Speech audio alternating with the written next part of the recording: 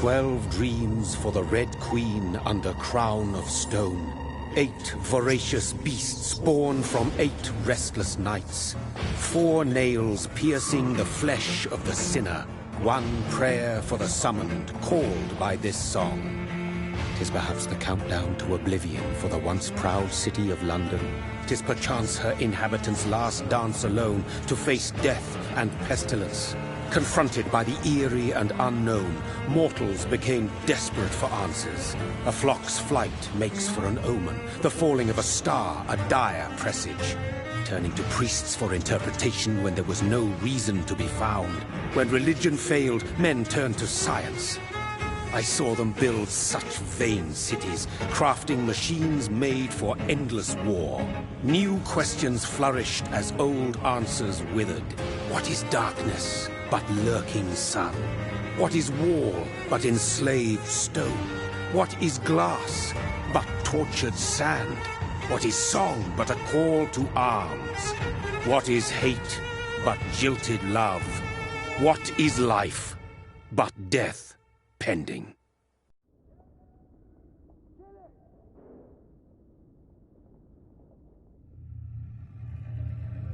Death. Since the apple was plucked from the sacred tree, mortality was believed to be God's punishment, a righteous snare to keep mankind from ascending to the stars. They were all so wrong. Death is not a wicked thing, nor some holy retribution. A true punishment would be to never know its sweet kiss. Awaken from the harshness and be born once more.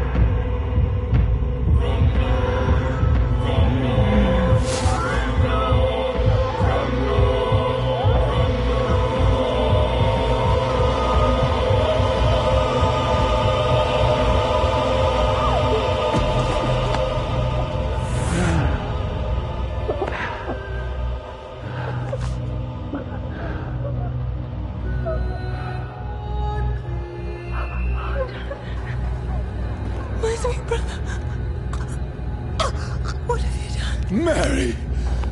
Oh, no! Mary!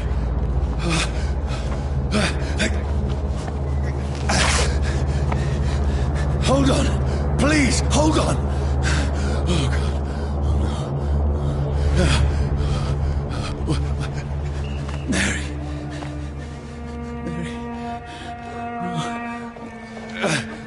Mary. No. No.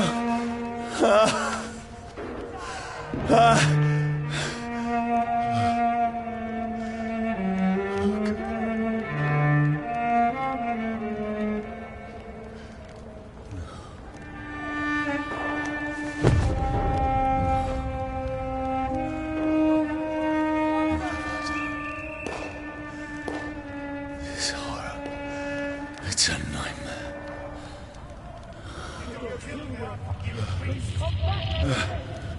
No! Please, a moment, let me explain!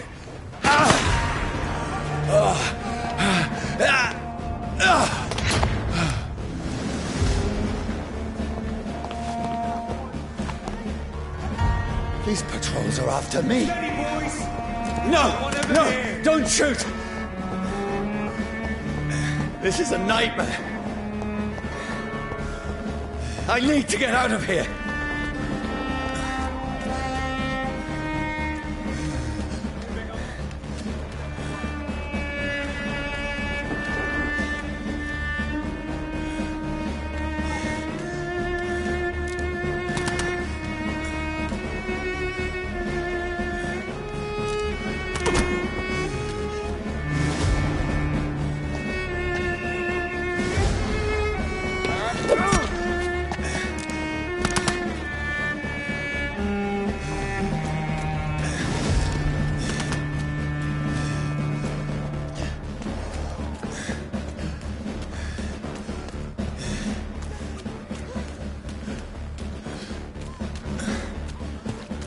This can't be happening. There's one of those vermin. No, please, stop! I mean you no harm. You listening? Put an end to you!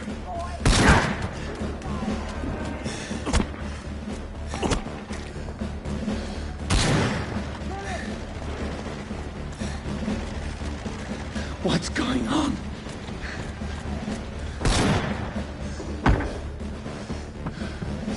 Oh, Mary. What have I done? What's all this about? Has it fled? Shit, where'd it go?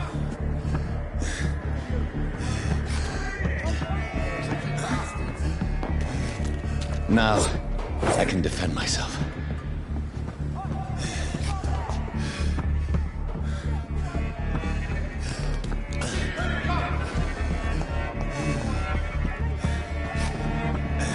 Has it fled?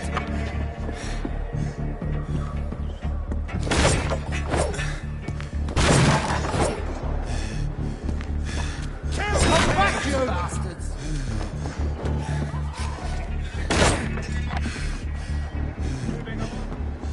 Don't let it out of your sight! Over there! Who are you? Stay back! Kill that thing! Sorry, but you left me no choice.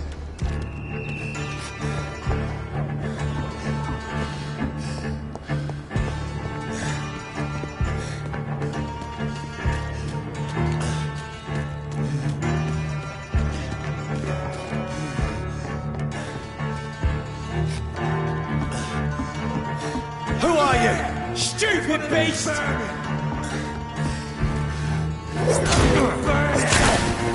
Sorry.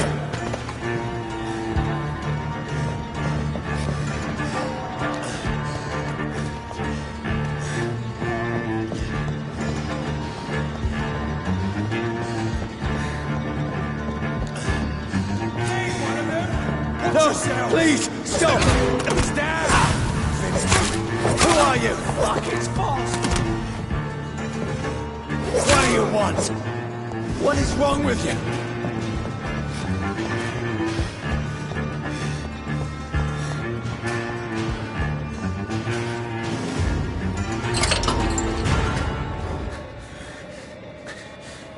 I mean you no harm. I need help. Die, you fucking leech! Please, listen to me. I can't make any sense of this. Shut up, beast! Who are you? What is this all about? What in God's... I'll do the rest of the job.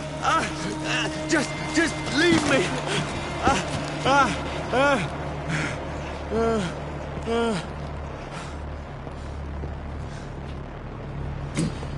The sun.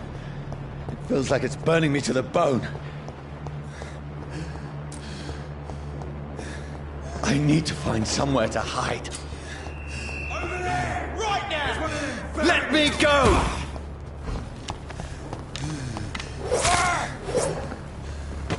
I need to find shelter.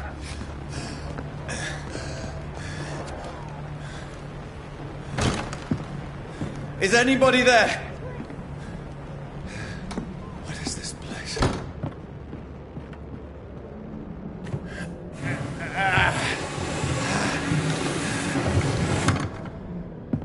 The place seems abandoned. I should be safe enough here.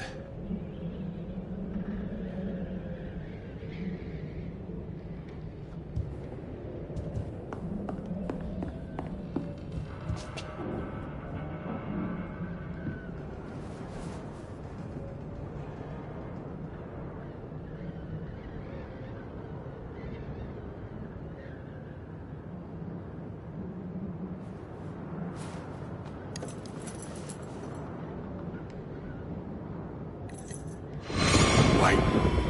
This one's dressed up fancy. Let's run through his pockets. Picking the dead's pockets? Are you serious? I've still a rent to pay. He's got no more responsibilities. What's this? Gold watch. Beautiful it is. We fancy it and share the takings. I suppose we are undertakers. Now, give him an Eve.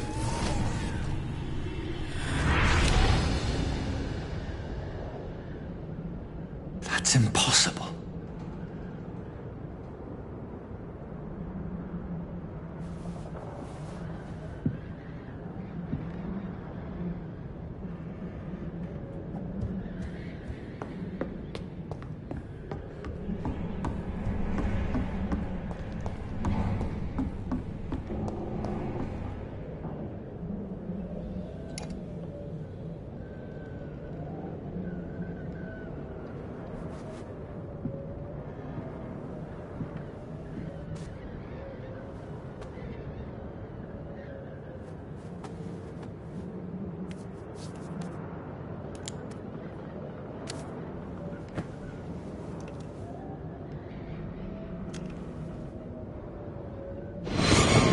Johnny, this one's lost.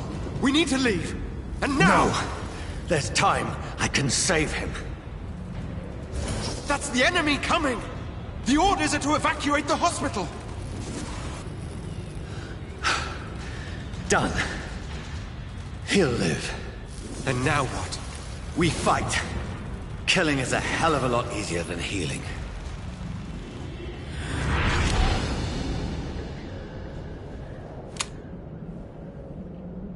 No, it never got easy.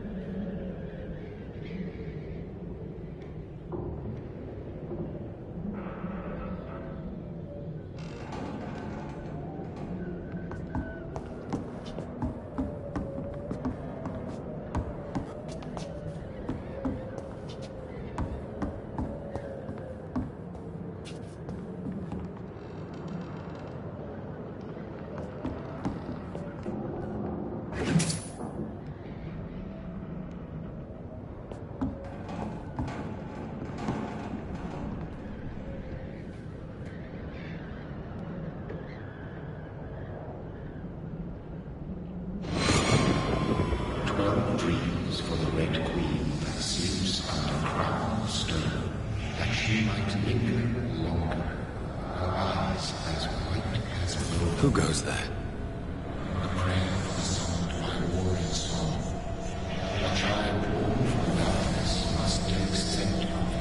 Who's there? Are you referring to me?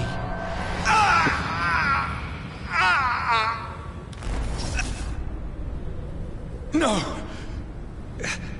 No! I still have so much to accomplish.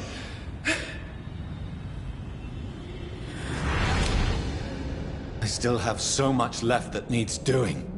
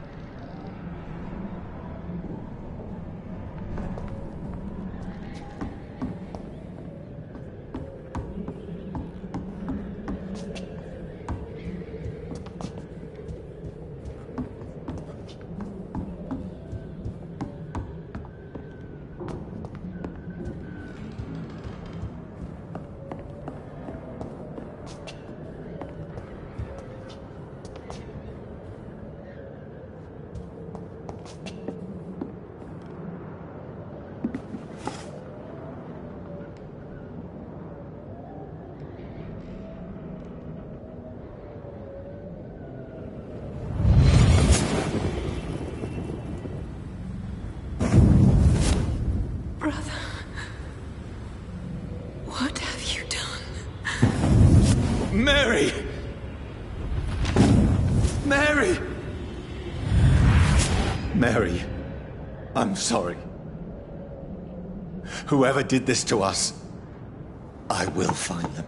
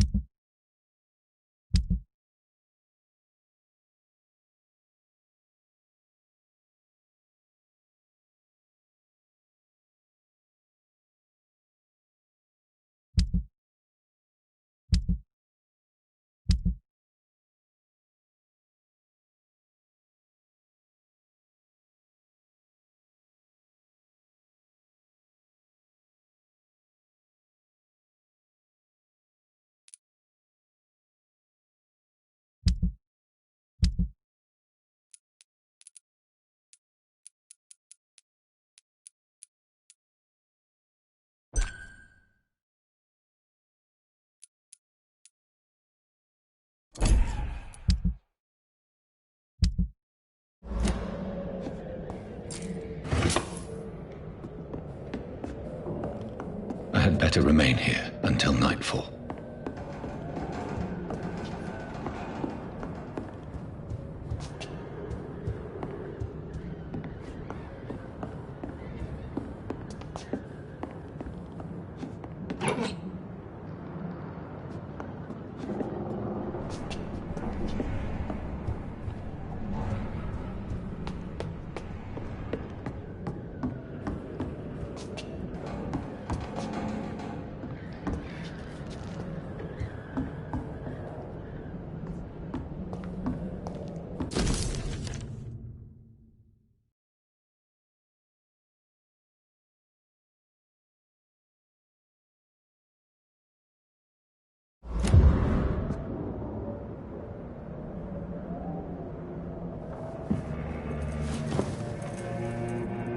This makes no sense. None of it. No sense at all.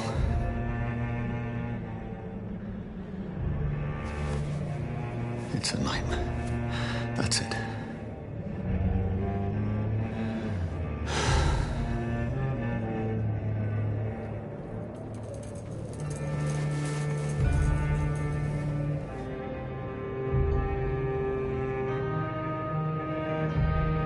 So be it.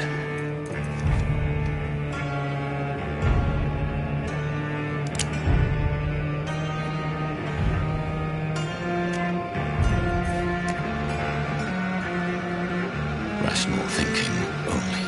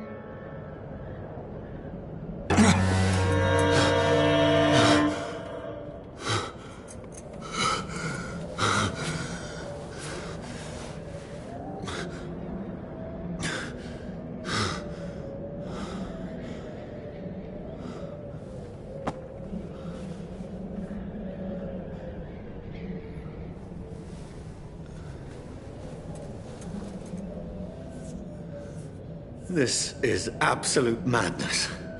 I've lost touch with the real. Madness it is. As mad as the moon. Obtains blinding sunlight into a glowing flesh.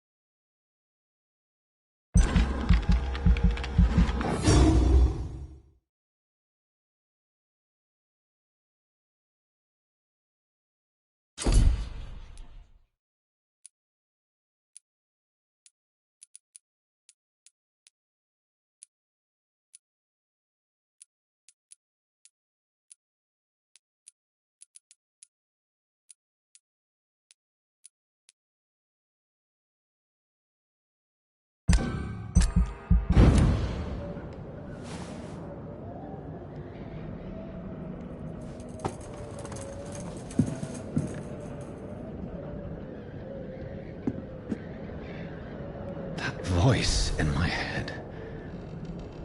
If I'm not mad, then it must belong to the one who made me.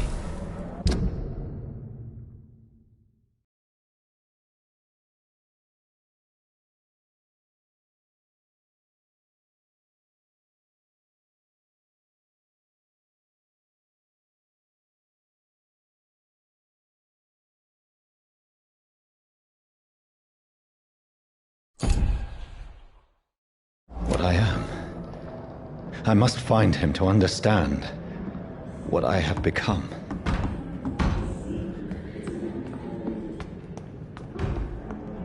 Where is it? These people want me dead. I need to leave now.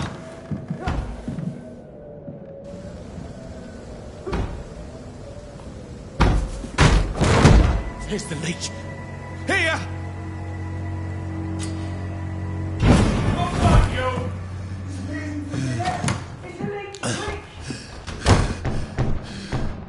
My head's spinning. Oi! Come out, you coward! I cannot enter. Clever fucking beasts!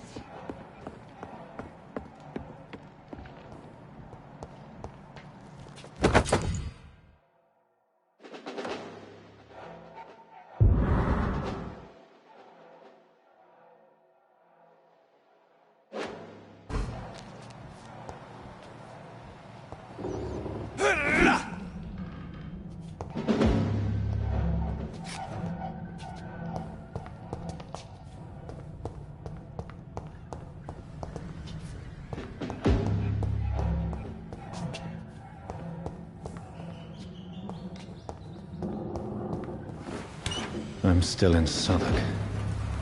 I must reach the West End. Go back home. It's locked. Over there!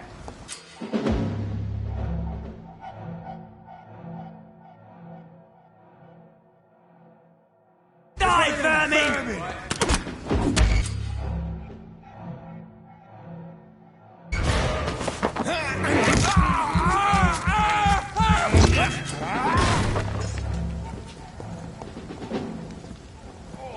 This one stinks already. A strength I never knew I had.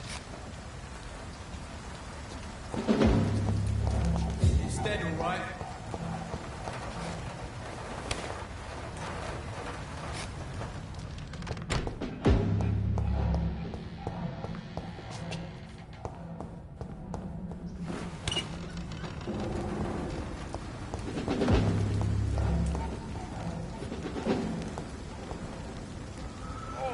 This one stinks already. Watch out!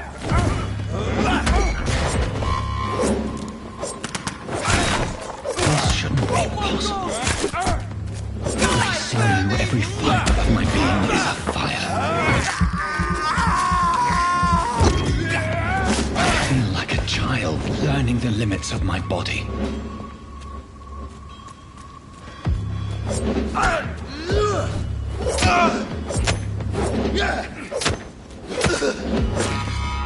My strength, my reflexes. I'm not human anymore.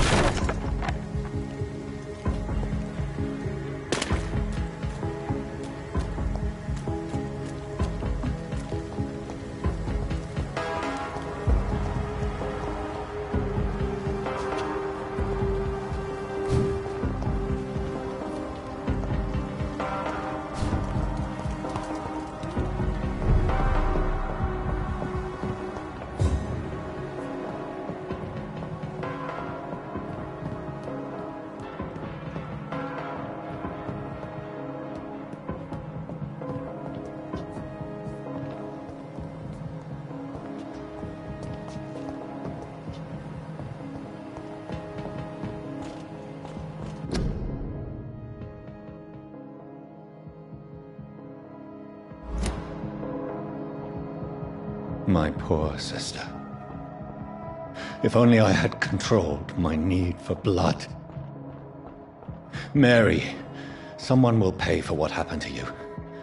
For what happened to us.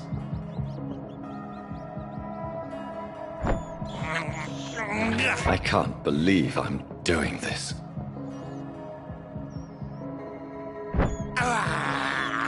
This is despicable.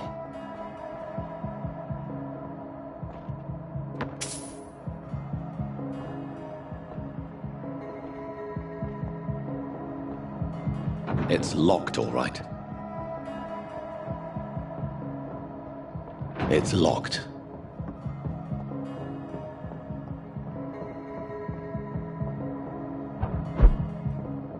The dizziness from the jump. I can now control it.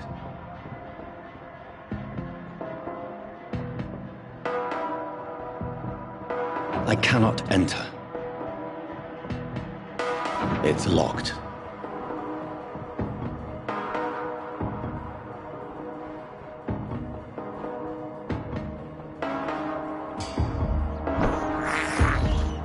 I have this thirst for blood. What will London have to say to me?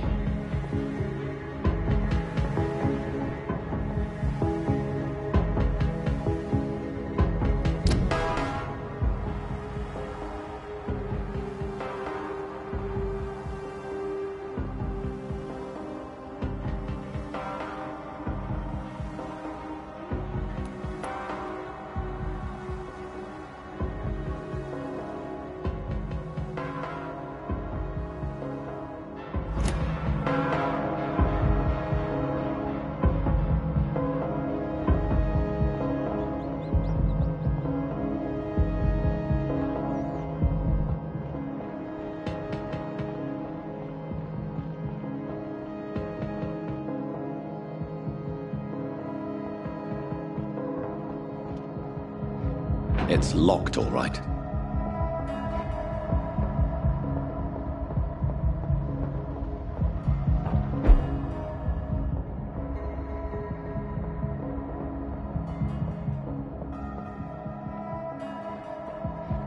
I cannot enter. It's locked, all right.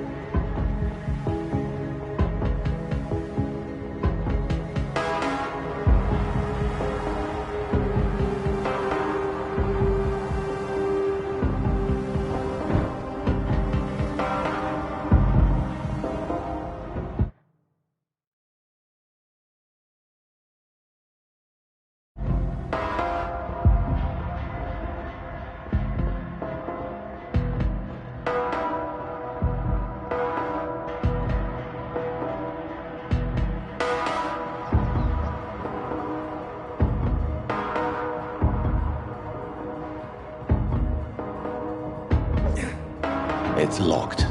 I've so many questions unanswered.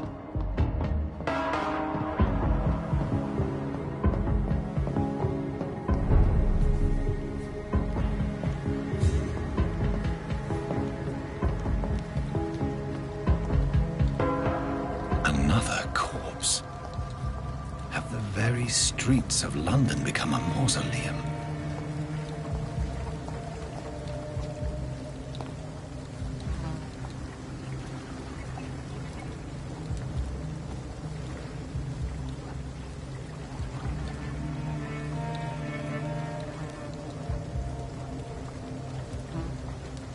The man has been drained of all blood, but I can still smell the scent of it.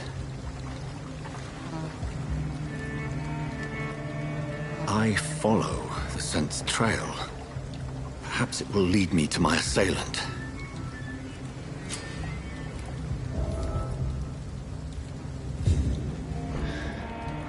Fresh blood. The smell is so strong.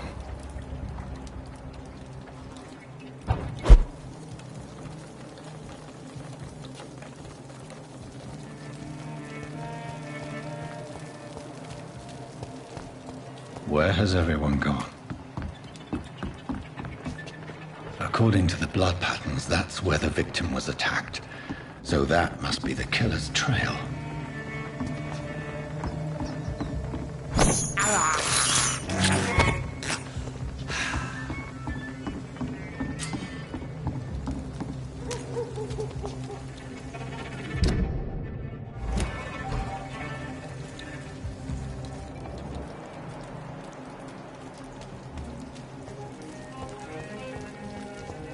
At last, a little life. To the turquoise turtle. Whoever he may be. Hello, sir. Are you all right? Is there any way I can help you? I don't know. Maybe you could just talk to me. Maybe you prefer to speak with Tom, then. He's more agreeable talking to strangers.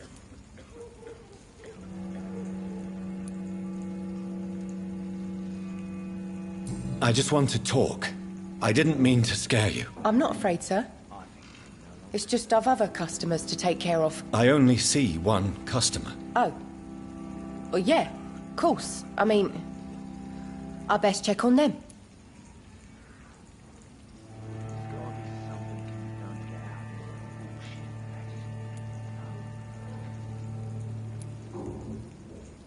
What is this place? This is Tom's bar, the Turquoise Turtle. I'm the barmaid here, Sabrina, if you want to know.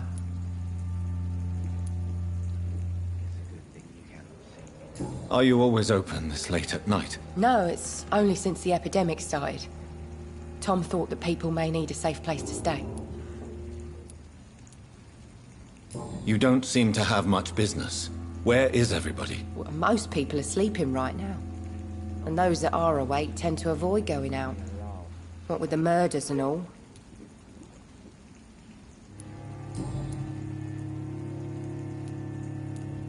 I'll leave then. Thank you.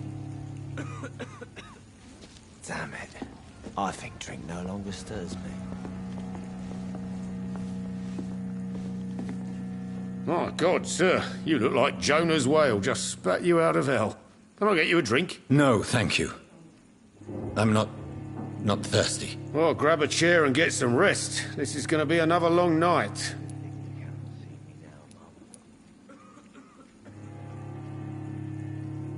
I'm looking for someone who might have passed through here recently.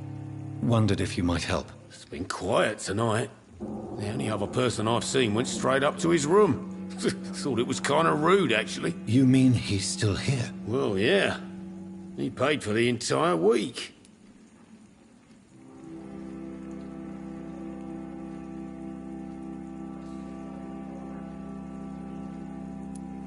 I need to meet this man. I have questions. Just climb the stairs and knock on the first door. I heard him open his window, so I guess he's still awake. And, Yes? no funny business, you hear me? This is a respectable establishment. I hope I live long enough to see them wet boot boys get what's coming to them. It's a good thing you cannot see me now, Mum.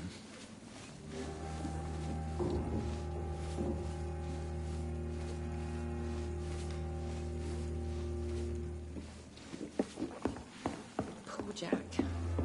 He didn't deserve this. There's gotta be something can be done to get out of this bullshit mess. No?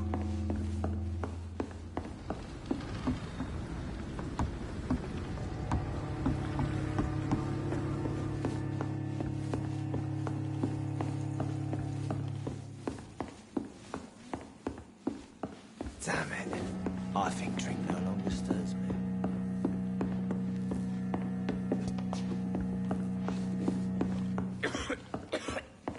I think I'm losing my mind. I should just run as far away from this place as I can. Not long ago, this sort of mess would have given me a laugh. This is no place for you. Freewen has several patrols roaming the area. They do not pursue me. But they're looking for vampires, and they're most efficient. They'll not relent until the killer has been identified. I have a common objective, but I require... I think someone is eavesdropping. Are you certain? You might as well come in, whoever you are. Slowly, vampire! Who are you? I mean you no harm. Saith the vampire. Present yourself! I need a word.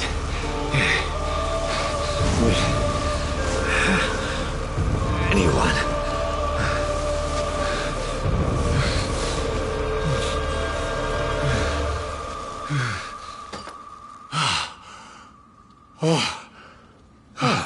Well, that's something I can do for you.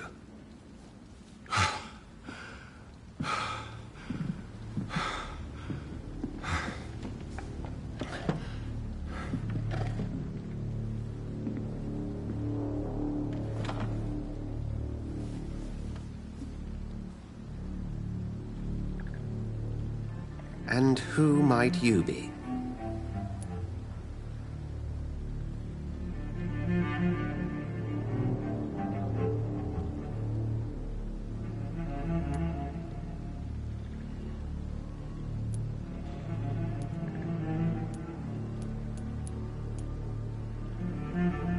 Tell me, who are you? First, tell me what you want. Then I may tell you. That's none of your concern. Sir, you have entered my room in the middle of the night, pale as a corpse and shaking like a tree. So please, indulge me. Someone is molesting people. In fact, killing them. Biting them. The calling card of a vampire. Like you.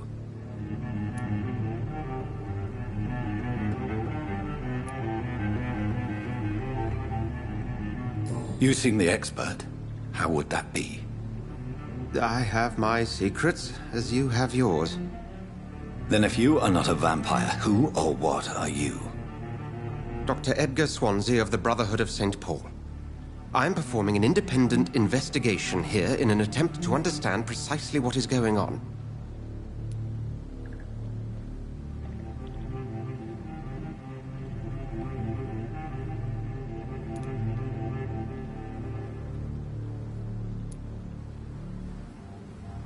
And what exactly is this Brotherhood?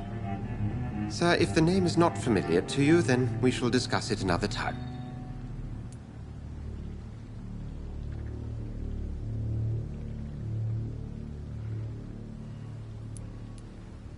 I heard another voice, that of a woman. Who were you talking to? Ridiculous. I've no idea what you're talking about. Something tells me not to trust you. Then the feeling is mutual.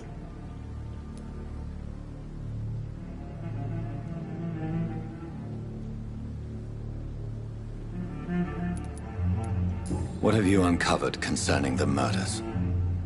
It started a few nights ago. Rumors of violent murders. The docks have always been, shall we say, somewhat unsavory. But this is different. How different? A vampire is at work here. Famished. Reckless. It must be brought to ground, and quickly.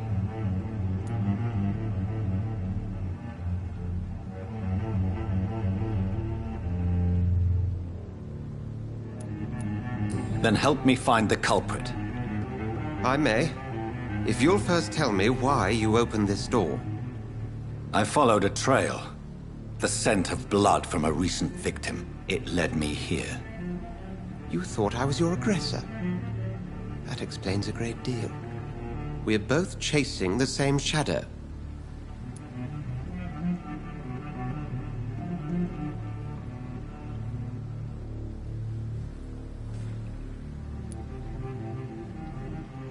A shadow, indeed.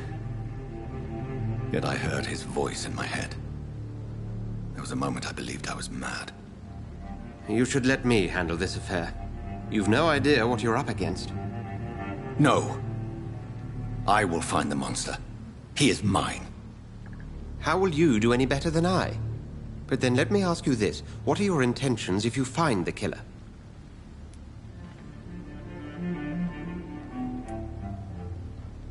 I don't know yet.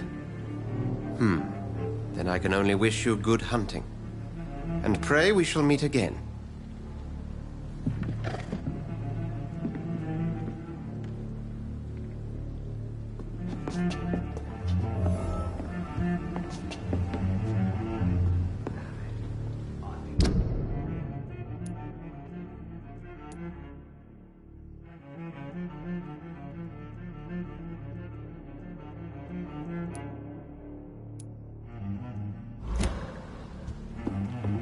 If Swansea is not my attacker, it means somebody else came here tonight.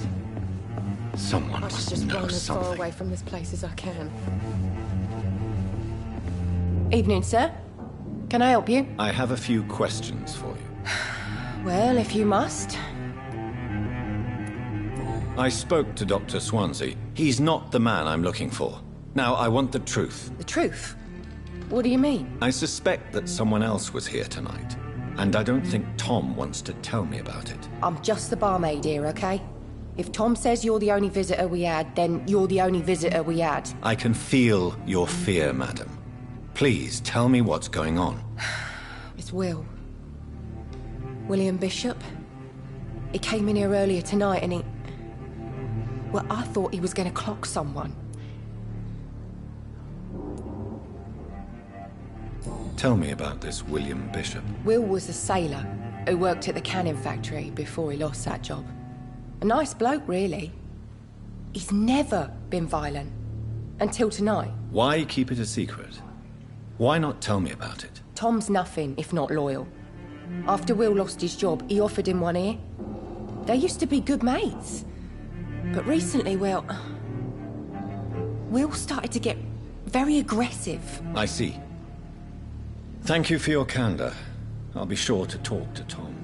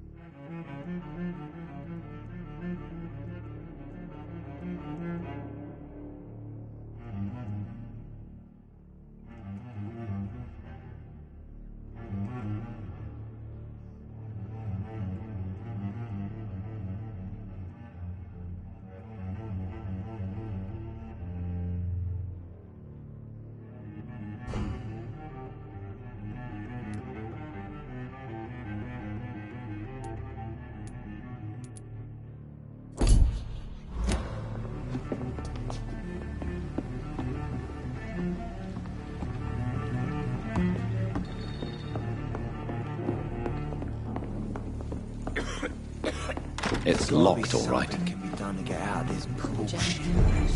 He didn't deserve this.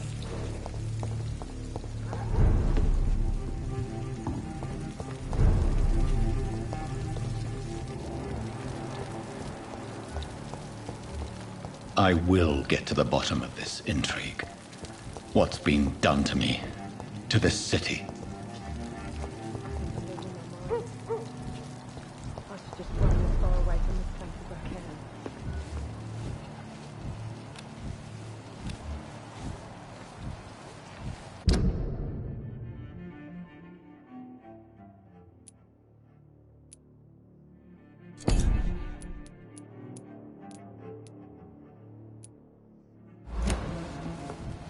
Damn it. I think drink no longer.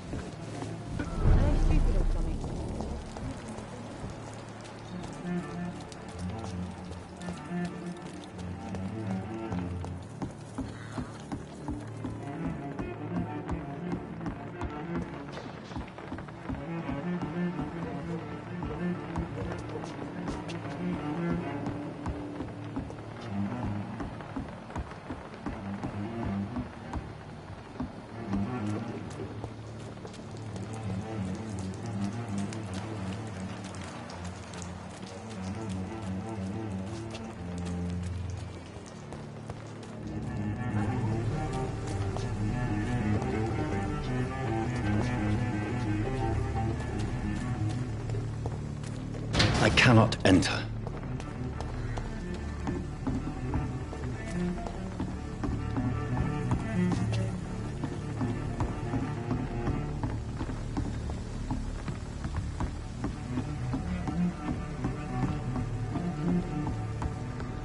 It's locked, all right.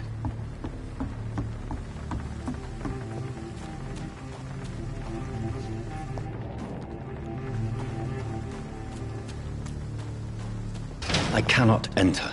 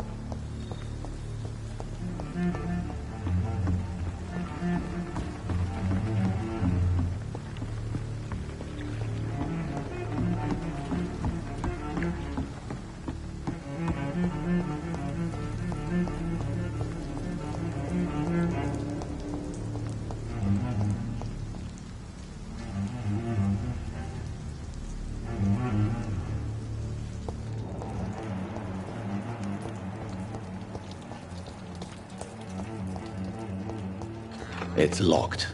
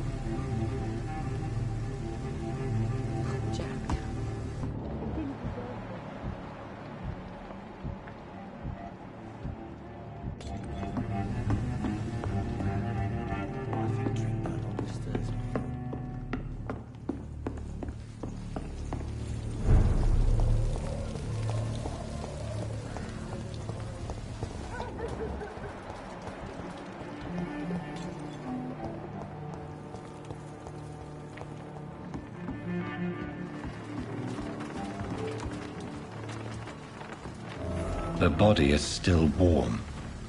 This man has just been drained of blood.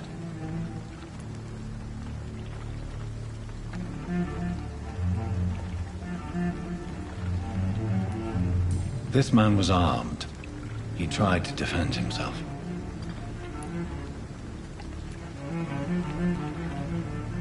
This corpse has been dried of its blood, just like the previous victim. Blood and empty gin bottles. This Bishop fellow is something of a heavy drinker. What's this? Some sort of note. There are blood splats on the other side of the canal. I must reach that barge.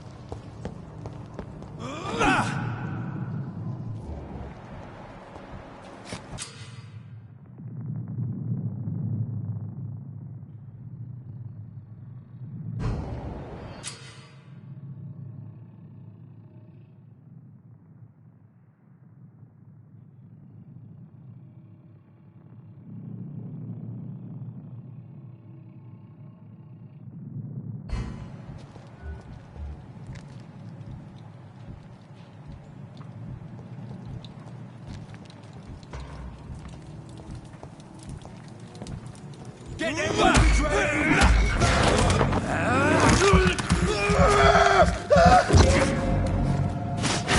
Christ, he's dead! Fuck his fast!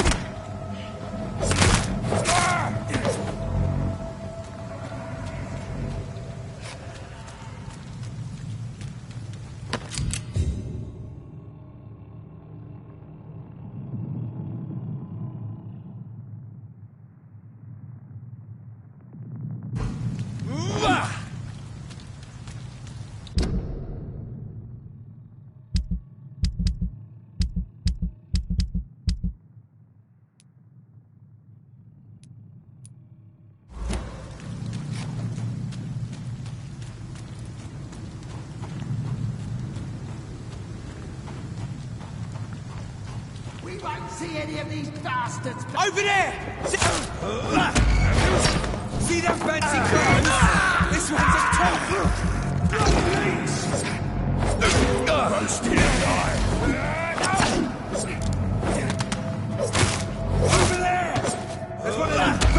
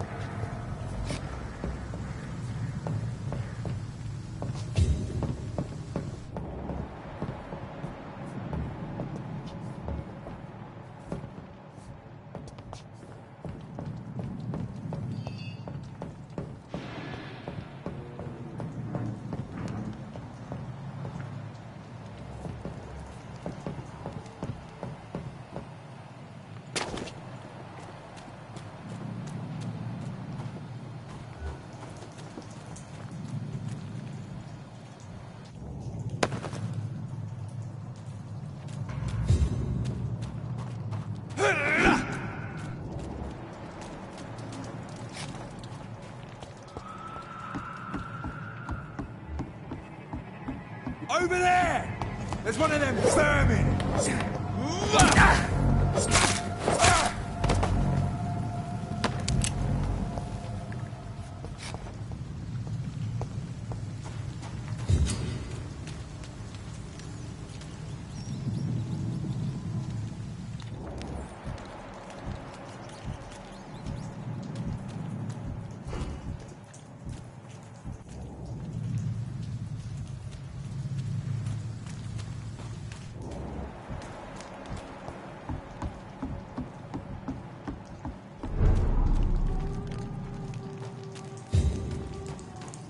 Fresh blood. The whole building reeks of it. The scent is so strong it makes me dizzy. I'll not betray your trust.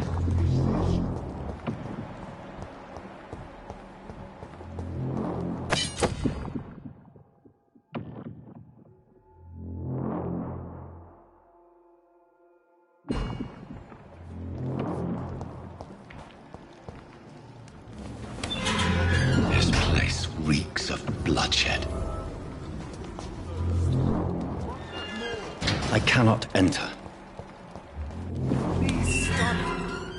Just a sip. I promise. You are my dearest friend. You're my last and dearest friend. William, my arm. I can't This feel it. creature is bedeviled. I must put it down.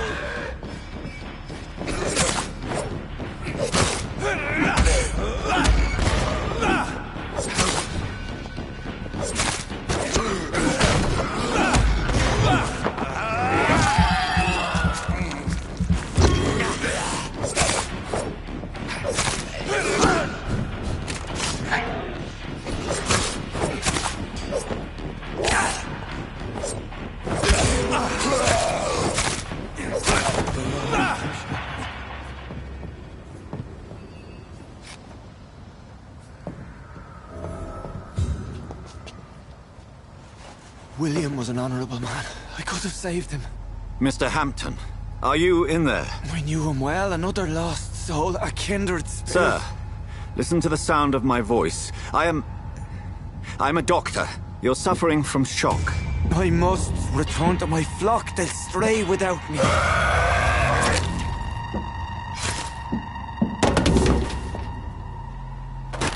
Remember, certain skulls are every bit as resistant as we are. Who are you? What do you mean by Skal? You truly are a newborn. I should have realized. Wait. You are the woman from the bar. Are you... like me? Can you help me? I believe, sir, I already have.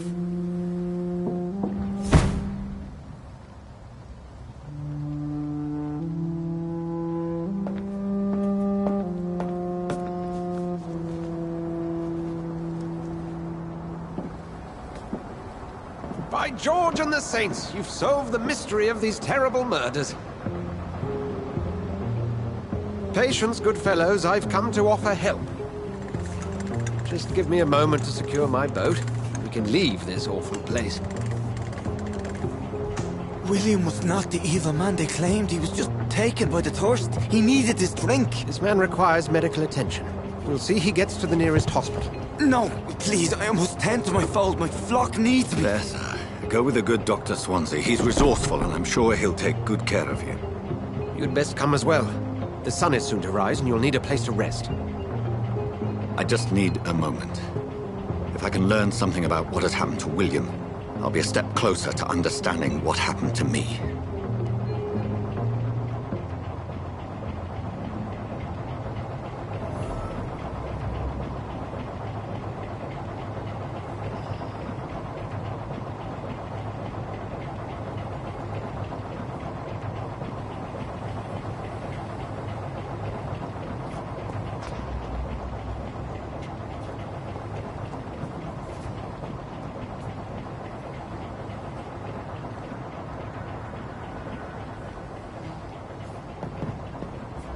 This poor creature can't be my maker. Could it be some subspecies of vampire? I must find a place to analyze the blood.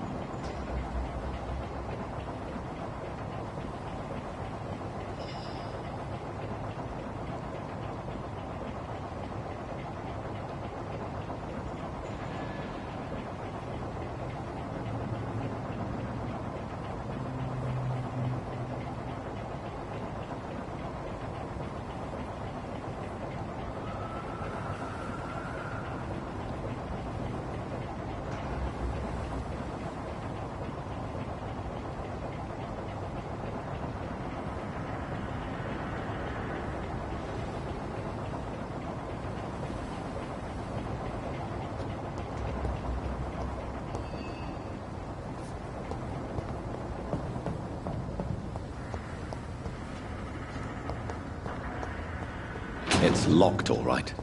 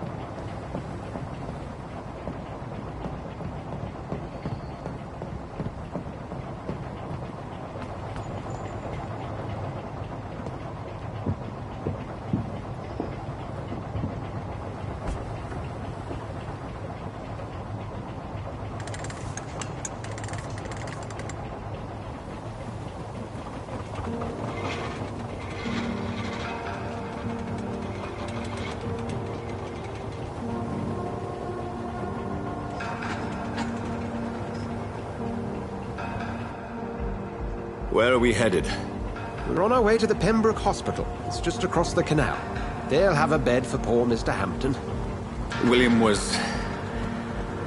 What manner of creature was he? Predator, prey, villain, and victim. Who can say? The important thing is that he's been stopped. Duly noted. And the woman? What... who is she? What woman? Oh, don't play me for a fool. You used me to locate that Skal. You must know who she is. And I thought you a gentleman. You shouldn't talk about a lady behind her back, but I will tell you she values her privacy. Were London as peaceful as she appears from the middle of the canal? If only that were the reality of the situation. To be honest, I've always tried to avoid this part of town. Pembroke Hospital is the last bastion between the rest of London and the epidemic. The flu has decimated the East End and the war still rages. Welcome to the front lines of a plague. This is where you work, Dr. Swansea? I am the administrator of Pembroke Hospital. I thought you were here in service of your mysterious order, the Brotherhood of... Of St. Paul's Stole, yes. But first and foremost, I'm a man of science. A physician, like yourself, Dr. Reed. How do you know who I am? No need for modesty. You are Dr. Jonathan Reed, a surgeon of some caliber and renown, if I'm not mistaken. You are correct, sir. I knew it! I had my suspicions. But when you took the blood sample from the corpse of poor William, I was certain. Dr. Reed. Marvelous. Have we met? I attended 3 of your seminars before the war. I have the utmost admiration for your research. And what a turn of fate. England's most esteemed blood specialist returns to London a vampire. That word, again. From a so-called man of science. I understand. Traditionally, the role of science is to refute myth, but when myth walks among us, the Brotherhood of St. Paul has dedicated its purpose to their study. There's so much for you to learn. Of that, you are right. Well, then let me be blunt. Join my staff at Pembroke Hospital. As a physician. I suspect you'll not find a better post of employment to contemplate your predicament. This is sudden. I was returning home to see my sickly mother. But alas, that was before contracting this... affliction. Dr. Reed, take a moment to consider. The post would be for the night shift, providing a good explanation for your absence during daylight hours. You'll be adequately reimbursed, and have a place to hide. I even had the forethought to bring some clean clothes. So, what do you say?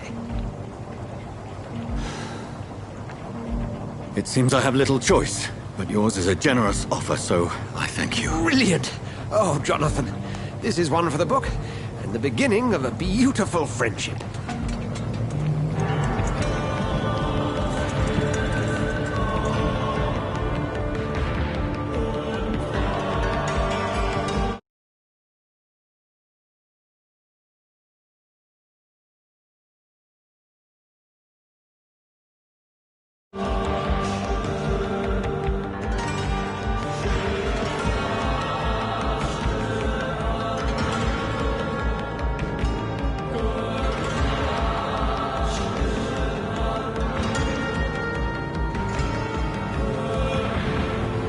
Dr. Swansea, thank goodness. I was beginning to be concerned. Worry no more, Nurse Crane, for I bring good news. Oh, Doctor, what a night. We lost 2 more patients. Nurse Scow said she couldn't take it anymore and resigned. Yes, well, I'll make a new rota in the morning. In the meantime, find a... good bed for Mr. Hampton. Be sure to pay attention to his needs. Of course, Doctor. Oh, and Dorothy? Yes, Doctor? Dr. Reed here has just returned from the front. He served King and Country and will be joining us here at Pembroke. We're very lucky to have gained a surgeon of his talent, and one so experienced in blood transfusions. That is good news indeed, Doctor. Oh, yes.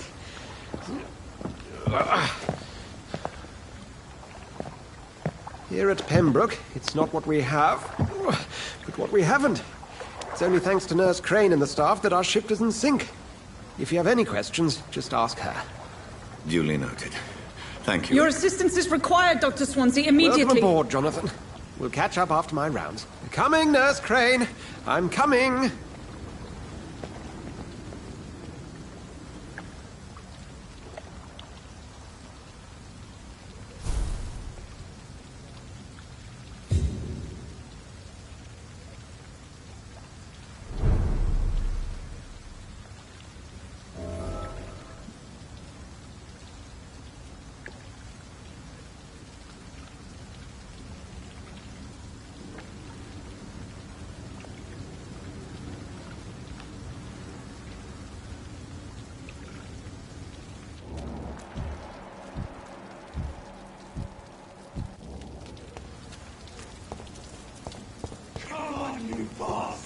You can do better than that. Nah, it's my turn.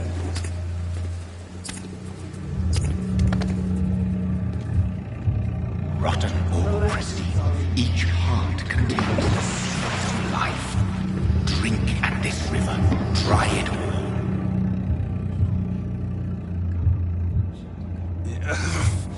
Oh, come on, you bastard. I won't bite. Sir, please. You've lost too much blood. Calm yourself. You think I didn't notice? Stop your staring and get me to an hospital, you arse!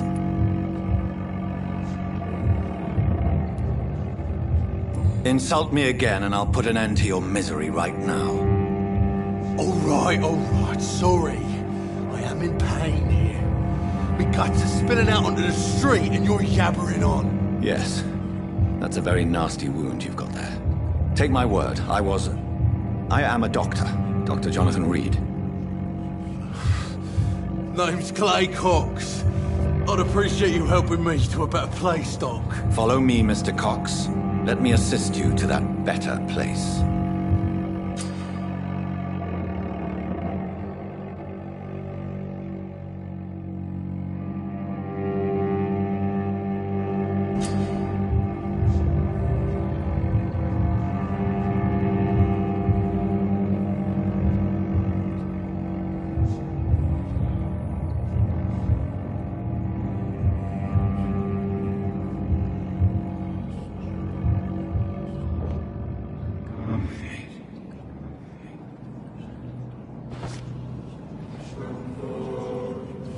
Bring this fading light into the shadows.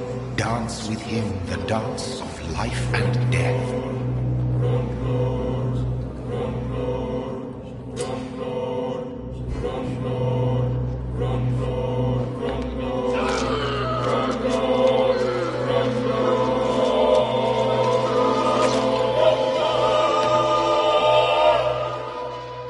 In the back, you bastard!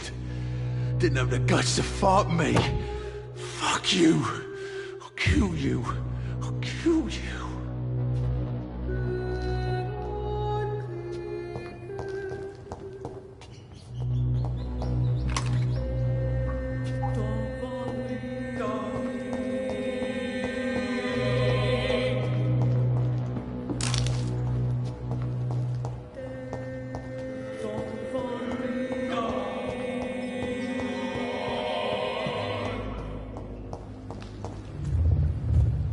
Taste a life, to embrace its most intimate secrets. Such a burden, such a divine sin.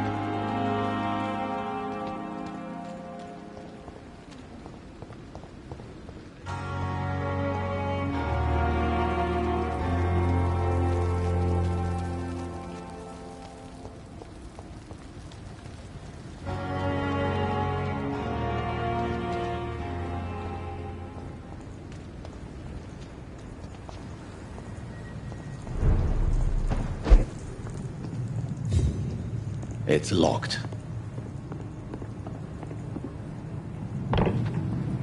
Oi!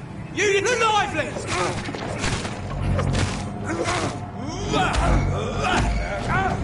Spies, bastards!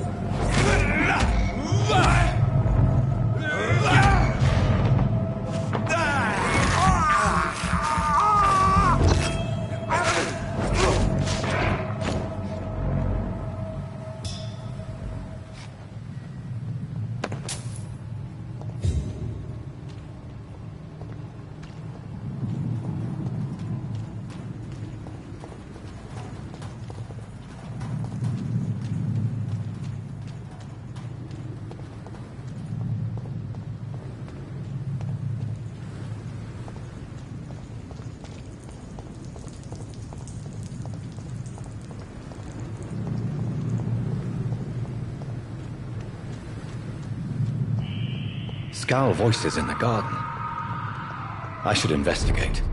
If they were to find somebody.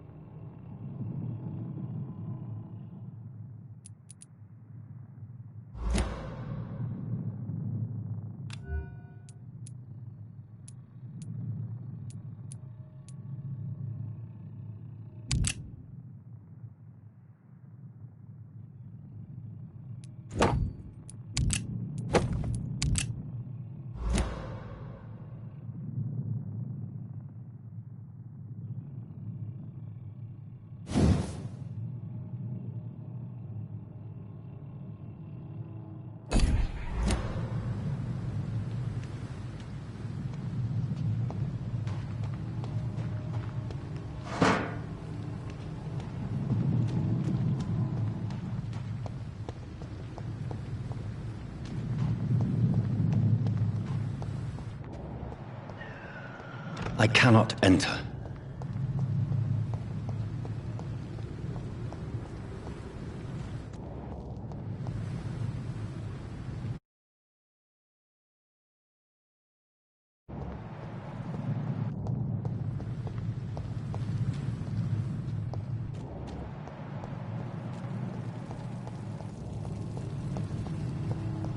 It's locked.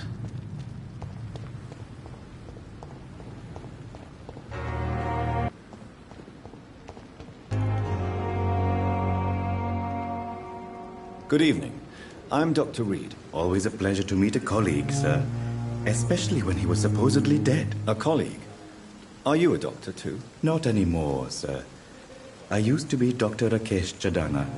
Now, I'm just Mr. Chadana, pawnbroker and humble guardian of this morgue. What do you mean? You used to be a doctor.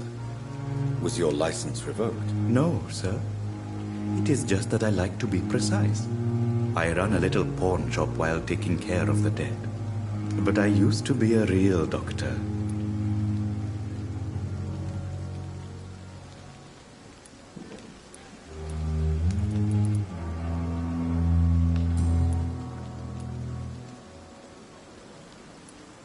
A pawnbroker? I expect you get all types of people here. Yes, sir. All kind of people. For I sell all kind of goods.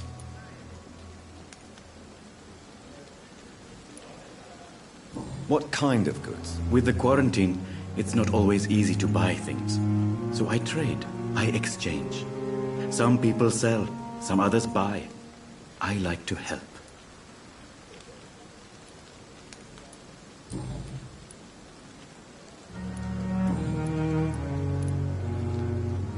Please show me what you have to sell. Of course. It's just trinkets and curios, really. But I'm sure they can be useful.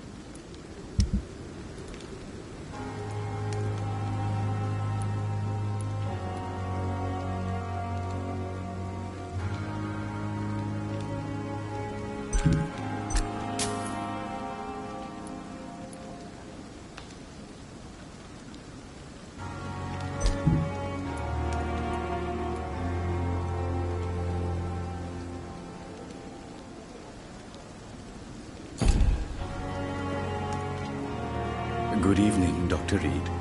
Such a pleasure to see you again. Please show me what you have to sell. Of course. It's just trinkets and curios, really. But I'm sure they can be useful.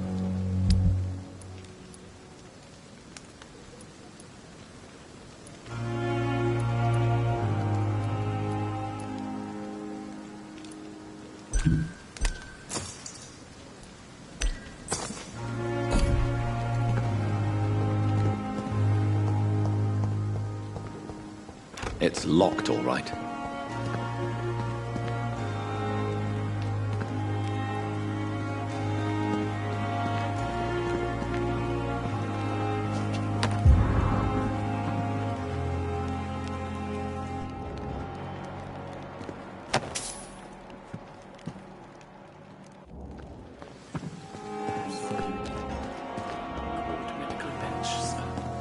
I understand you must be...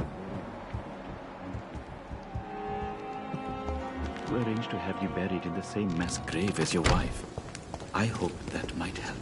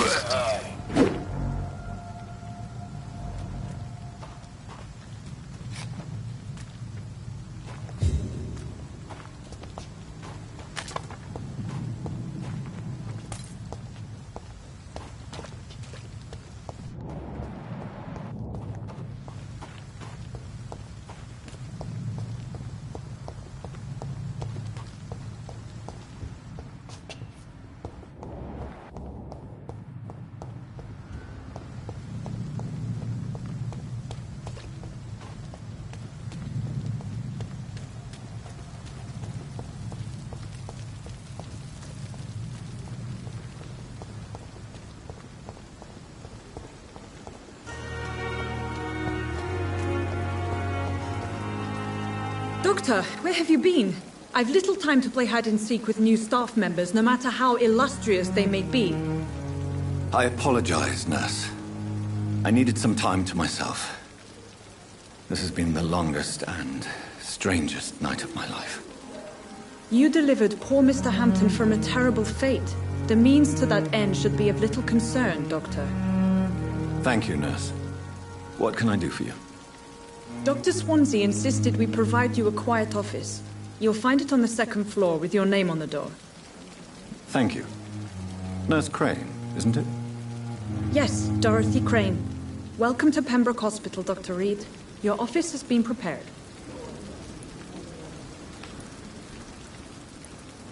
I would like to ask a few questions first.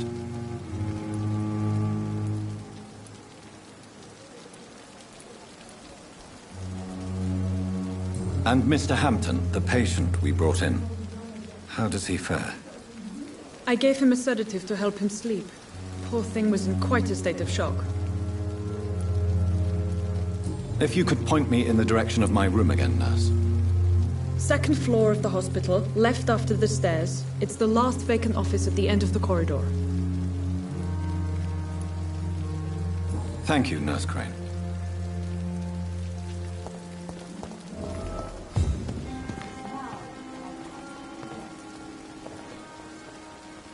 Good evening, sir. I'm Dr. Jonathan Reed. I'm new here. I've already heard about you, Dr. Reed. I'm Milton Hooks, the ambulance driver for this shithole of a hospital. That's quite a blunt introduction, Mr. Hooks. You can call me Milton. I like to speak my mind, Dr. Reed. Perk of the job. Don't judge me, and I won't judge you. I'm not sure I understand what you're talking about. Well, I'm no doctor, but I'm pretty sure a gun can't be used as a surgical instrument. You have a keen eye. I learned to shoot during the war, and have carried one ever since. Old habits die hard. No need to explain, Dr. Reed.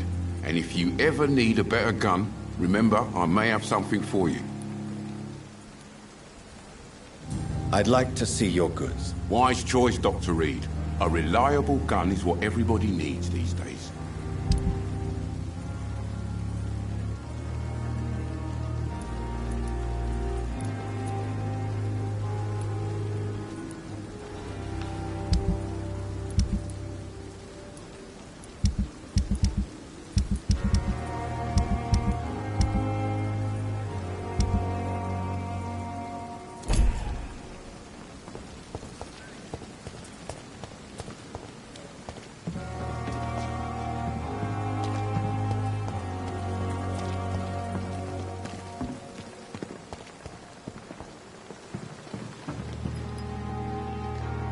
Good evening, nurse. I'm Dr. Jonathan Reed, the new surgeon here at the Pembroke. Dr. Swansea has already told us about you, sir. I'm Nurse Gwyneth Brannigan. Welcome to the Pembroke Hospital. Did he really? It's a good thing I wasn't hoping to keep a low profile.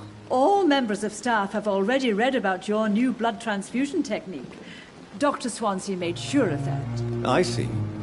Well, I'm a little surprised, but I suppose I'll just have to deal with this unexpected notoriety. You must know, blood transfusions are Dr. Swansea's primary subject of research. He is convinced it is the future.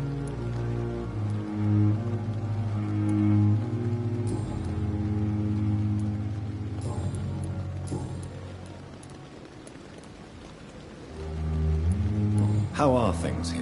Not good, to say the least. We're struggling against an invisible enemy, more lethal than any bullet from a gun. It's hard, Doctor.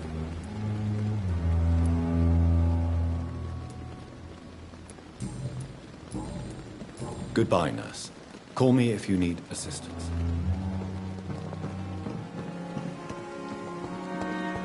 Dr. Swansea is right. This place seems perfect to conduct my research.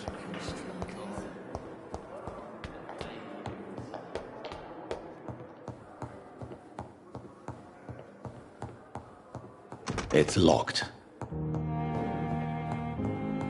Not now.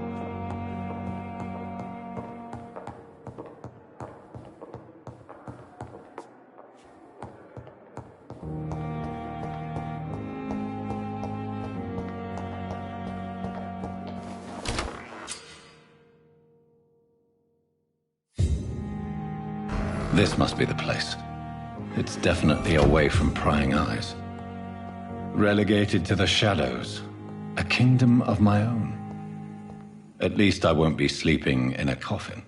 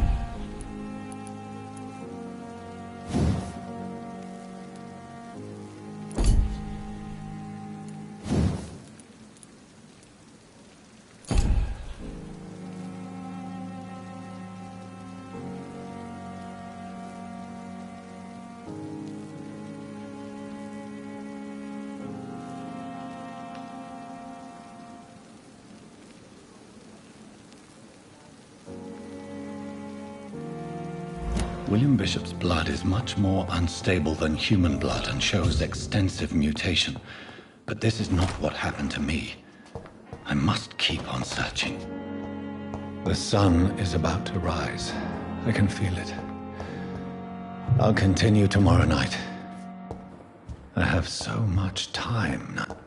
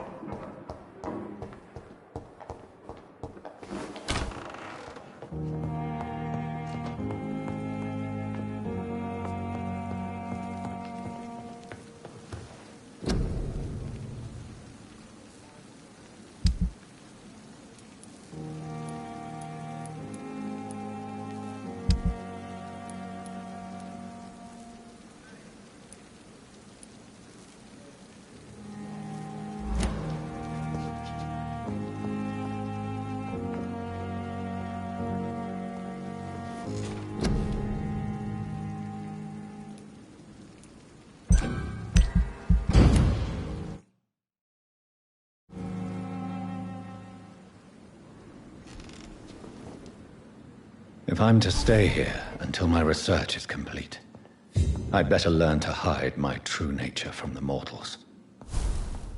But what about my thirst for blood? I'm not one to make wait, Doctor. I've patients to attend.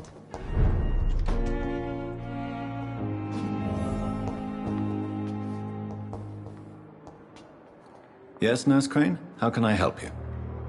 I'm so sorry. I know Dr. Swansea wanted you to rest, but we have somewhat of a crisis. A crisis, you say?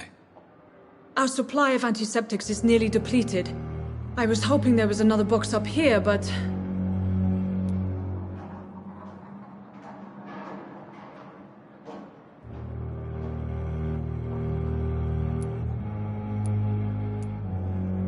What type of hospital are you running? No antiseptics? You have been away too long, Doctor. With the war and now this epidemic, supplies have been running scarce for months now. I may have a solution. In France, during the war, drugs shortage was a daily problem, and we had to use our wits to overcome the shortages. However do you mean? If combined correctly, certain household chemical products can be used in a pinch instead. Now, where's the hospital storeroom? The storeroom? Fat chance. This is the Pembroke, and space is luxury we don't have. Everything used to be stored in the old morgue. Perhaps I should look there first. Where is this morgue? It's the large building behind the hospital. You'll need to go in the back door because it's been sealed off for sanitary reasons. Take this key. It opens a small back entrance at the end of a narrow street. The abandoned morgue behind the hospital. A small door at the end of a narrow street. On my way then. Thank you, nurse.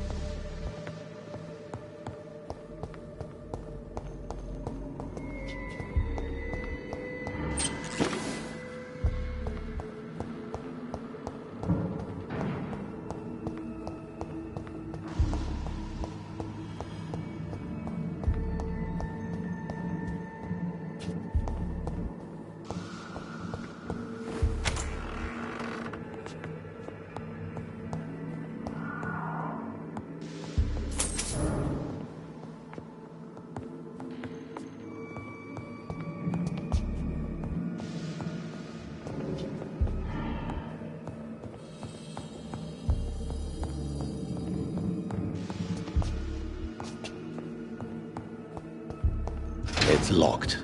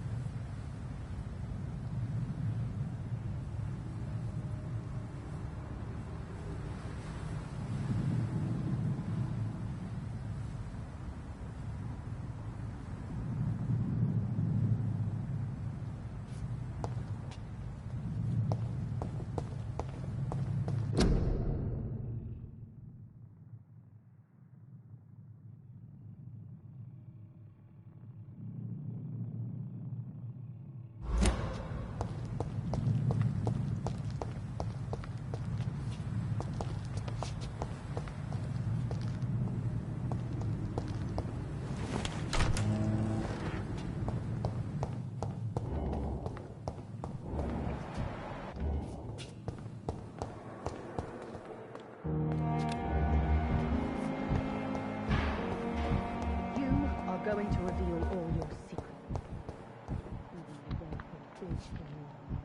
My blood and soul. To you now. The life running in your veins. This dead Spare me, dark queen. Spare your obedient slave. Good evening, Mr. Hampton. How do you feel? Dr. Reed, is it? Oh, sir, I must apologize for my behavior. What do you mean? I was not myself in the factory. Fear and exhaustion made me say awful things to you, I'm afraid. You remained perfectly nice and polite. A little delirious, perhaps. But who wouldn't be after enduring an abduction? Thank you, Doctor. That's a relief. Now all I need to do is rest and return to my flock. Goodbye, Mr. Hampton. We'll talk again later. Disgust on every street corner. The daily routine.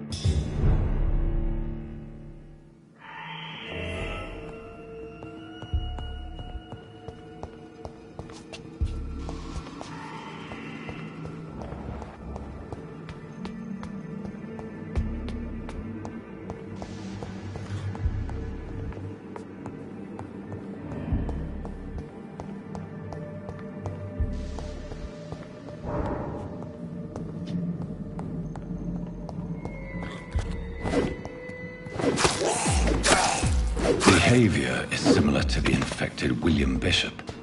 Must be the same strain. This sickness moves faster than influenza.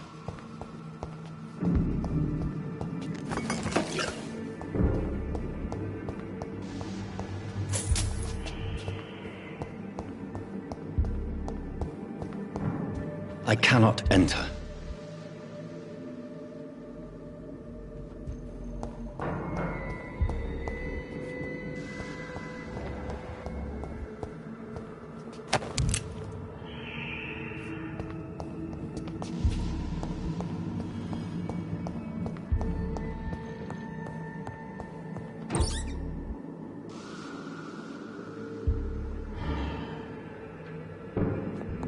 This key will surely grant me access to the basement.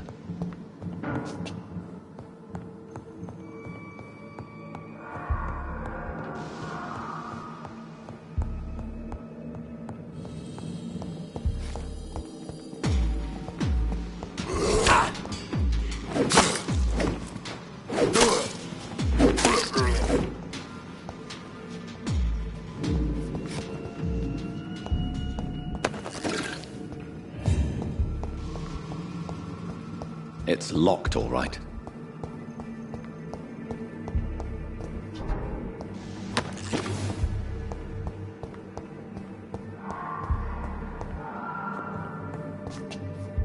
Balls of Mars. Fortifiers. As popular as they are ineffective. But they do contain iron tartrate, and that might prove itself useful.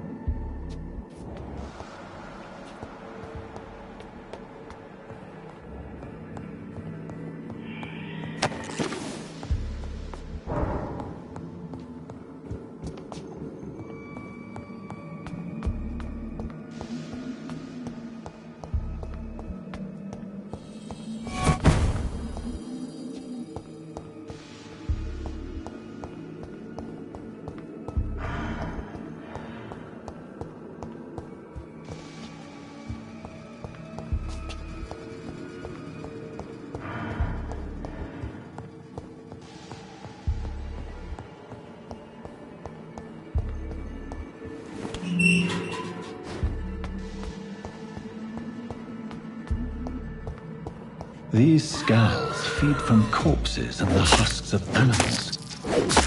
They're not after blood.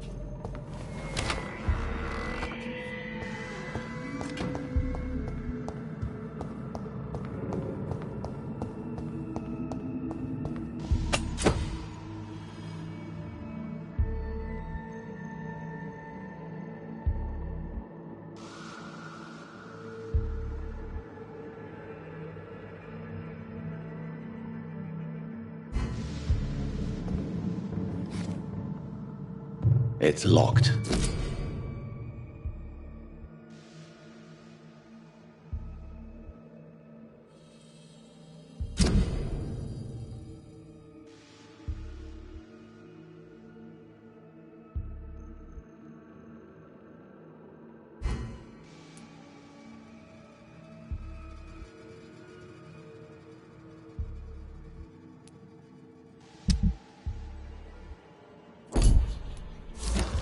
Mr. Connor's injuries don't match the report.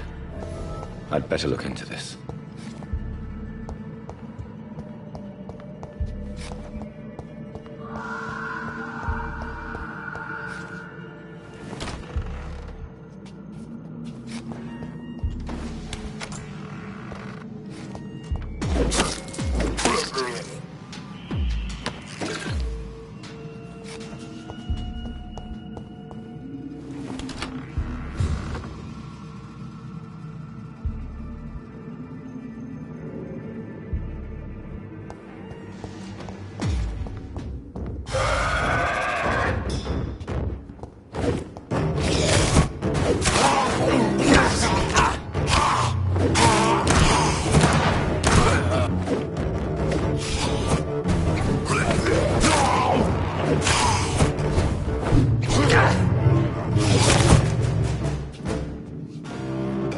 Skulls can be so ferocious.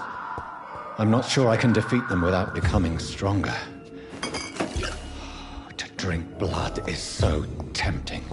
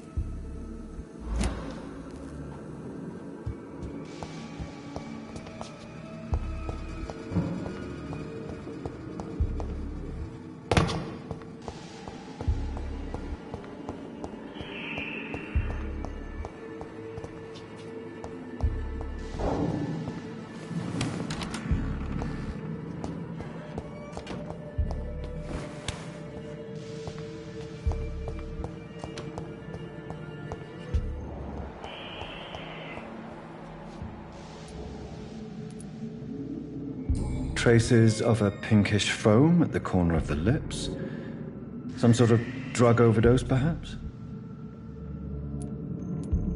Multiple abrasions and scarring on the arms and legs. Old and distinctive injuries of a sailor or a fisherman. The chest was originally opened to perform the operation.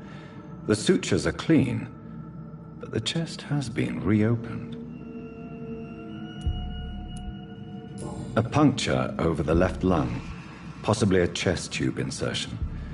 Not the cleanest work, but I think it was successful. Signs of internal bleeding. So, Dr. Tippett's anesthetics were incorrectly dosed, causing the patient's death.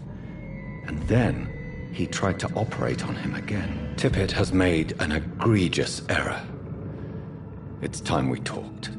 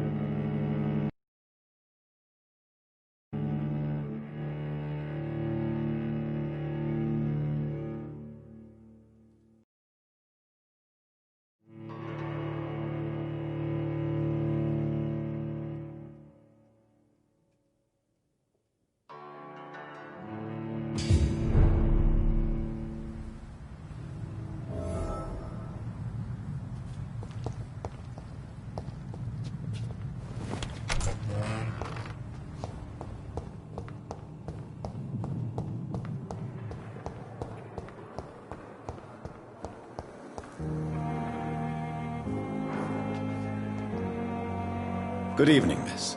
I'm Dr. Reed, the new surgeon at the Pembroke Hospital. And who are you? Your name has no meaning to me, mortal.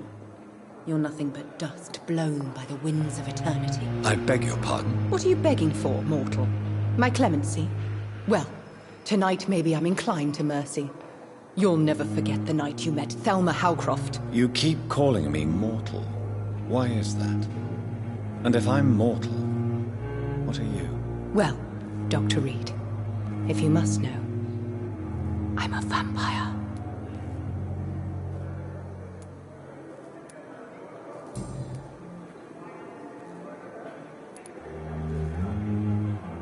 Who are you really, Miss Howcroft? I mean, apart from being a vampire. Is that not enough for you, puny mortal? What do you require? Proof of my powers? I'm curious to know who you were before becoming a vampire. It was such a long time ago, I don't remember. Centuries of unholy life can have strange effects on one's minds, you see? I'll leave you, Mistress of the Dark, to your nocturnal activities.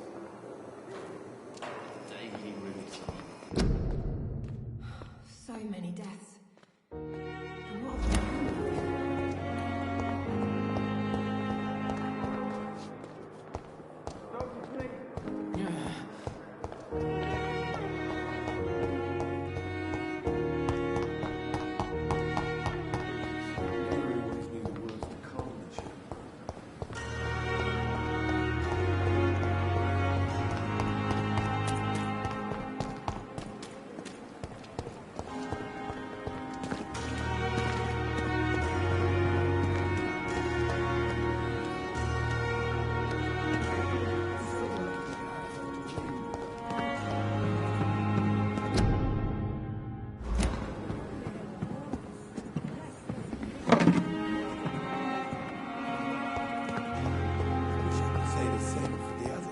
You look exhausted. You're pushing yourself too hard. You don't have to bear the burdens of this hospital alone.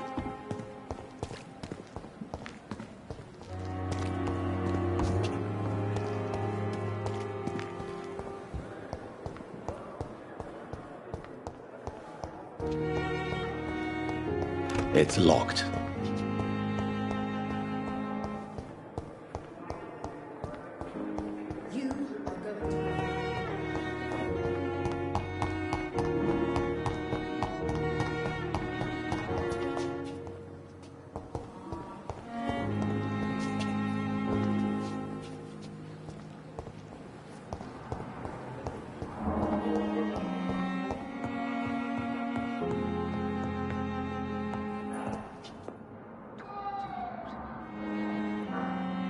Yes, Doctor?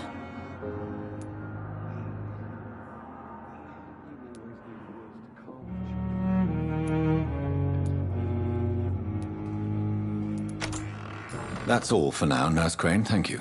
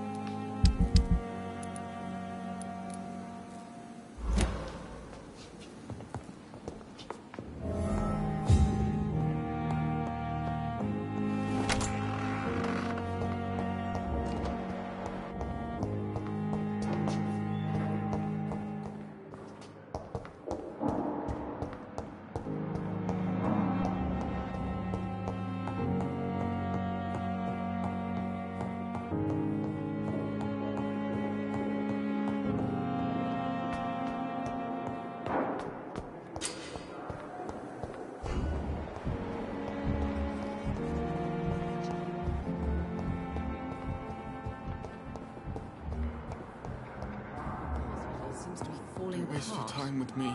But in the circumstances... Finally, you've returned, Doctor. Did you find anything of value?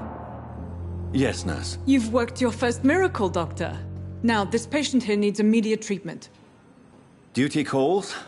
When the storm has passed, I'll show you how to mix the remedy yourself with the same basic ingredients. Many thanks, Doctor. When you've finished, you ought to report to Dr. Swansea in his office. He's been looking for you. Seemed pressing.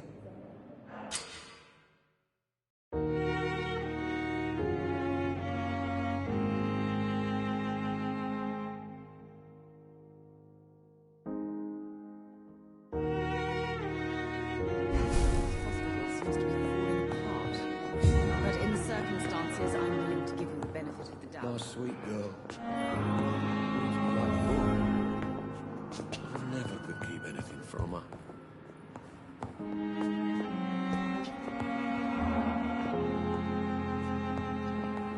I'm all right. Don't waste your time. Good evening. I'm Dr. Reed. Can I help at all? No. Really? Why are you here, then? I don't want to talk. My throat hurts too much. I suppose that this pain is the reason you're here. Is someone taking care of you? Yes. And no. Could you at least tell me your name, sir? Mortimer. Mortimer Goswick.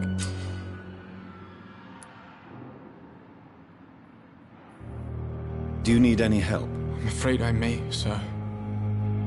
I don't mean to be a burden.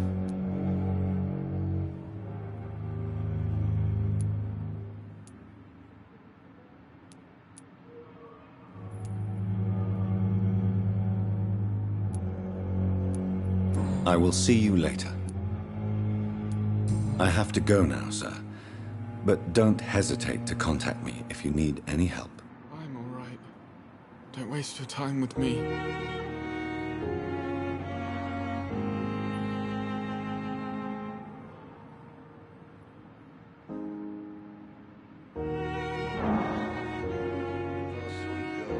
Good evening, Mr. Goswick. How are you? I'm okay.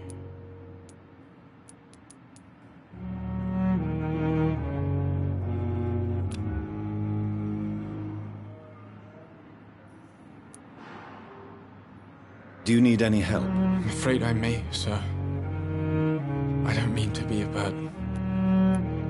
You are not a burden, sir. Healing you is my responsibility. And you have my gratitude for that.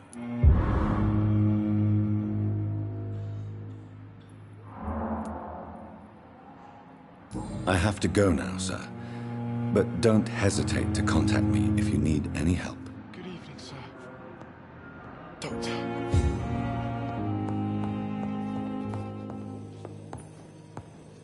So tired. Will this shift never end? Good evening, sir. I'm Dr. Reed. May I help you? I don't know if a third opinion is needed. Your colleagues are already arguing about my condition. I see.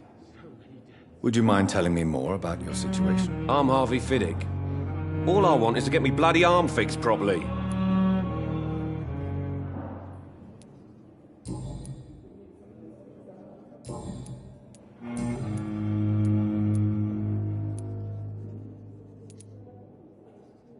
Tell me about the doctors who are arguing about your case. Strickland and Ackroyd. They both want the best for me, but there's a lot of pride there. Doctors are no different from carpenters, it seems. What do you mean? I often had professional arguments with rivals on a building site. Difference is I disagreed about wooden nails, not flesh and bones.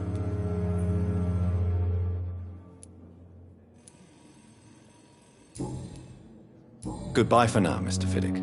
I'll see you later. Oh, sweet girl. Reads me like a book.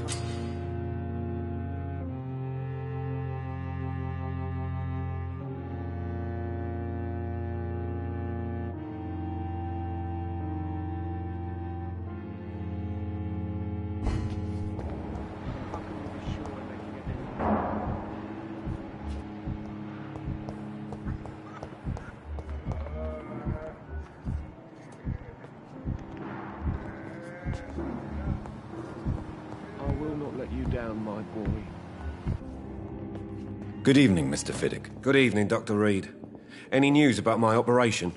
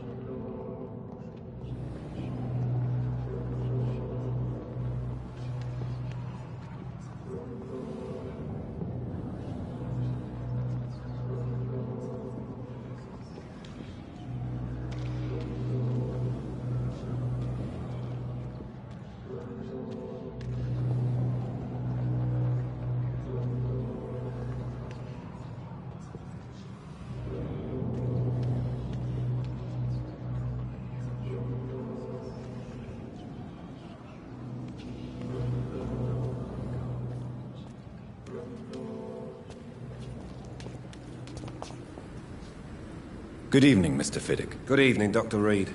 Any news about my operation?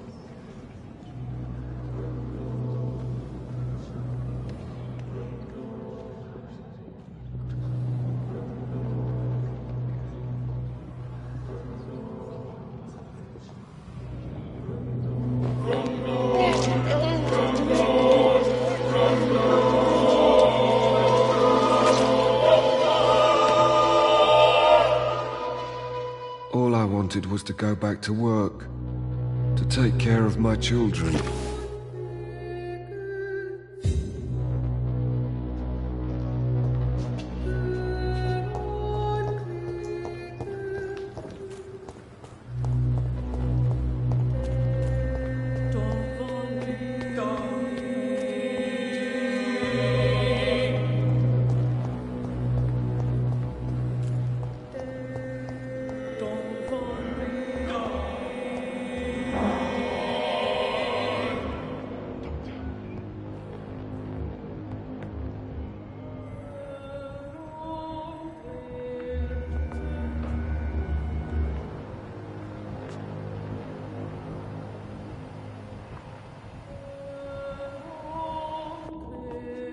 Good evening, Mr. Goswick.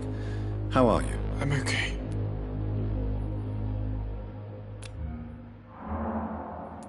I have to go now, sir. But don't hesitate to contact me if you need any help. I'm all right. Don't waste your time with me.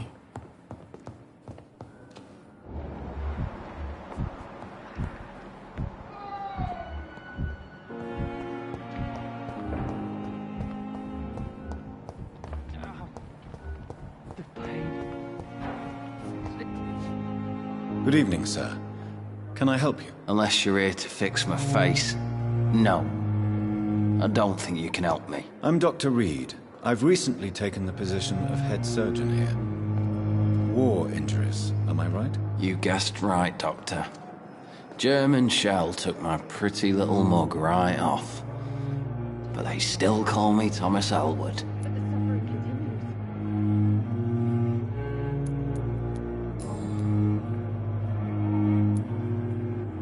Where were you stationed, sir? Did you serve for long? I really don't want to talk about all this shit. No offense. I was pushing too much. I served in France myself. I just wanted to know what happened to you. You were an officer, weren't you? Then I doubt we fought the same war, sir. No offense.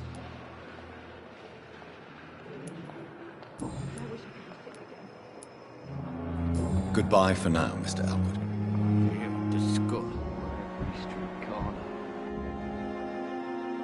Good evening, Mr. Elwood. Evening, Dr. Reed. Time has lost its effect on me. But the suffering continues.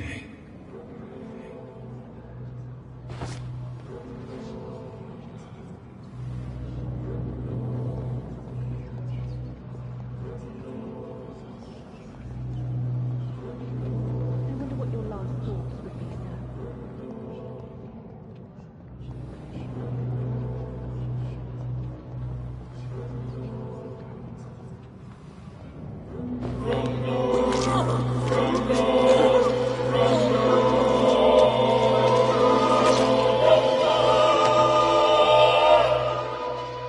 So this is how it ends.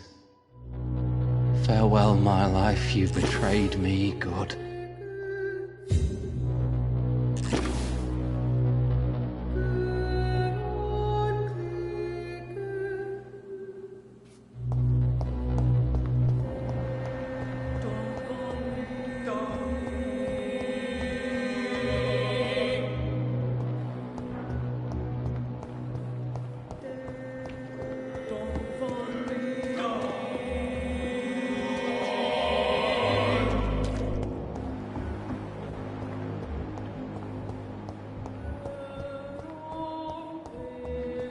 It's locked, all right.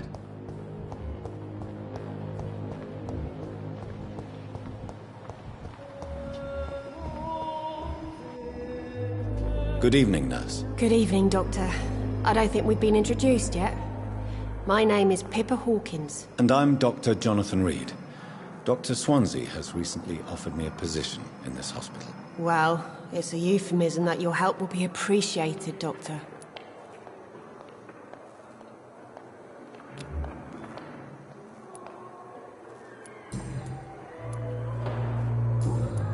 Goodbye, Nurse Hawkins.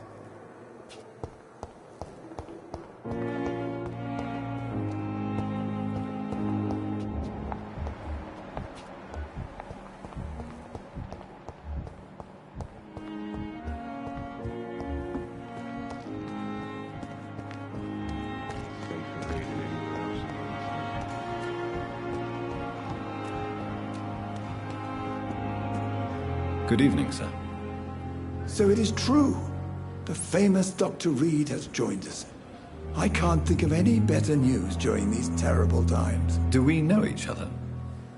Actually, yes. We met once before, at the Rockefeller University in New York. Dr. Tippett, yes, I remember. I was assisting Professor Carell in his research about coronary bypasses. He had nothing but praise for you. He was also very confident about your future. And look at you now. Eminent surgeon and blood transfusion specialist.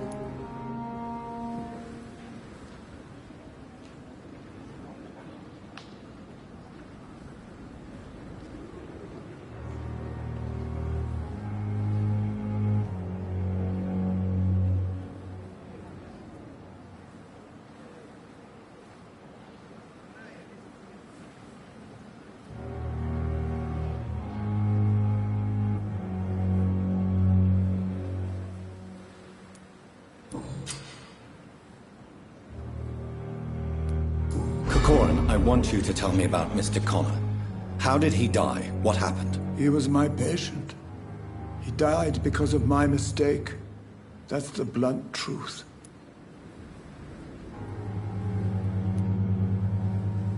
What was the nature of the mistake? It was a twofold error.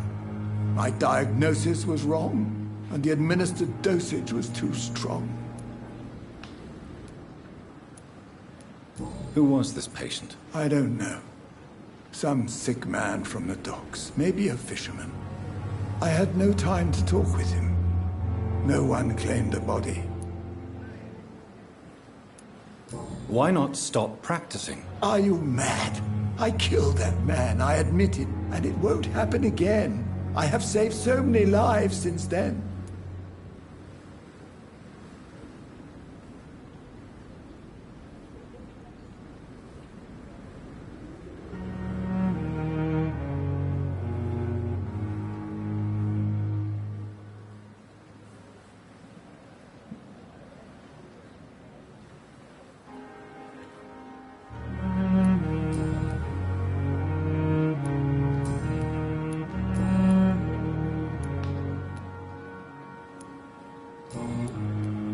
Goodbye, Dr. Tippett.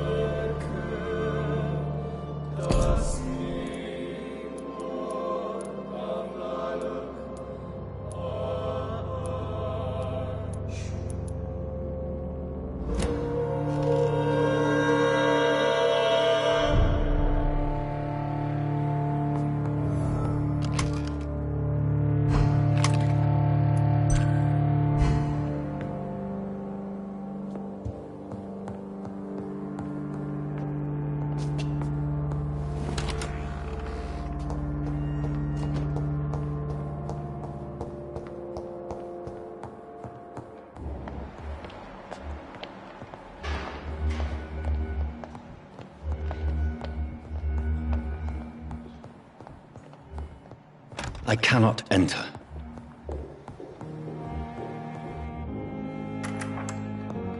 Please, Jonathan, come in.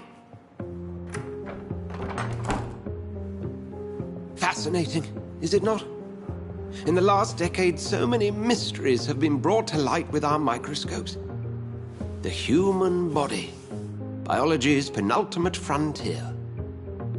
The more we explore its boundaries, the less we're able to trace a clear line between life and death.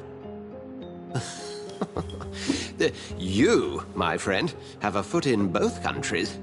The view must be vertiginous. It's at least as vertiginous as chatting about vampires with you, I would say. This must be all so new to you. This area of town, the hospital, a brand new life. How stimulating it must be. I wish I could share your enthusiasm, Dr. Swansea, but my condition defies scientific categorization. Undead? Unalive? Immortality defies logic. I cannot express my thrill at this serendipitous turn of events. The world's most eminent specialist in blood transfusions, a vampire. One might say a gift from heaven.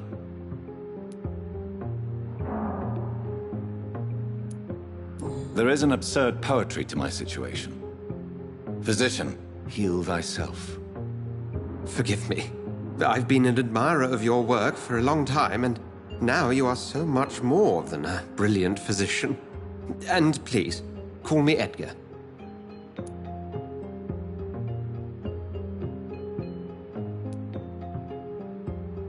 I'm not some doe-eyed student, Edgar. I understand we both have something to gain from this relationship. Very well. I have a task for you, Jonathan. Something that will require all your newfound skills. Please, go on. The Pembroke only survives through the generosity of our benefactors. Unfortunately, our main donor has found herself in a bit of a bind. Now, if you could help her out... A spokesman or politician is what you need. That's not my calling. And until I come to understand what has happened to me, I require discretion. Discretion is in order, Jonathan. Lady Ashbury has recently received rather indelicate correspondence that, if revealed, would jeopardize her position. And you would like me to eradicate this threat? By the stole, of course not. I would just like you to pay her a visit. Her ladyship is certainly near the tents outside, tending the sick. You can't miss her. Look for someone impossibly delicate. Accepted. I'll see what kind of trouble Lady Ashbury is in.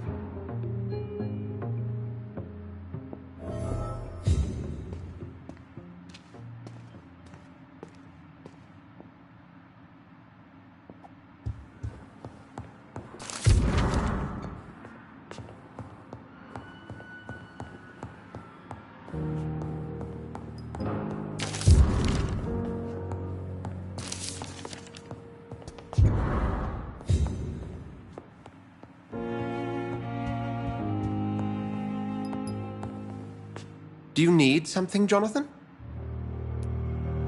We'll see each other again soon, Edgar.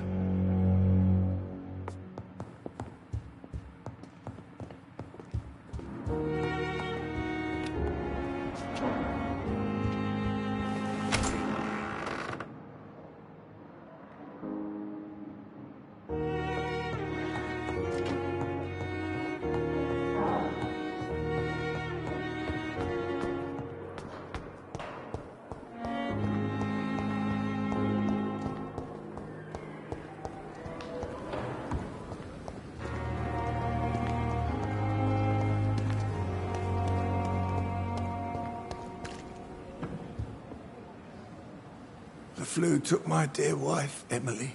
I take comfort knowing we'll soon be together again. Mr. Rainfield, that's no way to talk. You're in good hands here, and we'll be up again soon enough.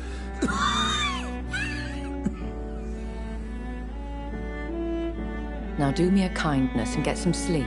I'll be back round later. Your words are kind, the blessings of an angel. You're the sweet, sweet Lady of Mercy.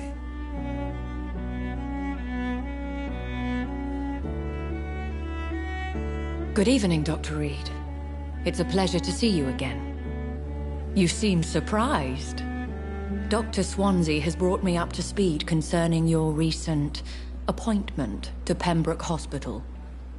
You're a the lady who saved me that night, before vanishing into thin air. I remember you from the pub with Dr. Swansea. Indeed. Allow me to introduce myself formally this time. My name is Lady Ashbury.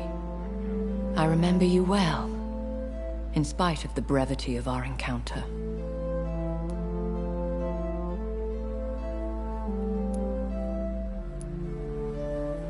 So it seems our Dr. Swansea does indeed have a fascination for creatures of our constitution. Dr. Swansea is a remarkable man. Dedicated, one might say, obstinate? He spent years compiling our bestiary. I hope you're more disposed to answer my questions now. You must have countless questions, but our rather urgent matter first.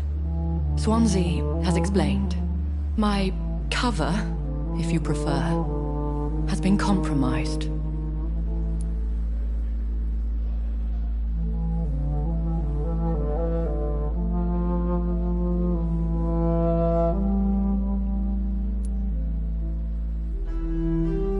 Dr. Swansea has commissioned me to be your agent in this matter. You could start by explaining what's amiss. These past insufferable weeks, I've been the victim of extortion. I've made a first payment, but the blackmailer grows greedy. I must refuse his most recent demands. Please continue. Every detail is essential. I'm your man. My embarrassment in this matter is eclipsed only by my shame at having put the hospital at risk. The threat from our anonymous scoundrel is clear. A list of dates. My visits coinciding with the dates of suspicious patient deaths due to massive blood loss. I'll take care of it. Do you know where I should start? If that was the case, I'd settle the matter myself. You could talk to our local gossip, Harriet Jones. Not a pin drops here without her hearing about it. I'll meet that woman now. My life, as others know, is in your hands, Dr. Reed. I'm sure of your discretion, but I do fear your powers of persuasion will be put to the test. When this is resolved, I'll be your obligé. I'll answer all questions in regards of your condition.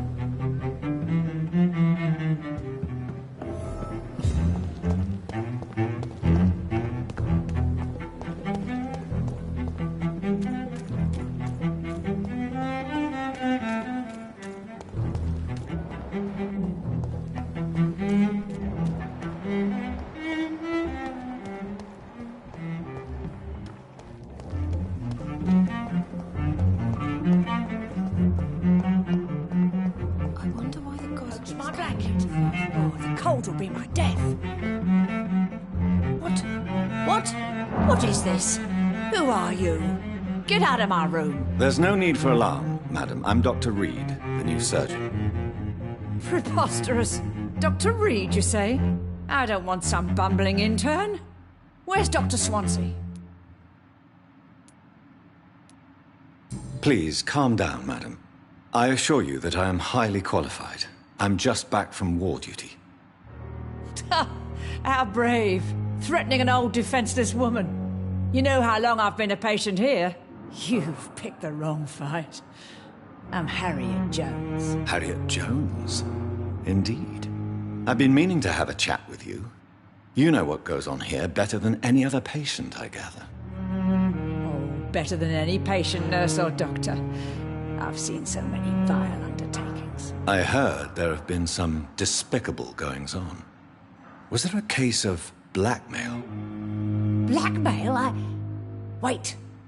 You're investigating something. This isn't a social call. One of those incompetent cunts slit a poor sod's vein.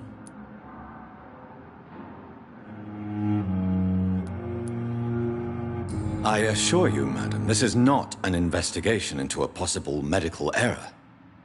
Debauchery, then? Nurses Crane, Hawkins, Brannigans, whores, all of them. They can't keep their legs shut. I've seen them scratching slutty sores. Really? Well, if you have irrefutable proof, I'll not have the staff behaving in such a manner here. This is your business, Doctor, not mine. But I swear one of the nurses is cavorting with some man on hospital hours. Thank you for your time, Miss Jones. You've given me something to go on. See you on the next round.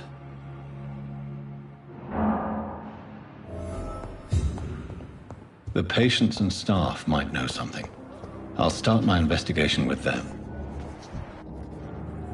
Good evening, Nurse Hawkins. Good evening, Dr. Reed. What can you tell me about the strange man visiting one of the nurses during her shift? Let me guess. You spoke with that old shrew, Harriet Jones. Do not pay attention to her, Doctor. She's full of fanciful tales.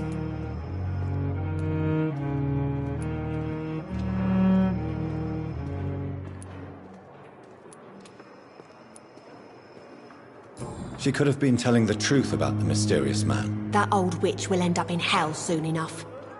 Who cares if a nurse finds some happiness where she can? No matter how you feel about her, Miss Jones deserves our help. Who says I don't care for her? Hate is what keeps that old crone alive.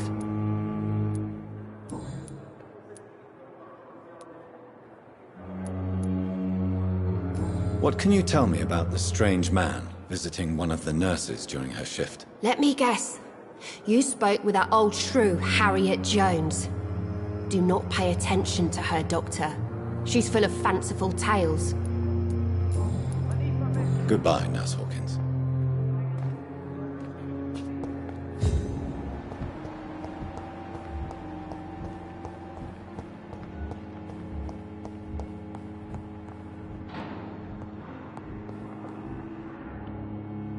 Good evening, sir. I'm Dr. Reed. You don't say. The Supreme Butcher, who came back from the front. Should I feel honored? I beg your pardon? I don't like you, sir, and I despise hypocrisy. My name is Dr. Waverly Ackroyd, by the way, and I do not wish to see my patients murdered.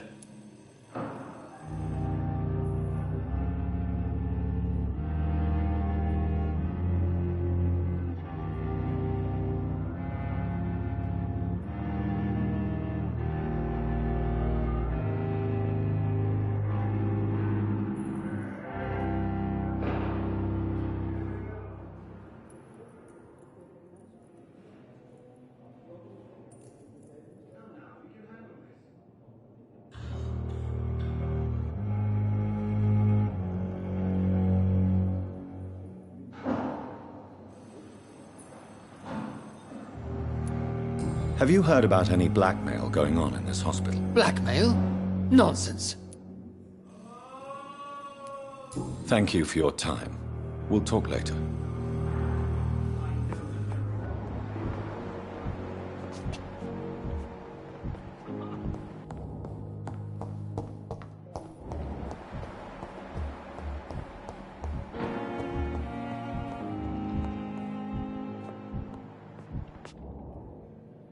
Good evening, Doctor. It's a pleasure to meet you. I am Dr. Jonathan Reed. I'm Dr. Thoreau Strickland. Be assured the pleasure is all mine, despite the tragic circumstances. Are you referring to the death of Harvey Fiddick? So you know already. I hope you will not judge me too severely because of this awful story.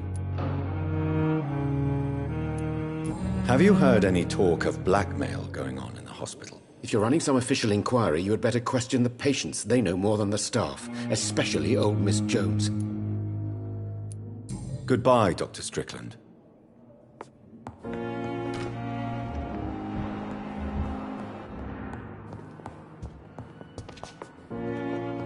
This hospital seems to be falling apart. Good evening, madam.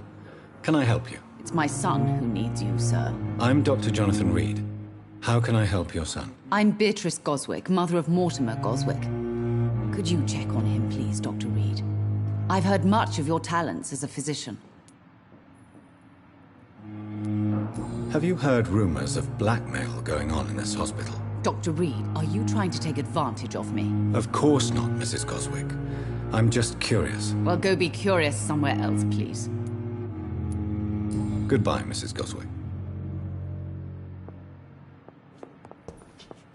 Good evening, sir.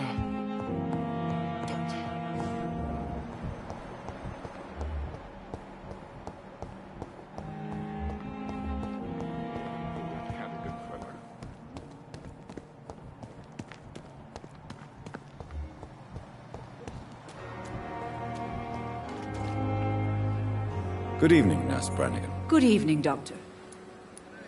Have you seen a strange man visiting any of the nurses here? I've never heard of such a thing, Doctor. Do you know if any of the hospital staff have criminal backgrounds? The people who work here all come from very different backgrounds, Doctor. Just like the patients. Goodbye, nurse. Call me if you need assistance.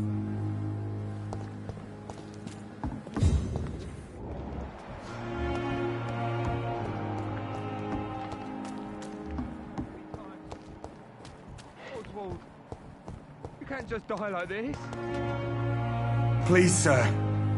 I need help bad. What's going on? I'm Blight, sir. Newton Blight. I've lost my mate. Can't find him anywhere. I'm Dr. Jonathan Reed from the Pembroke Hospital. Please, calm down and give me more details. Oswald and myself were both infantry, sir. We were en route for the hospital, but we had a disagreement. And Oswald ran off towards the canal. How long have you been searching for him? I can't go there. Too many rats by the water. Fucking rats. Can't stand them since the war, sir.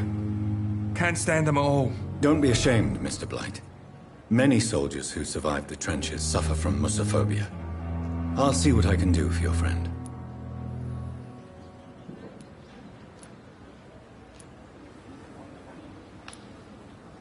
I have all the information I need for now.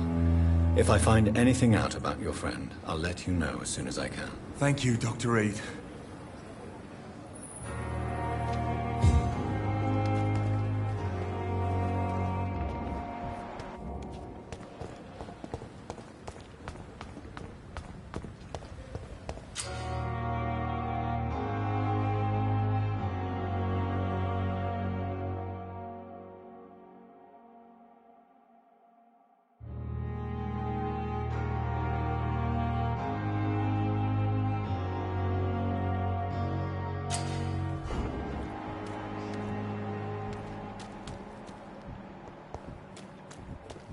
Don't worry, we're safe.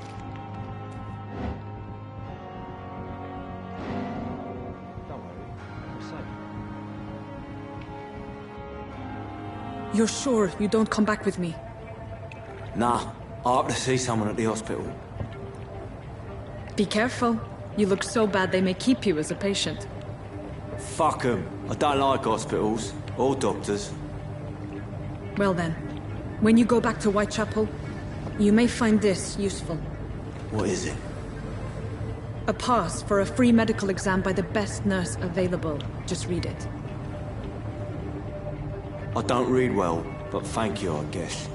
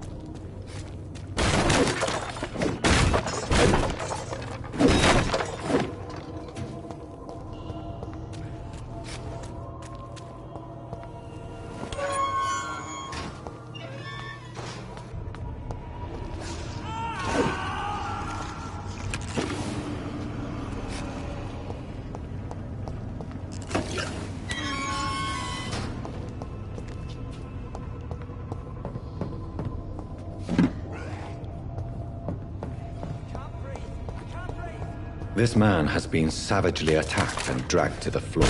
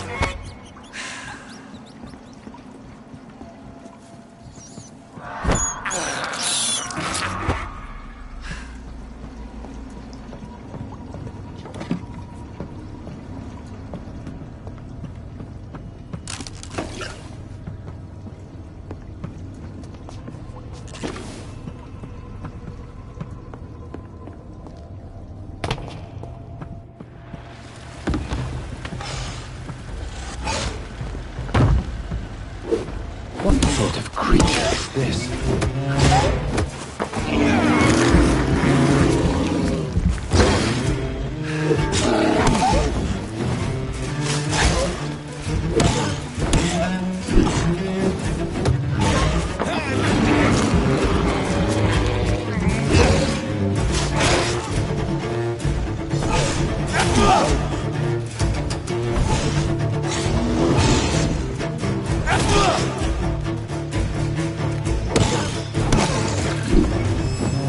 Here's what's left of him.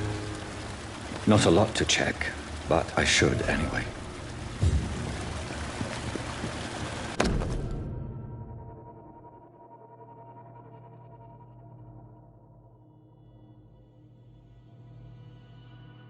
Some voucher for a free checkup in Whitechapel. What is Nurse Crane up to? I really must find her.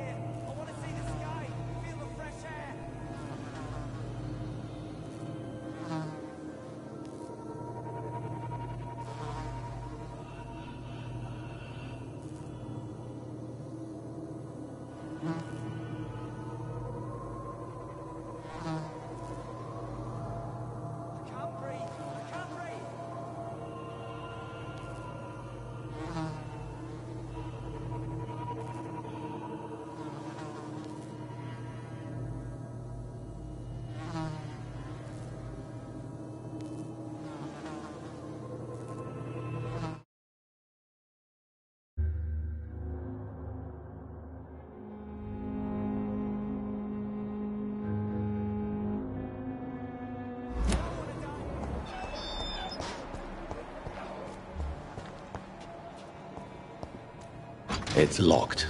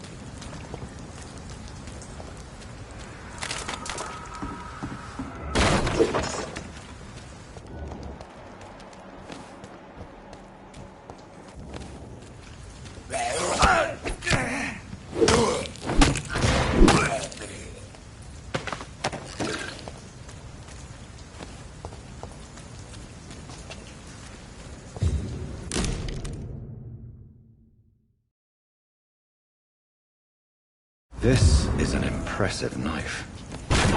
There's a name engraved on the metal. Clay. What kind of man puts his name on a knife?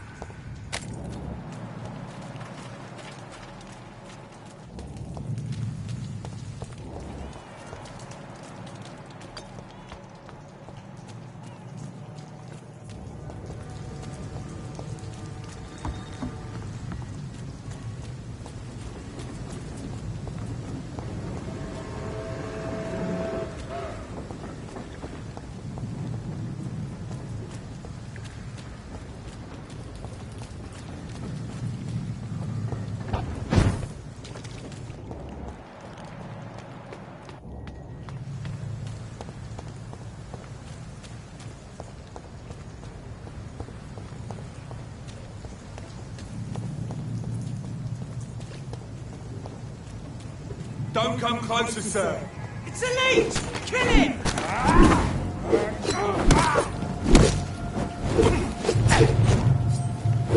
Don't steal it, guy.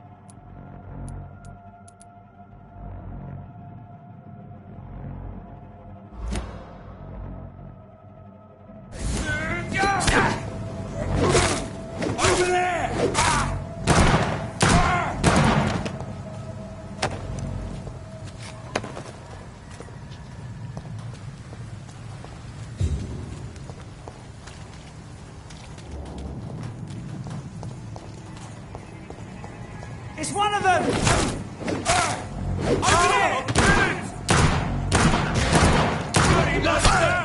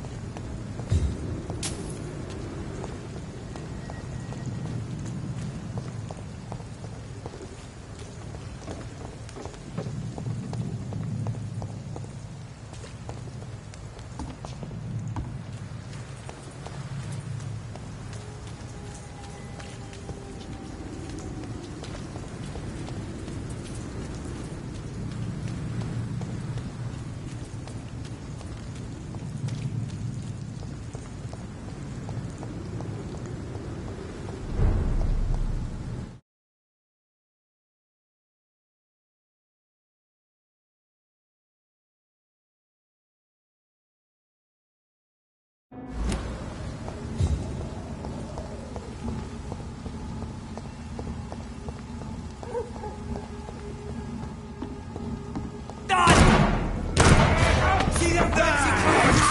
This one's a top! Murdering bastard!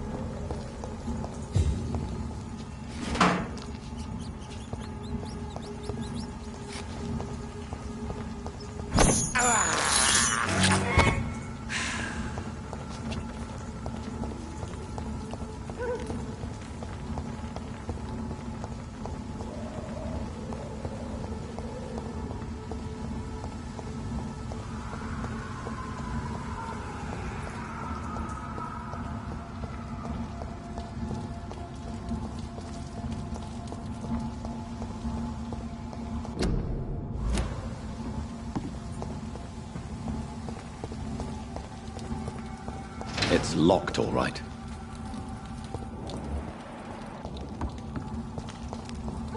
It's a leech!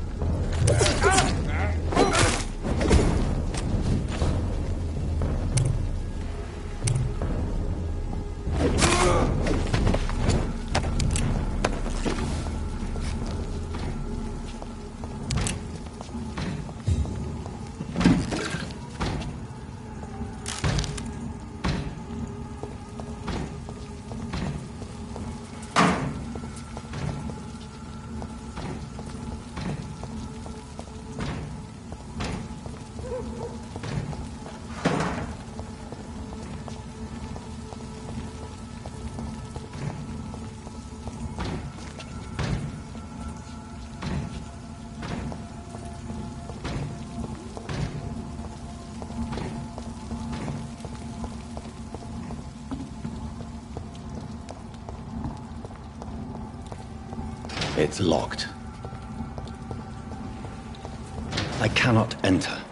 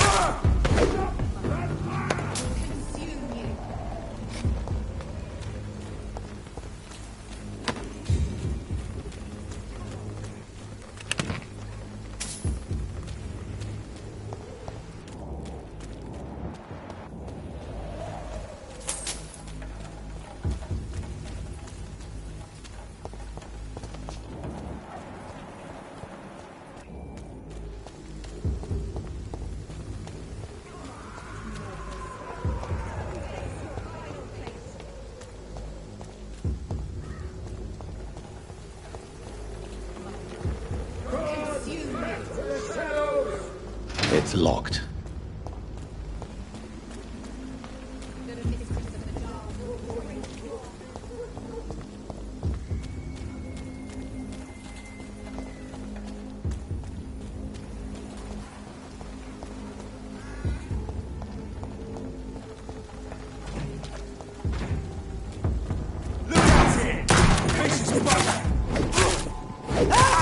Watch it! It's a killer!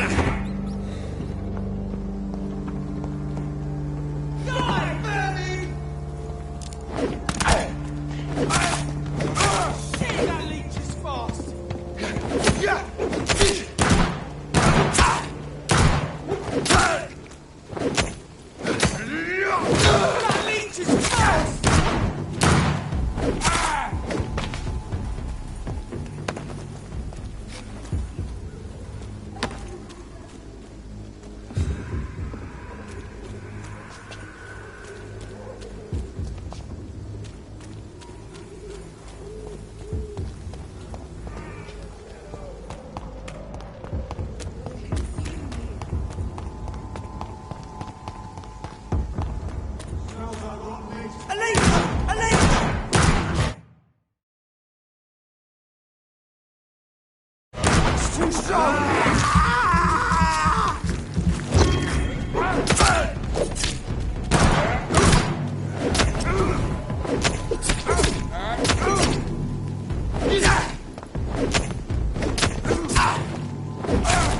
that leech is...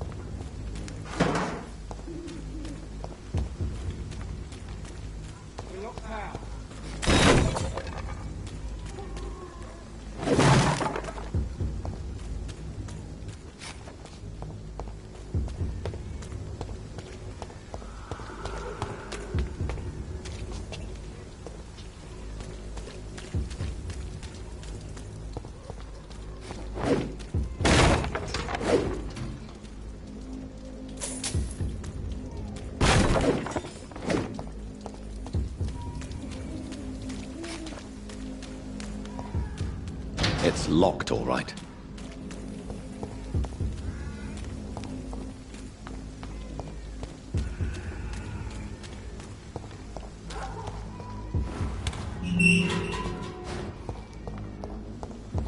Whitechapel. This neighborhood is linked somehow to the kind Lady Ashbury's blackmail. First, let's find this Petrescu fellow.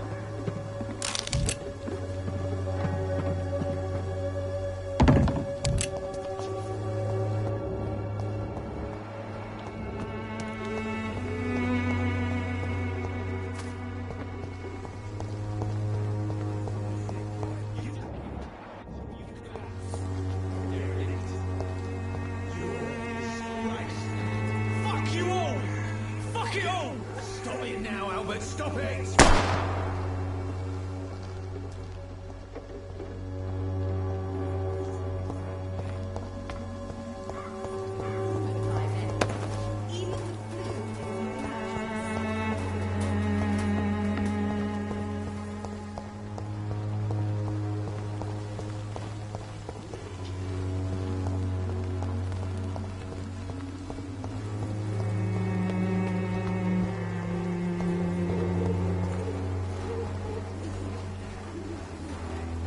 Good evening, miss. Good evening, sir. Are you interested in a miraculous cure for this unknown and deadly epidemic? Actually, I am. Then you have come to the right place. The famous Swanborough cordial is all you need to help keep you in perfect health. Oh, really? Why didn't I hear about it during my studies? I'm Jonathan Reed, by the way. Dr. Jonathan Reed. Ah, my brother has spoken of your research, sir. I'm Loretta Swanborough, and it's always a pleasure to meet a fellow healer.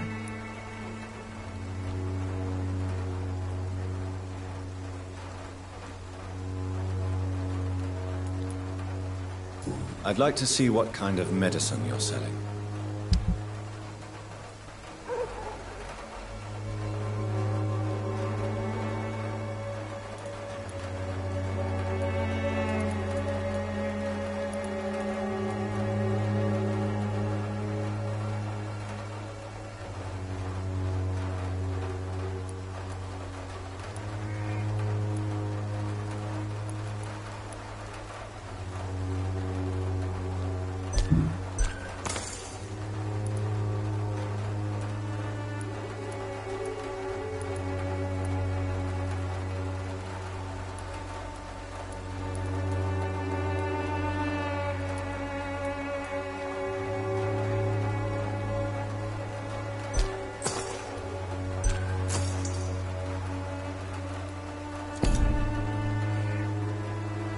The Swanborough cordial can be the answer to all your problems. Good evening, my dear colleague. Do you know Nurse Dorothy Crane? from the Pembroke Hospital. I'd like to know more about her. I don't like to talk about competition. Competition, you say? Never met her, but it seems she provides some sort of medical care to the poor. The whole thing has to be some sort of scam, if you ask me. Goodbye, Miss Swanborough. Perhaps we'll talk again.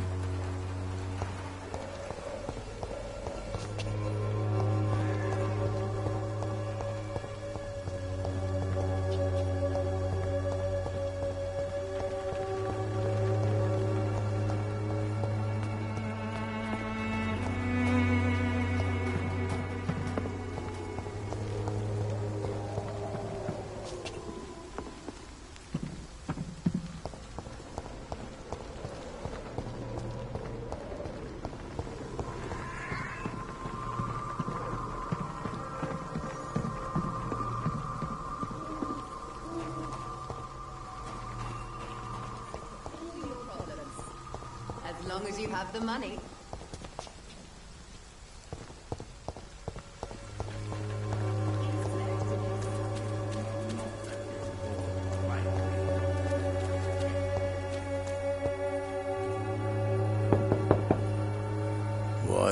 What do you want?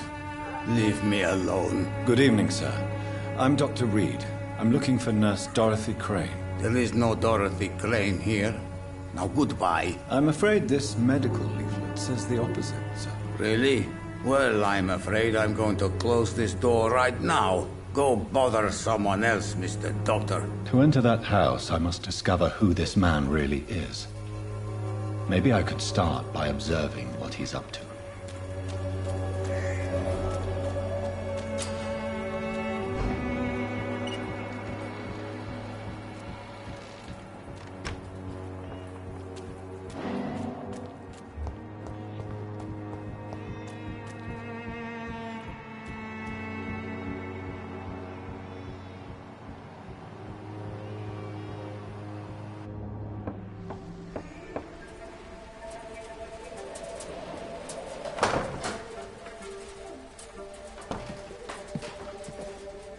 A strange man was at the door with a pass for our medical facility. I refused him entry. Darius, how could you know he didn't need our help? His clothes were too finely tailored to be from Whitechapel. Perhaps just a friend of that stray poet who is always about. Richard Nithercott? No, not of the same cloth, this man. I suspect some machination from that journalist. Clayton Darby. Is he still asking questions? Yes. I saw him drifting around St. Mary's Church. I swear he is tracking me just downwind.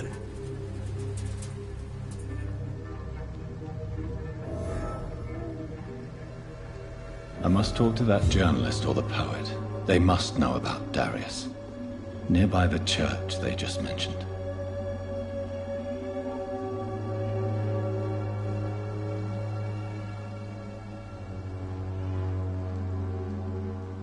It's locked.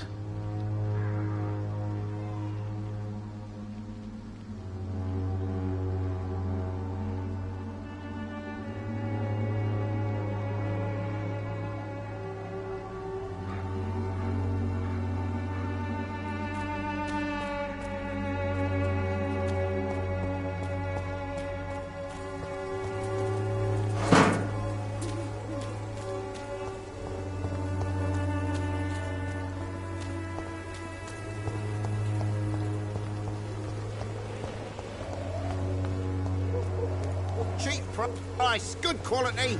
Come on, take a look. Don't be afraid. Welcome, sir. Please, take a browse of my wares. I'm Dr. Reed.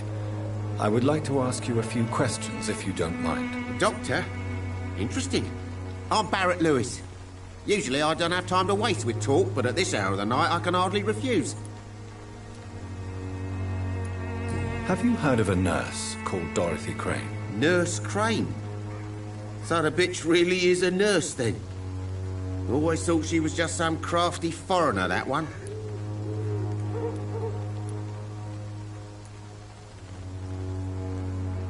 Yes, she's a nurse, and quite a good one. What did she do to gain such notoriety? Dorothy Crane ain't even a real name.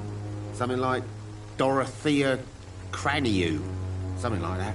Came to England fleeing the war, I was told. That doesn't explain why she irritates you so much. Your precious Nurse Crane gives away medical supplies and prescriptions for free. I offered to sell it for a fair cut, but no. Miss Crane wanted to play the quiet saint.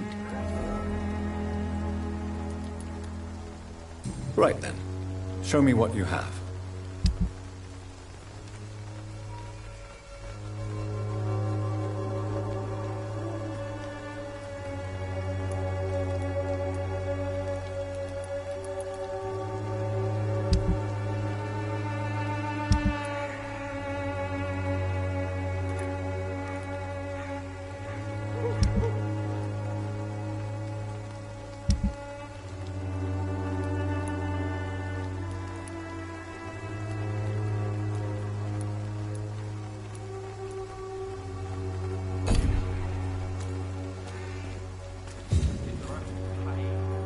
Excuse me, sir.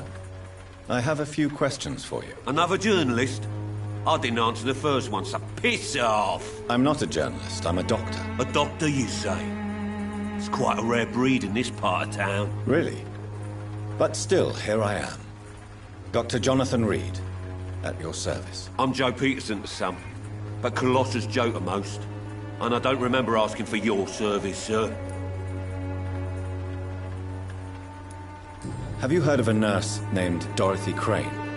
She's a colleague of mine, and is supposed to live around here. Dorothy Crane? Yeah, I know her. One of the few good souls who dare to help the sick around here. Could you please tell me more about her? She's a nice girl. Tries to help the migrants. I offered to give her a hand, but she said my reputation would attract too much attention. Can I offer you my medical expertise, Mr. Peterson? The name is Colossus Joe. I don't get sick.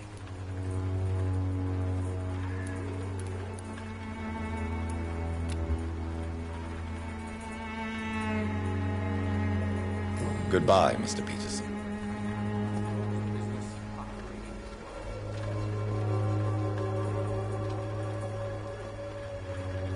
Joe, please, I don't have your money. Come on, Barrett, you know the game. You pay for peace of mind. Can't you just look the other way this week, Joe? Come on, we can sort it out, right? It's not my call, Barrett. You pay one way. Forgive my interruption. Do not apologize, my son. Father Tobias Whitaker is always happy to teach mortals about the incoming Armageddon. I am Dr. Jonathan Reed, and I just have a few questions. A scientist? You are much more lost than I thought, my son.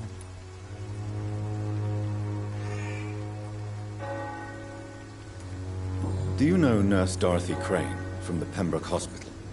I'd like to know more about her. I don't like the liberal ideas of nurses, but I especially abhor that Nurse Crane you mentioned. Why do you hate Nurse Crane more than other nurses? Before coming to London, she was a member of the communist resistance in our country. That's what happens when you let a woman get involved in politics.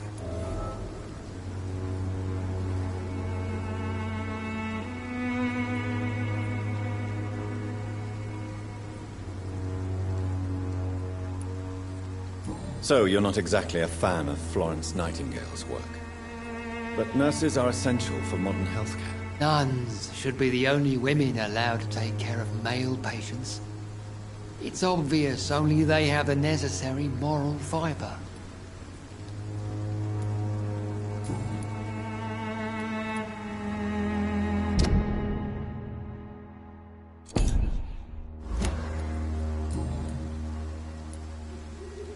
What do you mean when you say that I am more lost than you thought? All scientists are entangled in a world of causes and consequences, and most of them can't see the plain truth. Quite a judgmental opinion, if you ask me.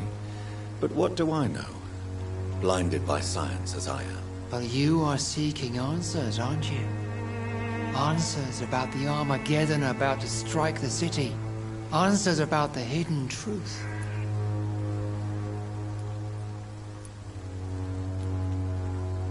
Well, I suppose I can spare a few minutes listening to your so-called truth. As a doctor, you must be aware of the decimating epidemic. But let me tell you that this so-called Spanish flu is just the beginning of the end. What do you mean? The beast is finally revealing itself, corrupting the flesh and the heart of men. With my own eyes I have seen them, those minions from the abyss.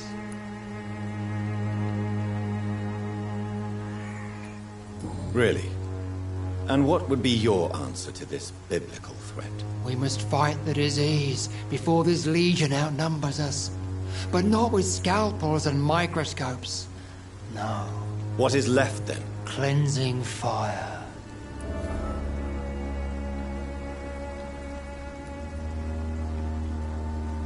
Tell me, Tobias, what exactly is your plan concerning the cleansing of this city? God will recognize his own.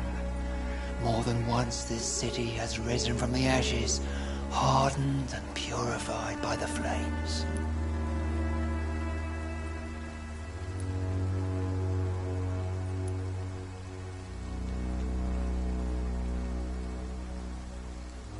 Purification by fire has proved useful, but where do you stop?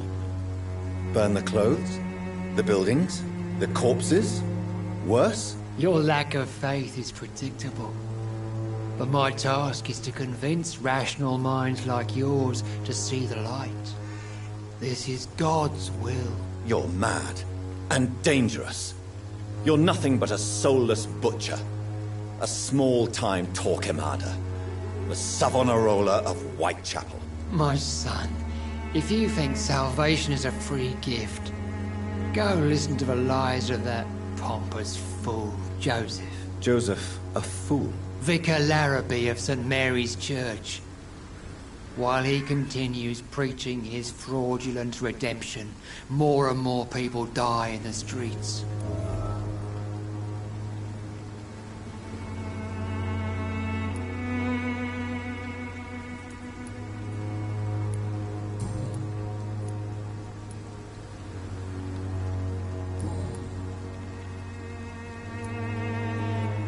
Have you any friends? Any family left in these terrible times? No. But I have a disciple I see as my son. He is so devoted. I sent him to preach the good word in the heart of this corrupted city.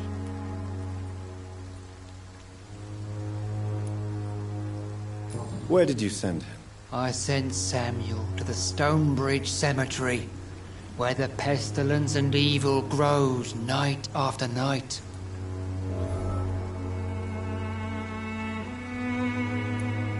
You sent him on some preaching crusade during the epidemic. As a true believer, Samuel will fear no evil while he walks through the valley of the shadow of death.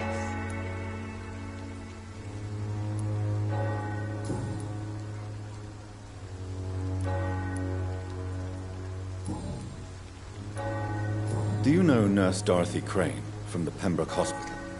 I'd like to know more about her. I don't like the liberal ideas of nurses, but I especially abhor that Nurse Crane you mentioned.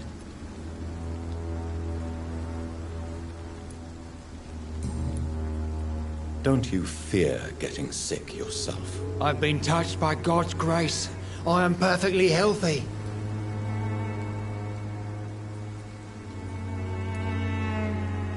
I have heard enough for tonight.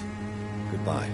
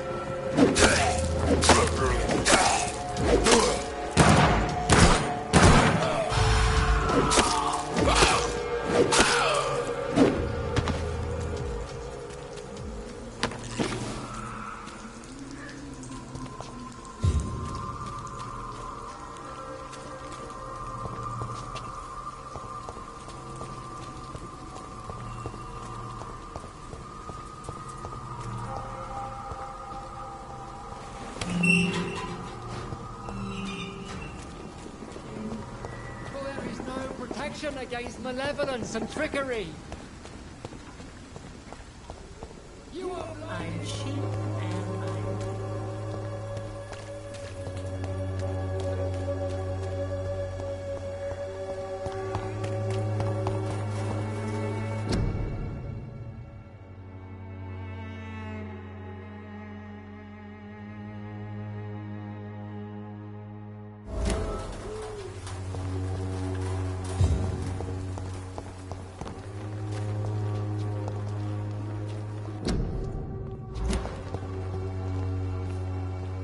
Good evening, miss. I'm Dr. Reed. I'd like to ask you a few questions. I know what you're thinking. A tall stranger who meets a girl in the street at night. It reeks of the penny dreadfuls. But I mean you no harm, truly.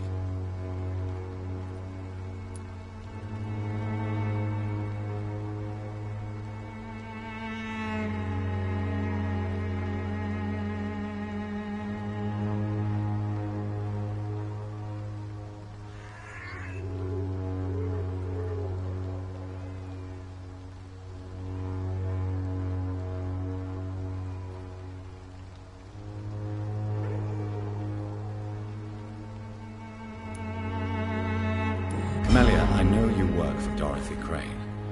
Please tell me about her secret dispensary. A stubborn and mute comrade. Nurse Crane and Darius Petrescu have been clever.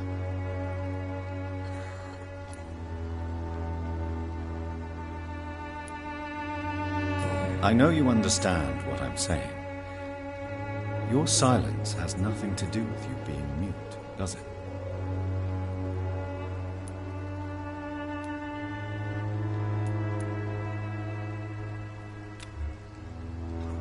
You don't seem to need my medical attention for now.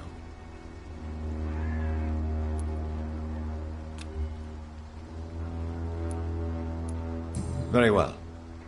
Goodbye then.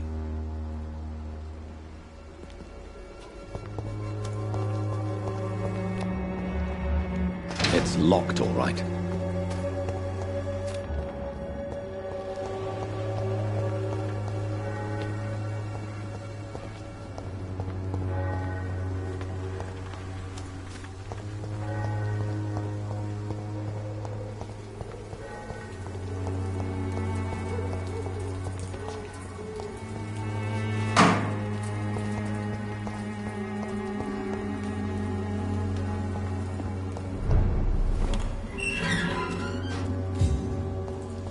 Over there!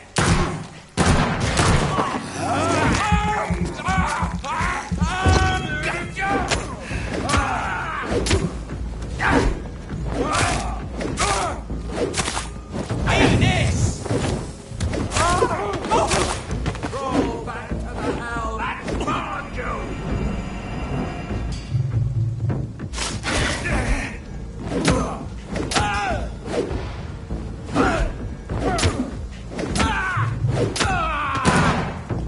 This man stunned me with his faith.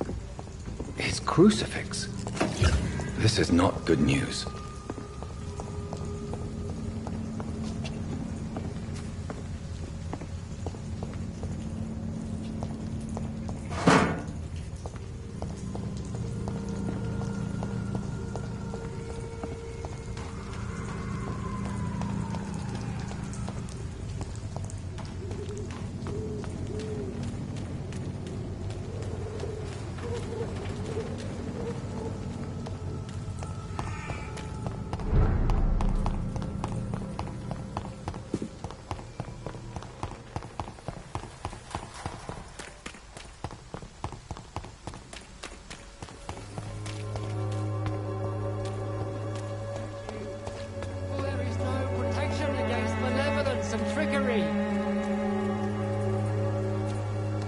are blinded by your false faith, imprisoned by your daily routine, unable to see the true horror around you. Good evening, Mr. Whitaker. It's Father Whitaker, my son. So, are you still lost in your rational delusions? I have heard enough for tonight. Goodbye.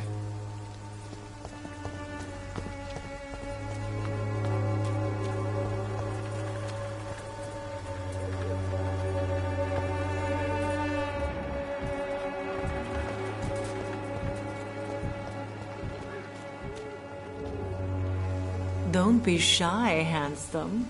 What can Christina do for you? I'm not looking for what you're selling.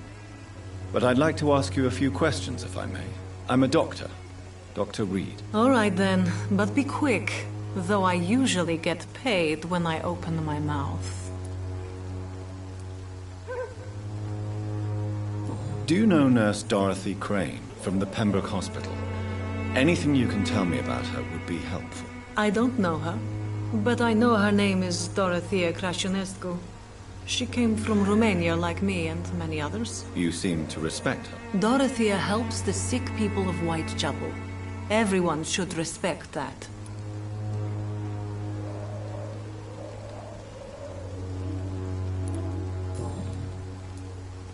Christina, have you been examined? The epidemic is spreading fast in London, and you could be exposed. Or expose others. I don't like doctors or hospitals, but I don't like you asking questions.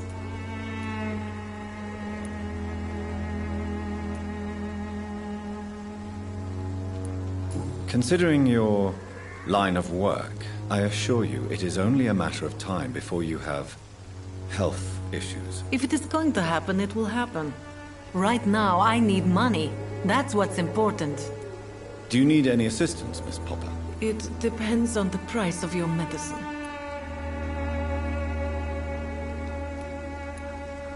I am shocked that you would think I am that sort of man. Forgive my suspicion. I'm so used to liars with good manners. Thank you, sir.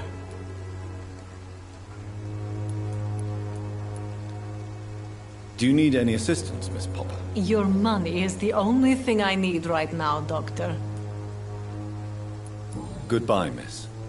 Take care of yourself as best you can.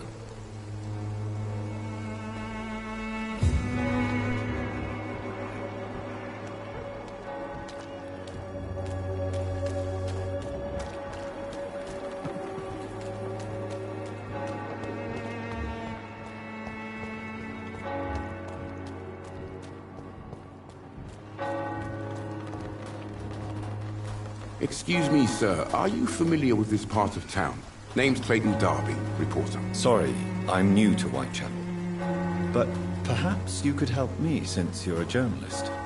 My name is Jonathan Reed. Dr. Reed, the famous surgeon. I'll gladly help if I'm able, sir. I heard you're investigating an underground medical dispensary in Whitechapel.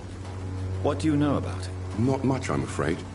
They are wary of strangers, and I'm not really an acquaintance of theirs. Why do you care?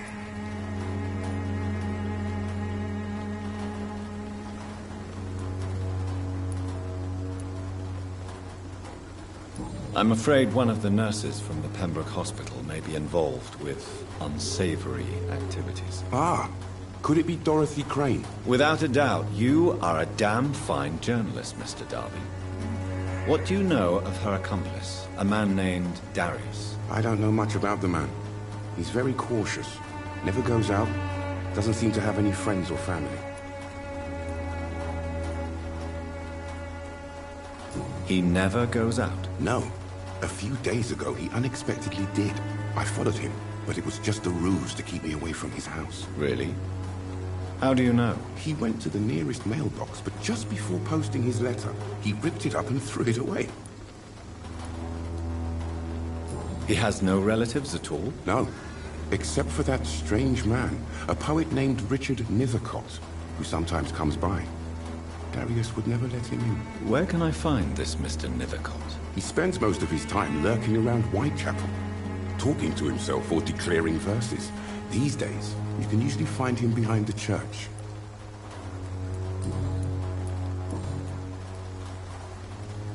Why are the newspapers keeping silent about the Spanish influenza? It's as though none of you care. There's a war going on. People shouldn't be demoralized by news of deadly diseases. I served in France. Our top priority must be to put an end to this butchery. This war must stop now. Sir, streets are a battlefield too. An invisible and untold war is going on, and it must be stopped.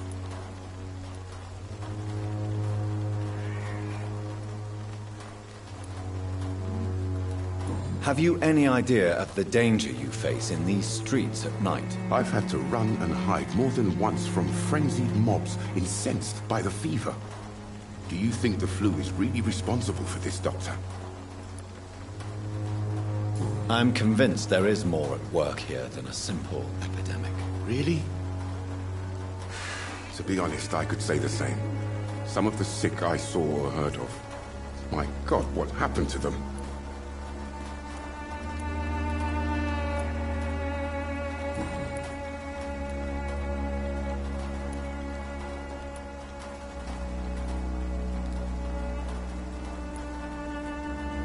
Goodbye, Mr. Darby. Farewell.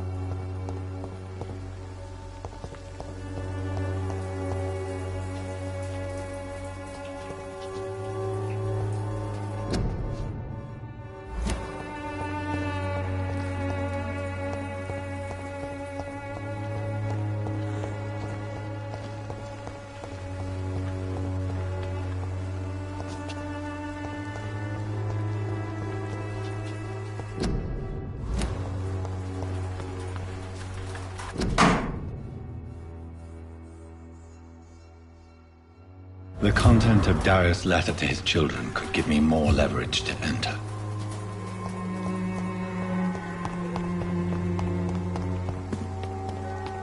I cannot enter.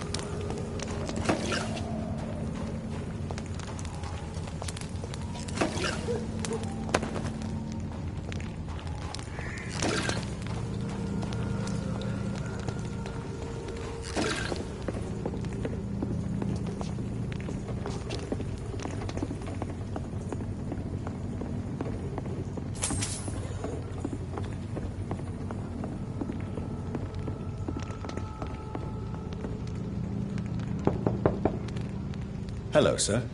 Sorry to disturb you at this hour. I'm a doctor inquiring about the epidemic. May I come in? A doctor, you say? No, thank you. All right. I shan't insist. Goodbye for now, sir.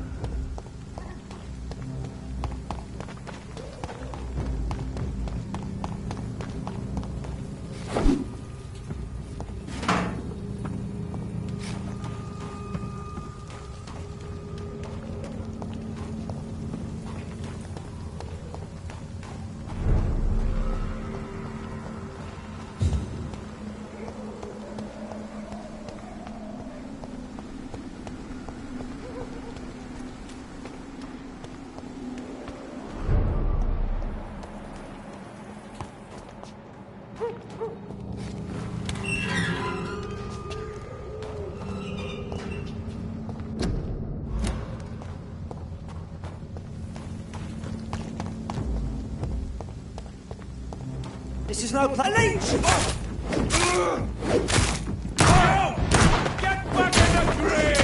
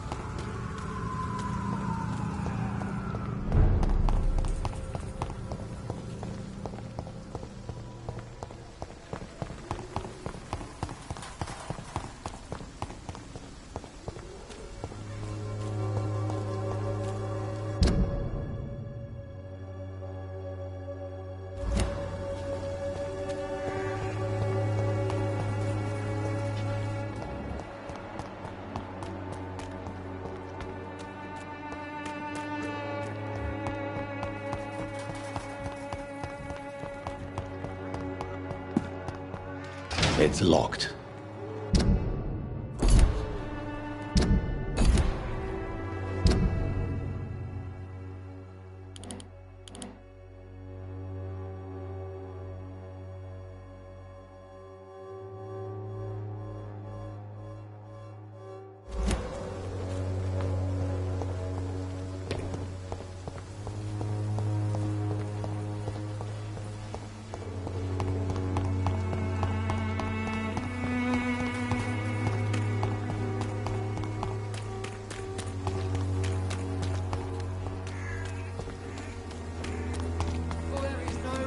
Against malevolence and trickery.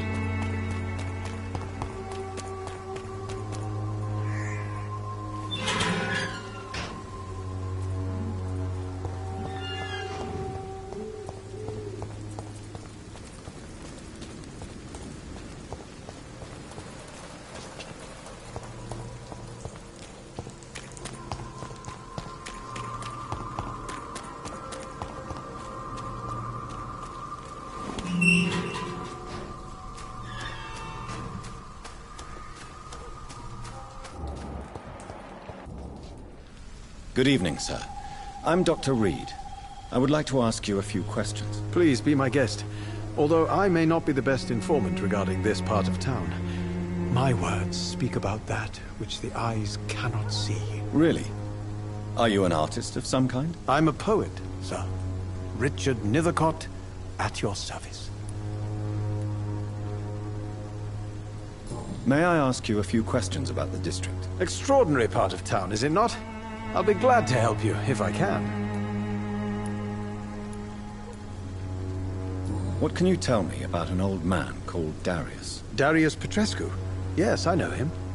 At first, I thought he was only a small publisher.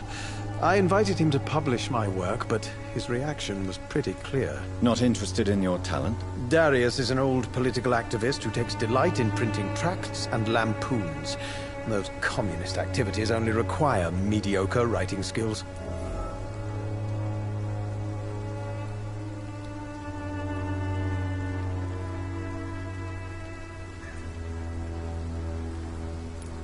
I'm looking for Dorothy Crane, a nurse who lives in this vicinity. Dorothy Crane. Oh, I love the name. The Crane of Whitechapel. Sounds very mysterious. But, sorry, no, never heard of her.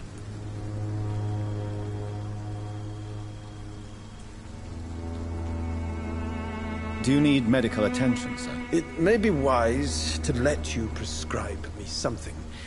I don't feel like I should. I understand your appetite for words and macabre beauty, sir. But you should be more careful. The nutrition of my mind is more important than my physical health. But I appreciate your concern, sir.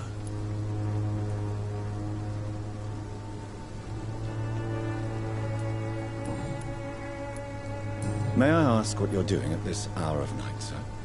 Do you live here? Not at all. I'm just enjoying the pleasure of a quiet walk. Though night talks are always preferable, if you ask me. Especially with strangers.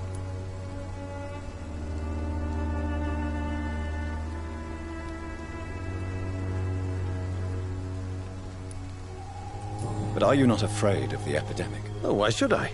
I see some equity in the Spanish flu. No flesh should be saved, say the scriptures. Good or evil, rich or poor, all are equal in the eyes of the flu.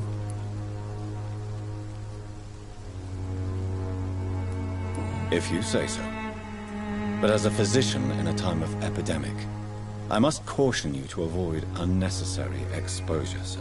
Thank you, Doctor. But we both know the seeker of truth has to go boldly where the weak dare not.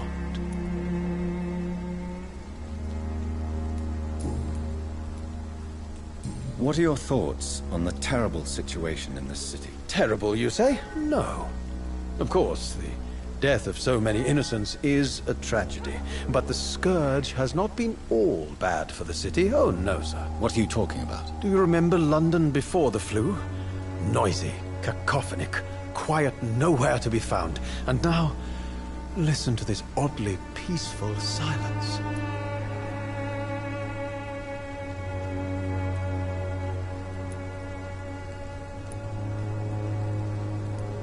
Yes. The enjoyable silence of the grave.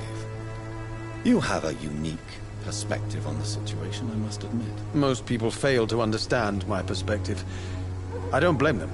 But how could I call myself a poet if I veiled my feelings?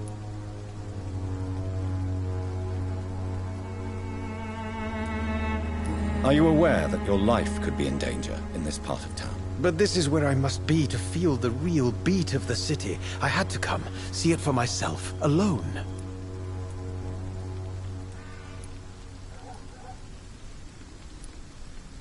If some misfortune came upon you, who would be here to help you? Well, you for a start, my dear doctor. I understand your need for solitude, but it's not safe around here. I don't care. I don't have many friends, Doctor, and my family despises me.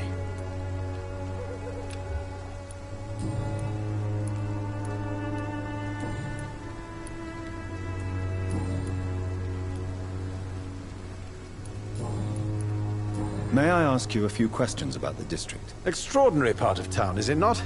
I'll be glad to help you, if I can.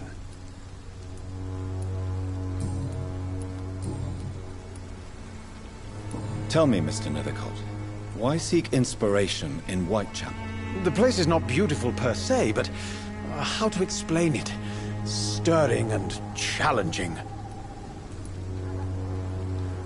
Do you not think it a little morbid? On the contrary, sir. Whitechapel is full of life, full of beauty. Just like my dear muse, the wonderful Camellia. What can you tell me about Camellia? Not much. And that's the beauty of it. She can't speak, you know. She's a locked mystery who exhales kindness and sweetness.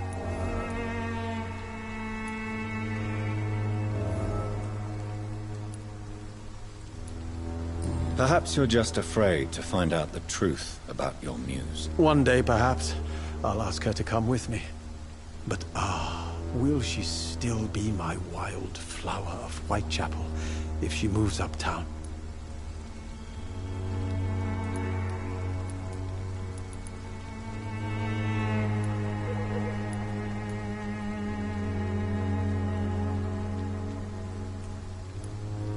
And have you ever tried to learn more about her? Where she lives? How she survives? Whom she may know? Maybe I prefer she remains an enigma. Reality can be so dull, don't you think? In what way, exactly? The struggle by gaslight, the barren smiles and the arid hunger under the rain.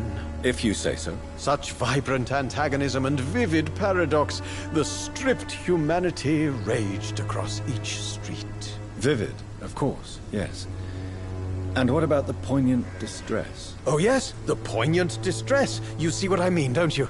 That's what I want to write about, and that's what Whitechapel is made of.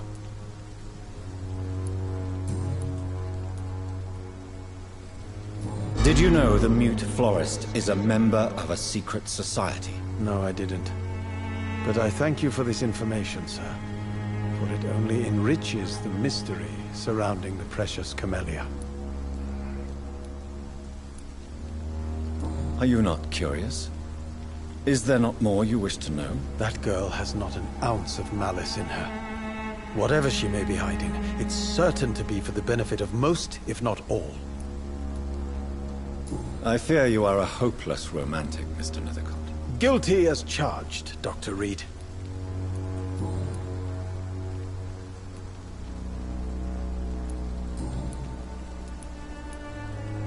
I'll leave you alone, sir. Darius is a bit less of a mystery now. It should not be that difficult to incite him to let me in.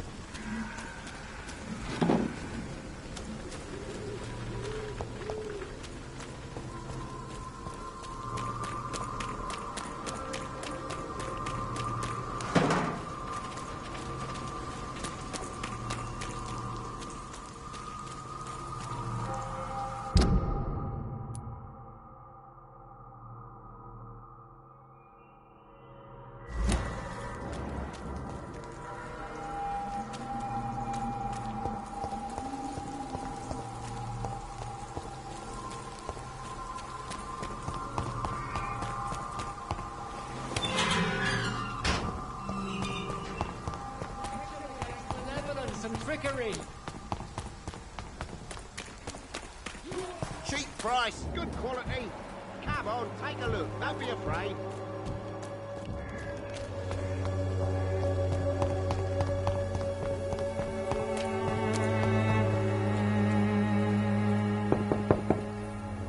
Mr. Petrescu, just 1 minute, please. You again? Go away. Sir, wait. Stop this nonsense. I know Nurse Crane is here. Shall we speak man to man, you and I? All right. Speak up. Don't you see we're on the same side? We fight to help the poor, sick, and abandoned. I'm nothing like you, Mr. Doctor. Yes, you are. You too believe in providing medical care without charge. You know what we have to sacrifice to make the world a better place. I have to admit your words have conviction. All right, I'll let you see Dorothea. Don't make me regret this, though.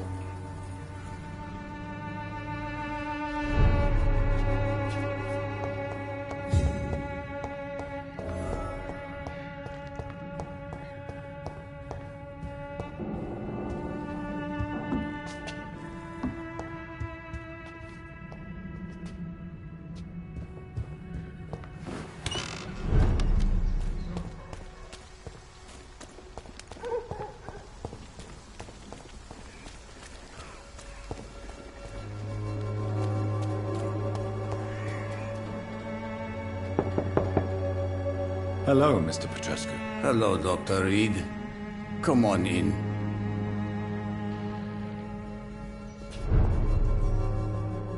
If you want to talk to Dorothea, you must go across the courtyard and take the stairs. We've not been formally introduced.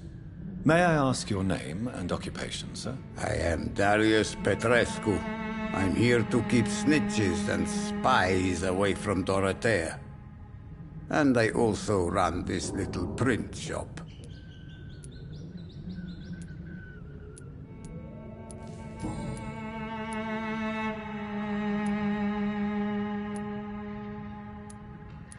So Dorothy's real name is not Crane? Like myself and many people in this area. Dorothea is from occupied Romania. That's all you need to know. She seems important to the community. More than you can imagine. The West End does not want to hear of Whitechapel's misery. Dorothea is one of the few doing something about it. Tell me everything you know about Camellia, the mute florist. I do not believe in the afterlife, Doctor, but I'm almost convinced Camellia is an angel. She volunteered to give out our medical leaflets. Who is she, really? Do you know where she's from? She's not from around here, that's all we know. Camellia is not even her name. It's her favorite flower. You say she has no close family? Well, there's that awful poet who constantly follows her around like a lost puppy. A good man for sure, but a very poor writer. Are you not worried for her safety?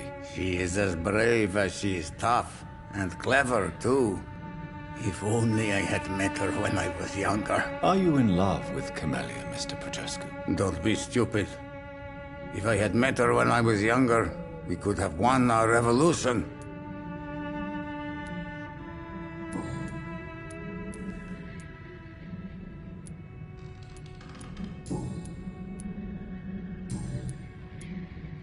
Do you have any family left, Mr. Petrescu? Children or grandchildren? Who knows? I have abandoned my people for so long, they might as well be dead. As dead as I am for them, I suppose. Don't be embarrassed, sir. If you must know, my own father disappeared many years ago, and I forgave him. It's quite awkward to talk about our families like this, but thank you, Dr. Reed. I appreciate your trust. This war won't last forever. Did you ever think of returning to your country now it's free? No. I have taught strength and determination to my sons and daughters. I'm an old, dying man who only has memories of better times to cherish.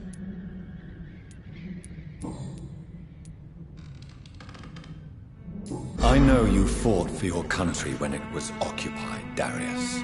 Tell me more about it. I know my days are numbered, and I know I won't see my homeland again.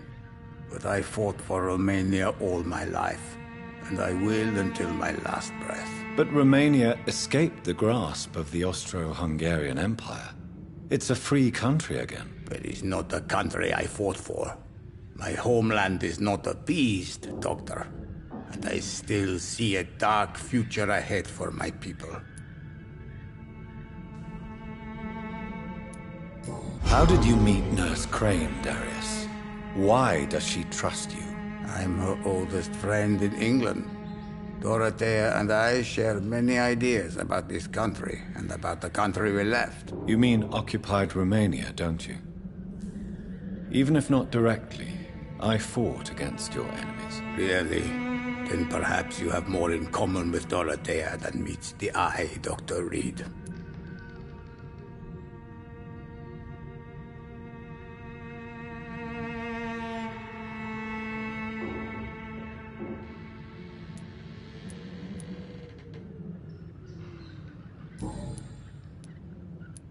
Do you need some help, Mr. Petrescu? I am very tired, but that is all. I don't need you, Doctor.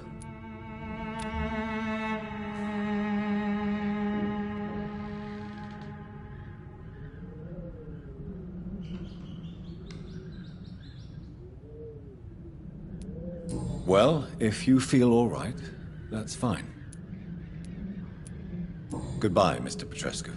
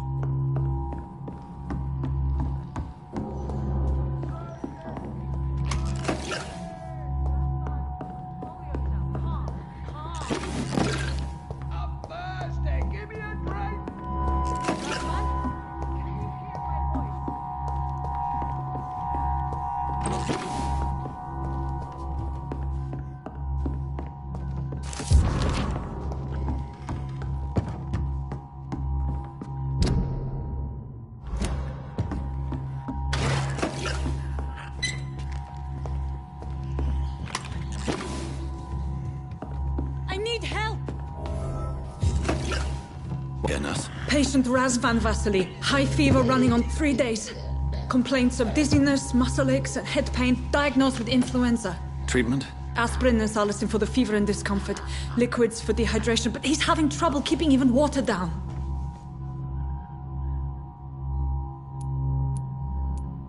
Thank you, nurse. Anything else I should know? He did lose consciousness this morning, but he's never had convulsions like these. He's not convulsing, he's choking. He's not getting any air. Scalpel! Hand me that scalpel! What can I do, Doctor?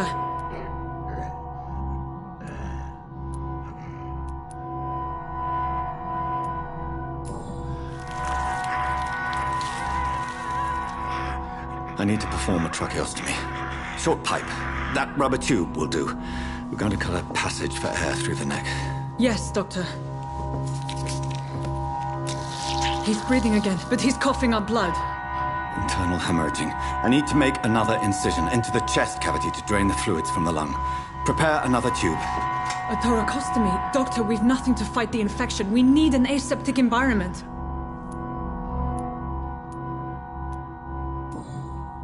Right then, Nurse Crane. What do you suggest we do? I've no idea. I'm not the doctor. Time is of the essence. We need to perform a thoracic drain. Yes, Doctor.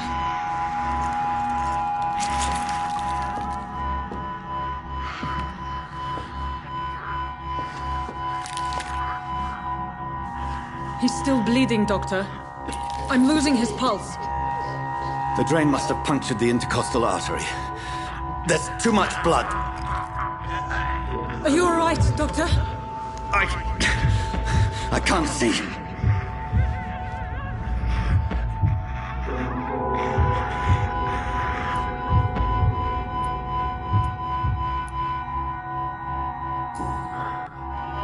I must first suture the artery.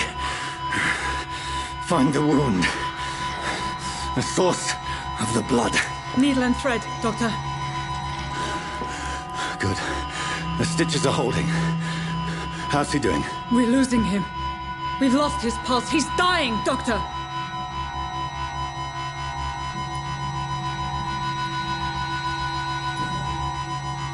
Cardiac massage, now. Cardiac... What? Are you making this up as you go along?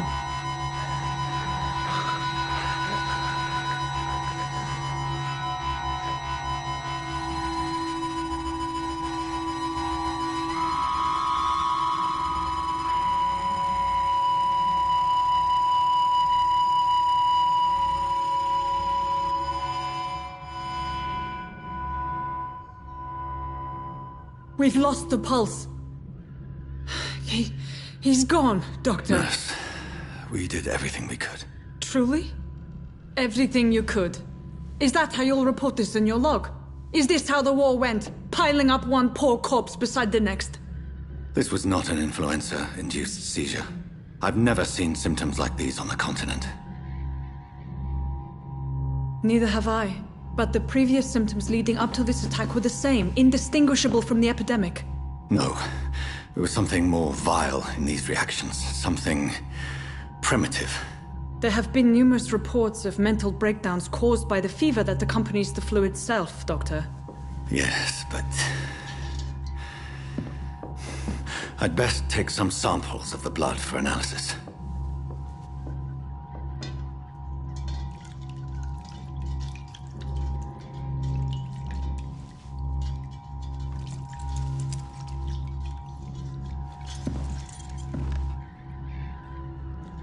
I doubt you're here to test my bedside manners.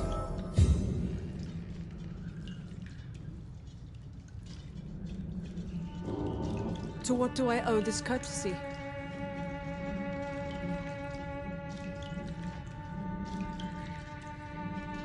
This is an unfitting place for the illustrious. I suspect it was more than intuition alone that led you to us.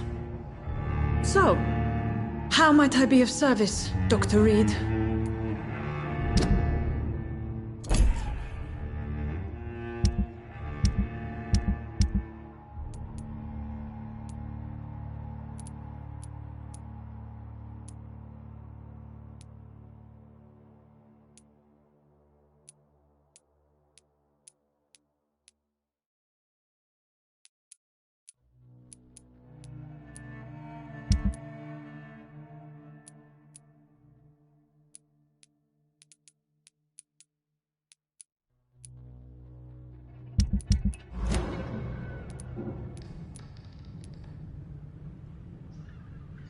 I've come to put an end to this insufferable blackmailing, Dorothy.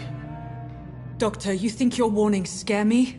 I've stolen and plied, blackmailed and lied, but what else am I to do? I'm all these people have.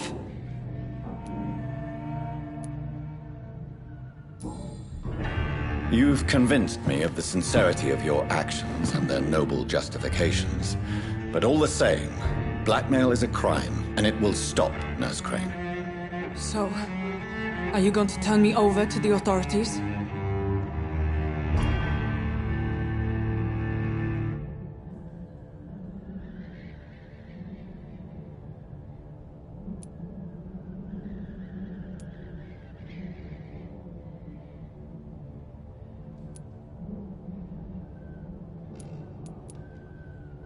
Listen very carefully, Dorothy. You will erase from your memory everything you pretend to know about Lady Ashbury and Pembroke Hospital. Let that rich bitch off the hook over my dead Nurse body. Crane, enough. Listen as if your life depended on every word.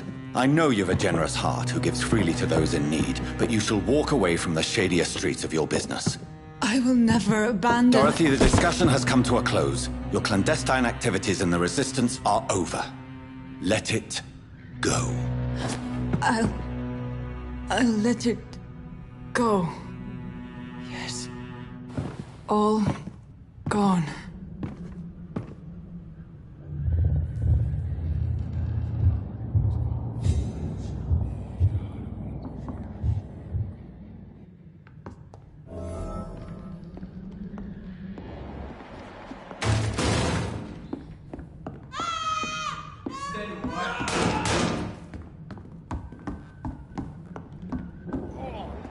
Stinks already.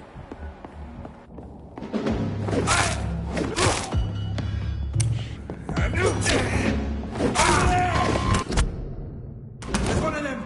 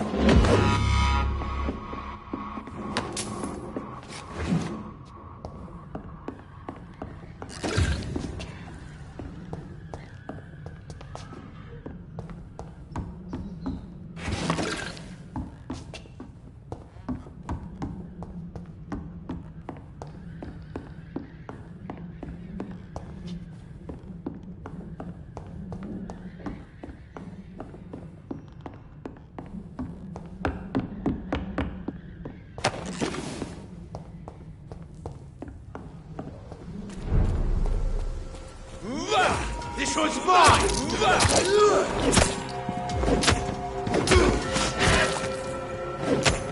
Die, vermin!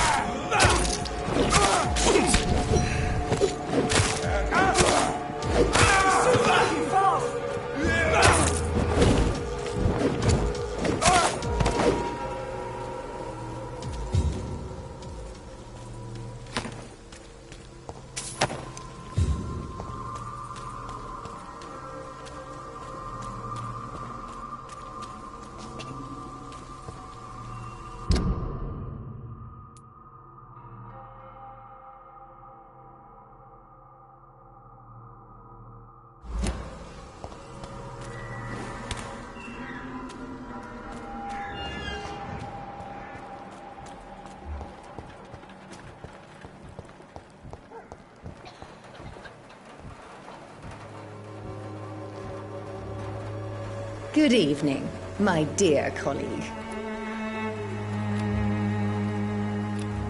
Goodbye, Miss Swanborough. Perhaps we'll talk again. The Swanborough cordial can be the answer to all your problems. Me, I'll not die in some piss stinking alley reeking worse than a week-old lambing. I cannot enter.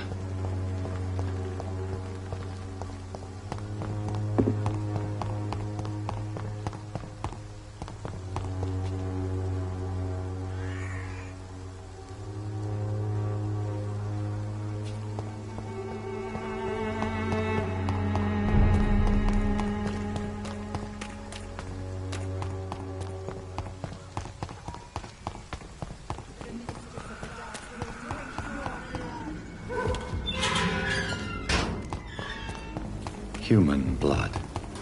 Whoever left these marks did so Kill it, boy! Burn it, boy!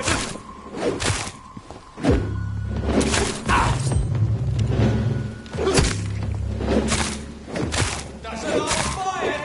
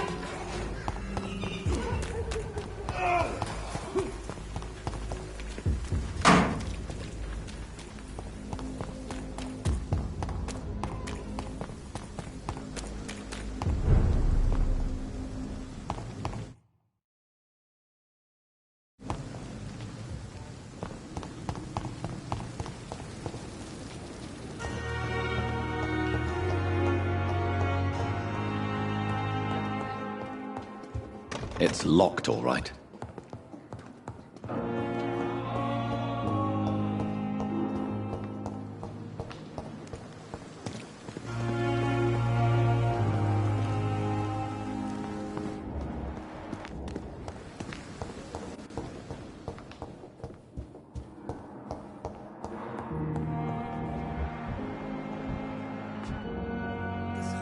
Good evening, Dr. Reed. Do you need my medical attention, dear colleague? I would have been confused if anyone other than you had asked that question, Dr. Reed. But your help is welcomed. There is no shame in helping each other. We're colleagues, after all. Many doctors I have known are too cynical to think that way.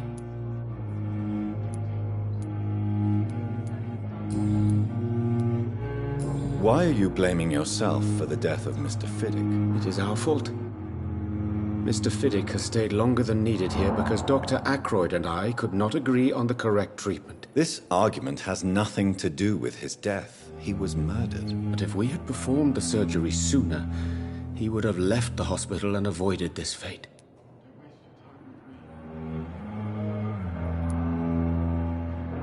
What is troubling you so much, Dr. Strickland? Is there something else? I had to meet face to face with the son and daughter of Mr. Fiddick this afternoon. Their eyes. I could barely stand before their accusing gaze. This difficult task is part of our job, Dr. Strickland. It's our responsibility. I know. As I also know they'll never get the answer to the question they daren't ask. They were the embodiment of cold fatalism.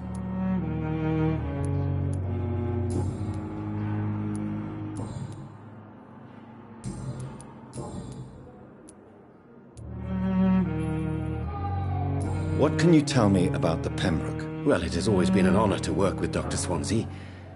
But with your arrival, I can't think of a better opportunity to learn about blood transfusion. You seem quite optimistic. It's a rare and precious attitude in these difficult times. I'm convinced that this epidemic is a test of endurance and dedication for us men of science. Questions remain about our capacity to resolve the situation. True. Last summer, during the first wave of the epidemic, I used to joke with Milton about the extra work. We're not smiling now. Do you need help with anything in particular? Well, yes, maybe. I'm waiting for a batch of products I ordered for my personal research, yet my supplier seems to have vanished. Do you want me to play the errand boy for you? Oh no, Dr. Reed. But if you went personally to his shop, what with your reputation and all, he wouldn't dare to refuse the products I need. I see. Well, give me the address, for I may pass by if I have time.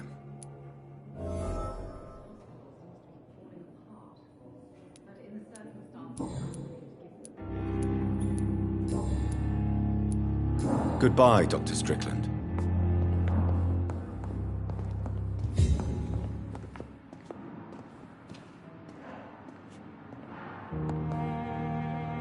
Good evening, Mr. Goswick.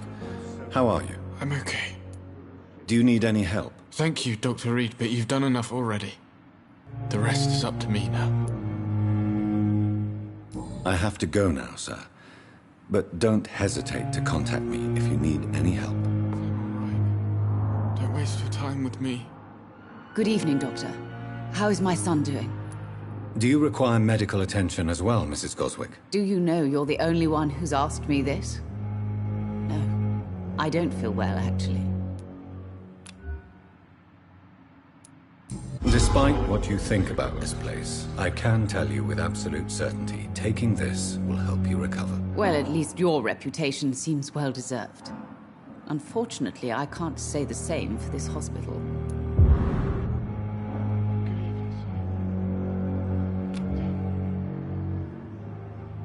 Goodbye, Mrs. Goswick. Will this shift never end?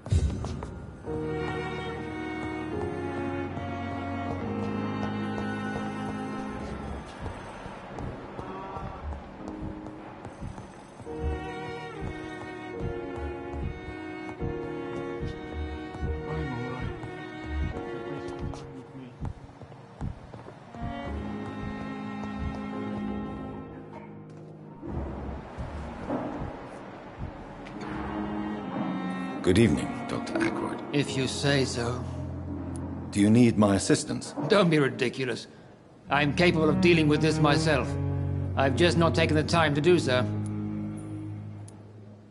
Then you are lucky that I have taken the time to do so. Consider it a gesture of solidarity between professionals. I wish this hospital could have received as much attention from you, Dr. Reed. We do not see you in surgery very often. Thank you for your time. We'll talk later.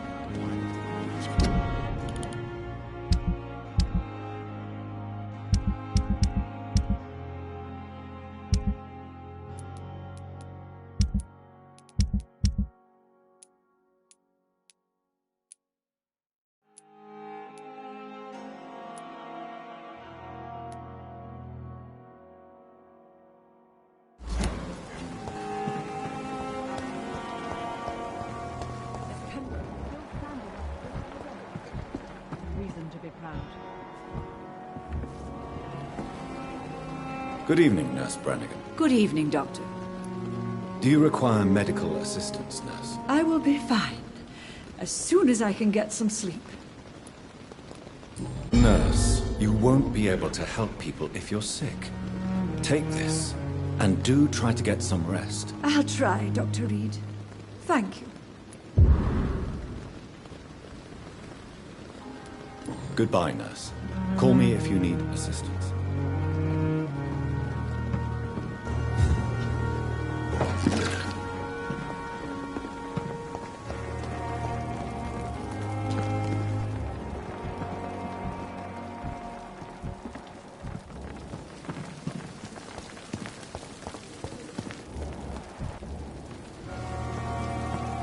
Another night with the boys concerned.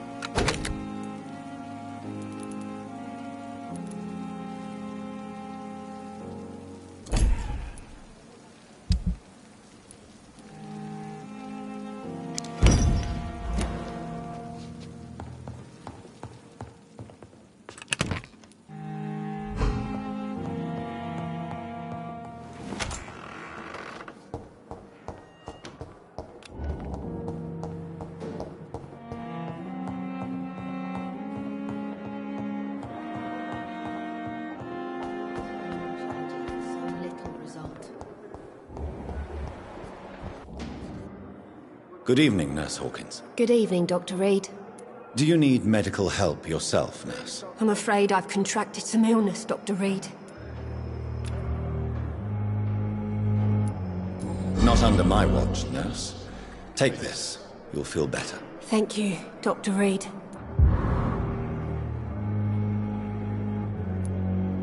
Goodbye, Nurse Hawkins.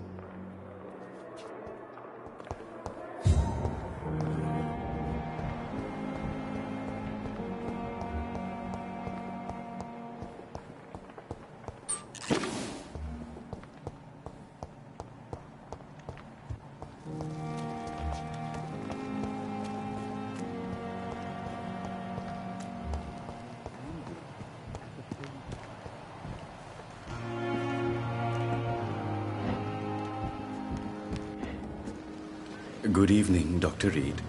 Such a pleasure to see you again. Please show me what you have to sell. Of course. It's just trinkets and curios, really. But I'm sure they can be useful.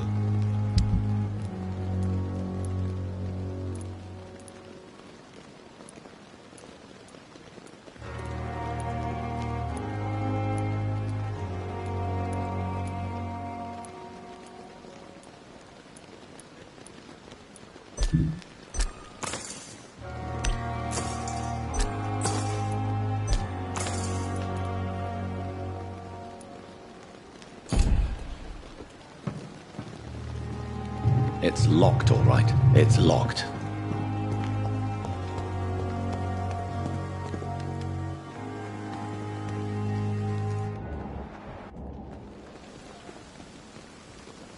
Good evening, Dr. Reed. Such a pleasure to see you again. Do you need medical attention? Well, the proximity of the dead is not the most healthy company, even if the quiet can be appreciated. Don't take too many risks with your health, Mr. Chidana. None of us are immune to this disease. And that is a good thing. Death and disease is a constant reminder of our mortality. But you have my thanks, Dr. Reed. Goodbye, Mr. Chidana.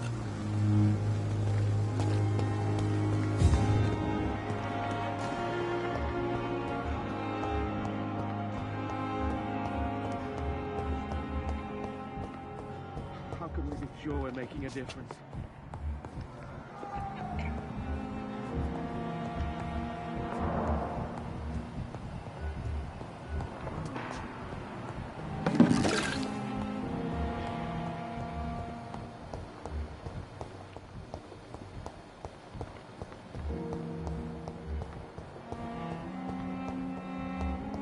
Simpletons, these nurses.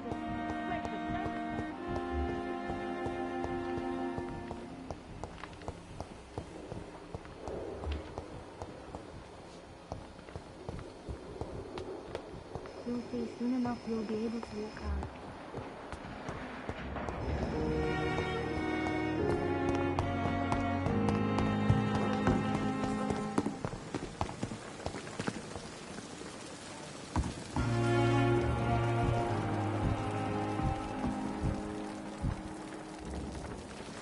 Good evening, Milton. Good evening, Doctor. Still trying to save lives? Do you need any medical help, Milton? I'm afraid I do. Like everyone in this hospital. It's a sad state of affairs when even the hospital workers are worried about disease. Our job brings us into contact with all kinds of infections, Milton. There's no shame in being ill while you're in a hospital. That's easy for you to say, Doctor. I get the feeling you don't fall sick often. And thanks, anyway. Goodbye, Milton.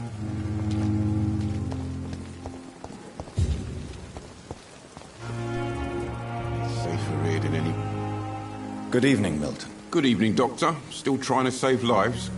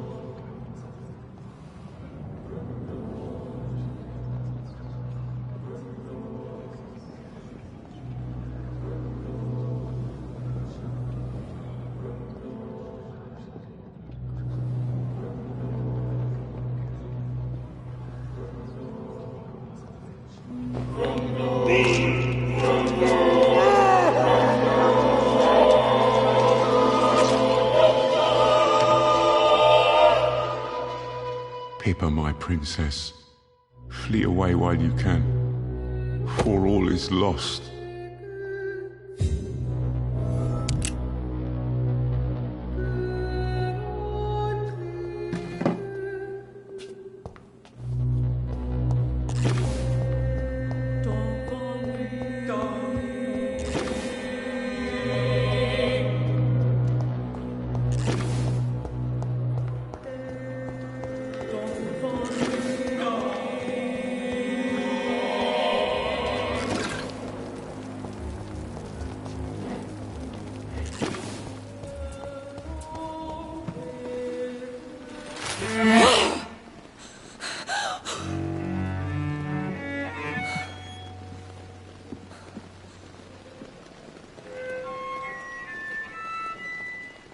I would ask you to avert your eyes, sir. Or did you not know it was rude to stare? I knew it.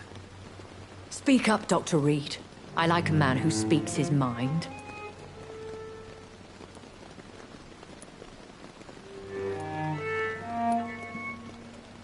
Hiding your true appetites behind a facade of compassion.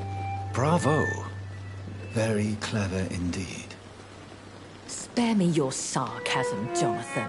You are but newly born in this world. We are vampires. We live by leeching the blood from weaker prey. We are Darwin's next chapter. His cynical and perhaps ultimate expression. The situation is somewhat awkward nonetheless. I have not been observed sustaining myself for many decades. I have to say I'm a trifle embarrassed. Anyway, I have concluded my inquiries concerning your blackmailer. I see. Please excuse my agitated state. Under normal circumstances, I wouldn't let anyone see me in this condition. The case is closed, your ladyship. The person who took advantage of you has, shall we say, seen the error of her ways. So who was it? My lady, the blackmailer was dealt with using the utmost discretion. The culprit's identity is of no relevance. Thank you, Jonathan. That is exactly what I needed from you. You have proven your loyalty, so, as a friend, please accept this small token of my appreciation. Thank you, my lady. If you have an inclination to learn more about vampires or your current situation, I will be glad to aid you in your quest for knowledge.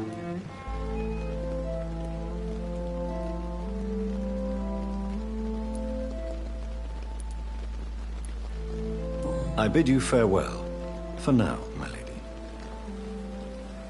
I must quickly analyze the blood I took from Nurse Crane's patient.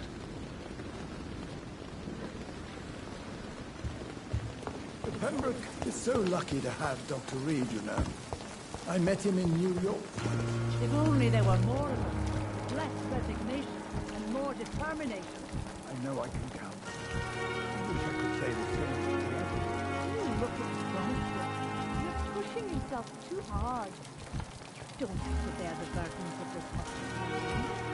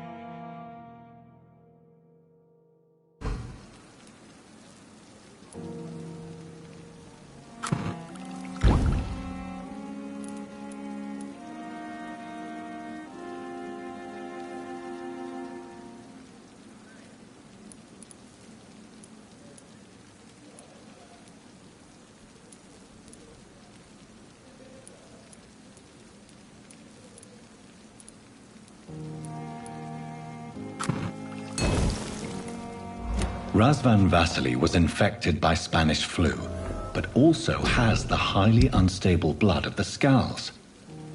Is the London vampire epidemic transmitted through the flu? I should talk to Dr. Swansea about it.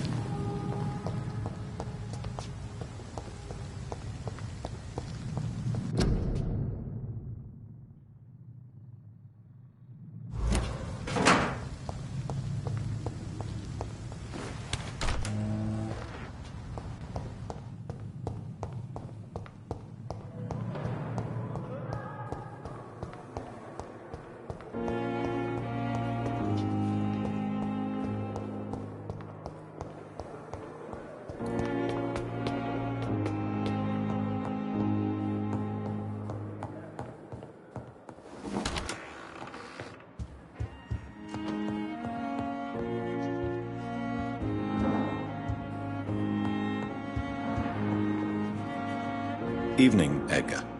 Could I get your professional opinion? Please speak, but I have something important to tell you. This strain of flu, it's very different from the one I saw in Europe.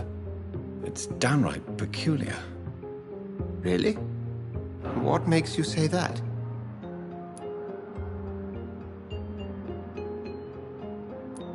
I've just looked at the blood of one of our recently deceased. I see. Do you have anything more to go on? This disease spreads and looks like the Spanish flu, but its effects differ greatly. The London strain is different from the continental one. This is very interesting. Did you find something else?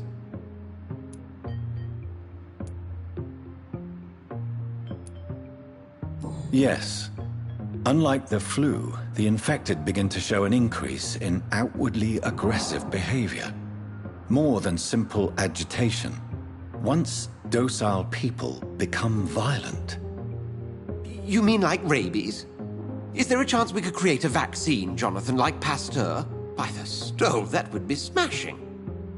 There's a lot we're not seeing here. But it is spreading, and quickly. If we don't act, the whole city could be lost. But Jonathan, we've a fantastic opportunity sitting right here in front of us. A weapon of choice. What on earth do you mean? Why, you, my dear boy. With your expertise and your blood, we could isolate the properties that course through your veins. Think about the possibilities.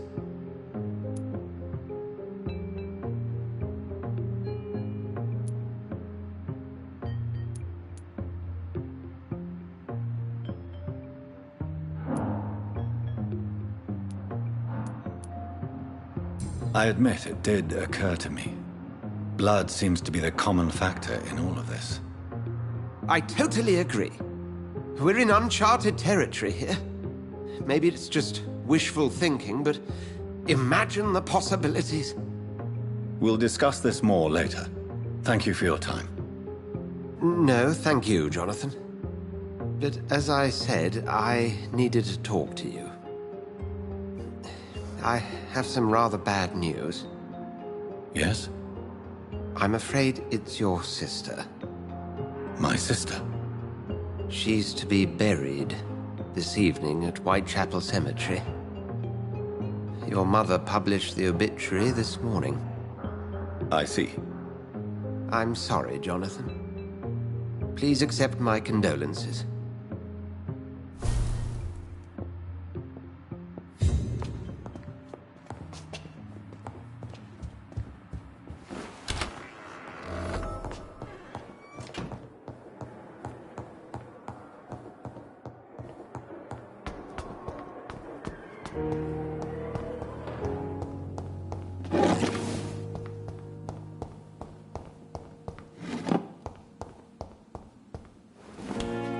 I never thought I would have to attend my murdered sister's funeral. Mary, I can't forgive myself. I'll find the truth about what happened to us. I swear.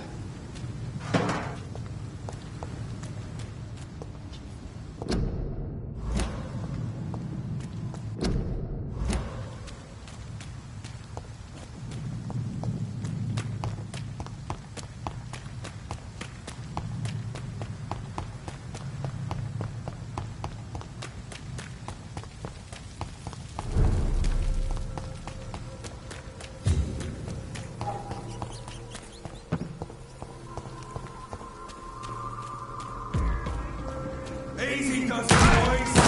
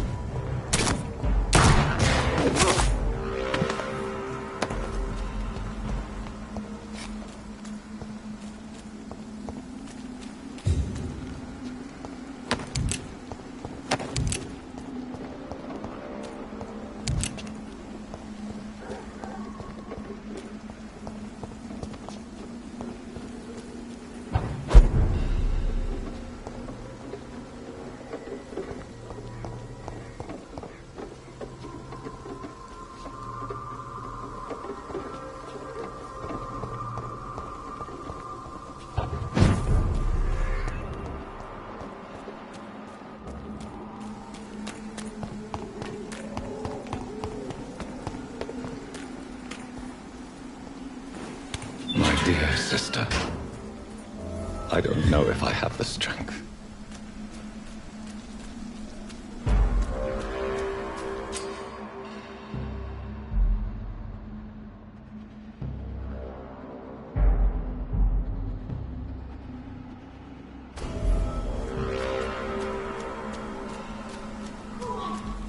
What do you want?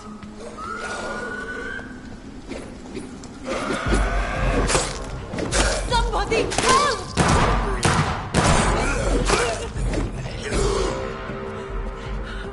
Who are you? What do you want?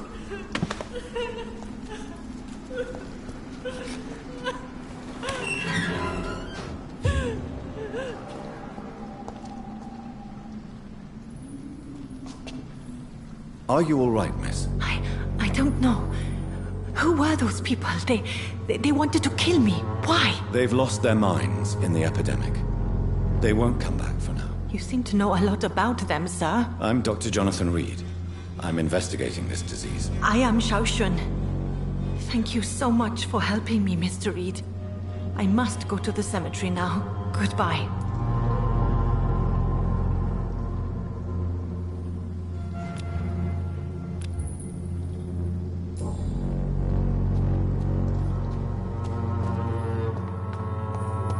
It's locked. It's locked. It's Carnage. Is Father Whitaker's disciple a monk? This man's far too old to be Samuel.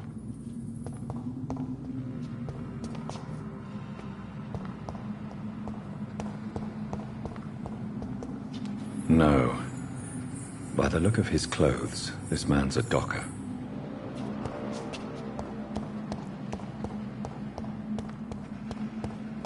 It's locked, all right. Shouldn't you go back home, where you'll be safe? Maybe later. But for now, I need to talk to my husband at the cemetery, Mr. Reed.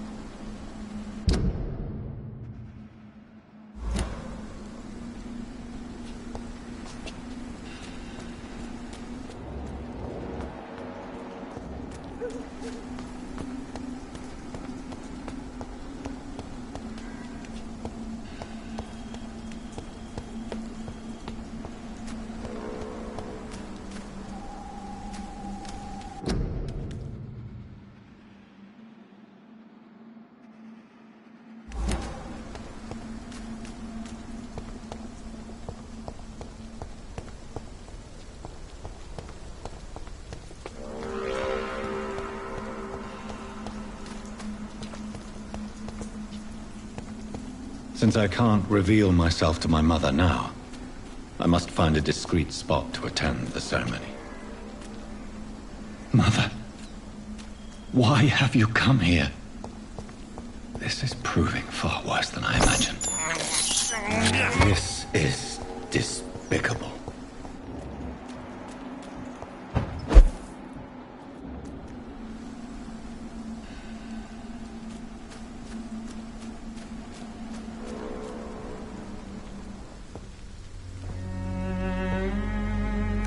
I am the resurrection and the life. He that believeth in me, though he were dead, yet shall he live. And whosoever liveth and believeth in me shall never die.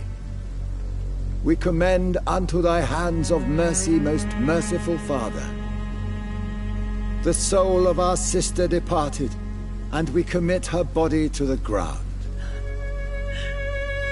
Earth to earth, ashes to ashes, dust to dust.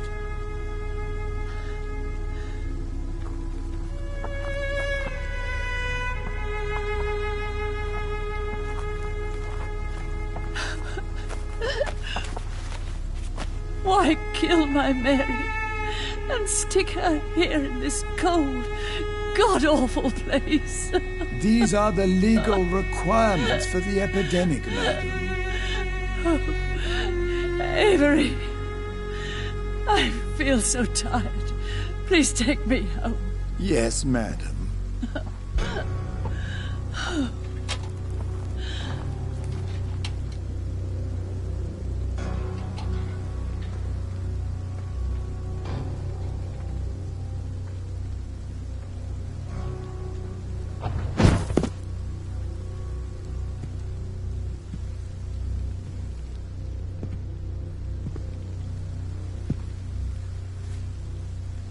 Oh, Mary.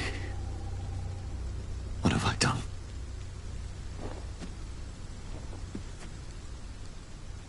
If I could only change one thing. One thing. This is a nightmare. Jonathan, there is nothing you can do but accept it.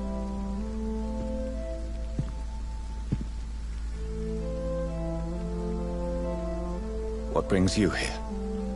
I thought you could use the company. I am so sorry for your loss, Jonathan.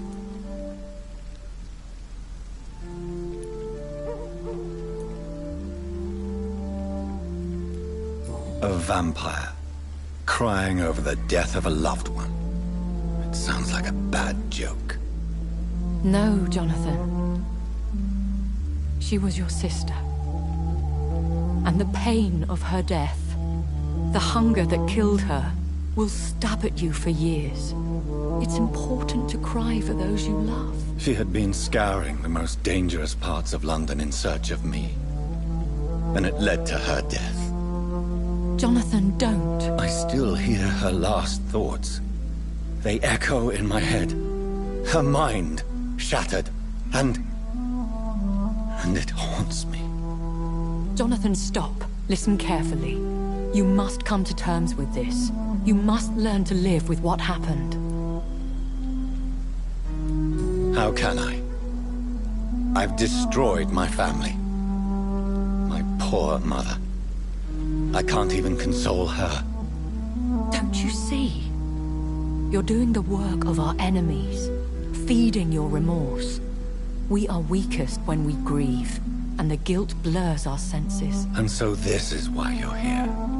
To warn me. You've felt this pain yourself. You too have endured this. I don't want to lose you, Jonathan. I've lost so many friends. Loved ones I cherished. Pray for Mary's forgiveness, if you must.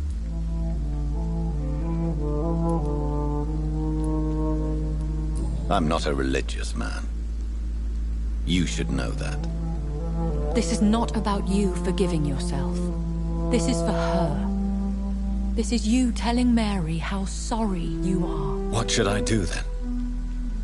St. Mary's Church is not far from here. Go there and make your peace. Find the solace you need. My lady wants me to confess. No, Jonathan. It's you who wants to confess, I think.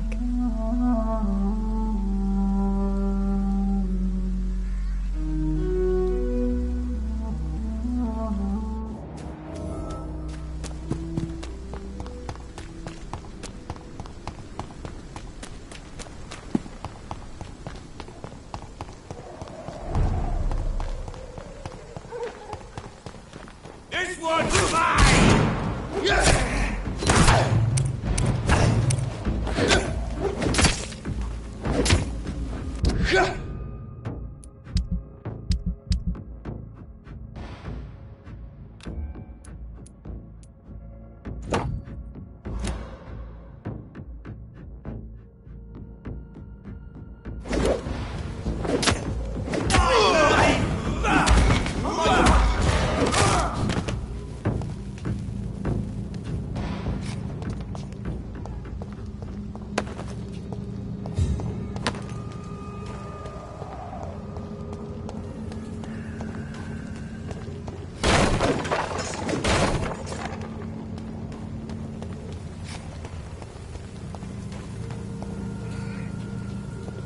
And off to church he goes, a newborn seeking divine consent to lick the blood from the soft and pointy crown. Who are you?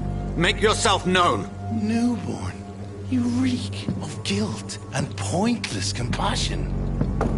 Shed your skin, forget your old weaker self. What do you want from me?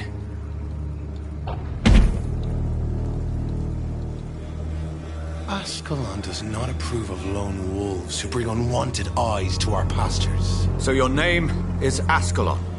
Ascalon's will is vampire law. Learn them, abide by them, or I shall return as your judge and jury.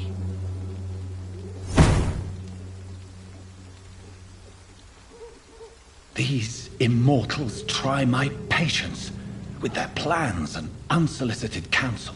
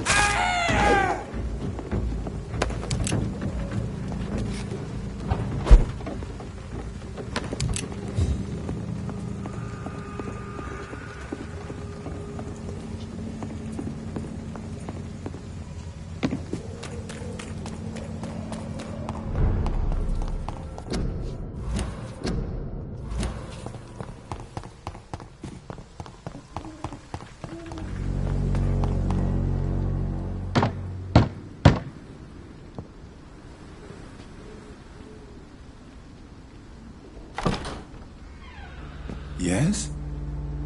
What is it that you want? I'm sorry to disturb you at such a late hour. No worries, my son. I'm still quite awake, having just returned from a funeral. Yes, I know. I've forgotten what I wanted. I don't know.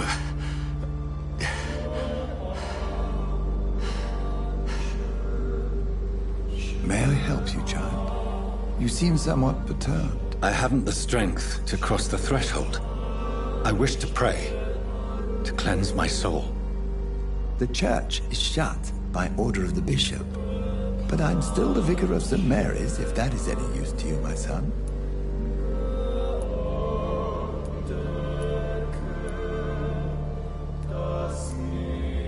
I've no need for a kind ear, only a moment of peace in God's house.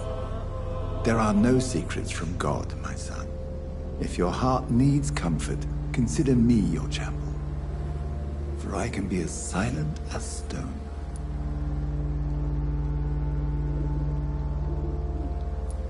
I've made myself perfectly clear. This is a private matter. Your eyes burn with rage, yet I see the pain that lies beyond. I am here to lighten the burden of all God's creatures. Whatever you tell me is between us and the Lord. Very well, priest. As you seem quite adamant. Open your heart, my son. Tell me what burdens you. With whom do you wish to speak?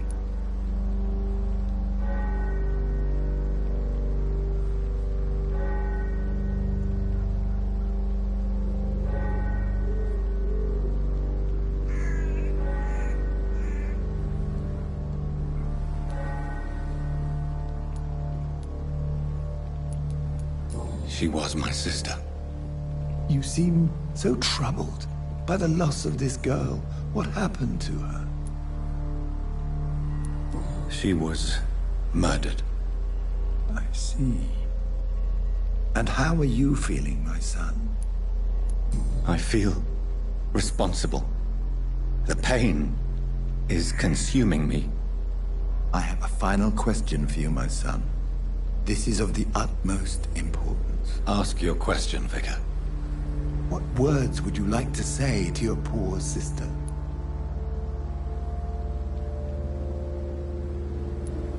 I killed you. There's no excuse.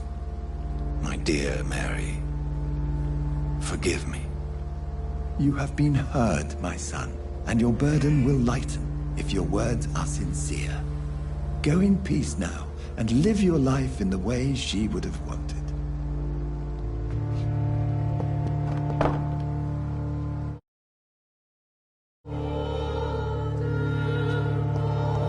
There. I confessed to that vicar. Do I feel better?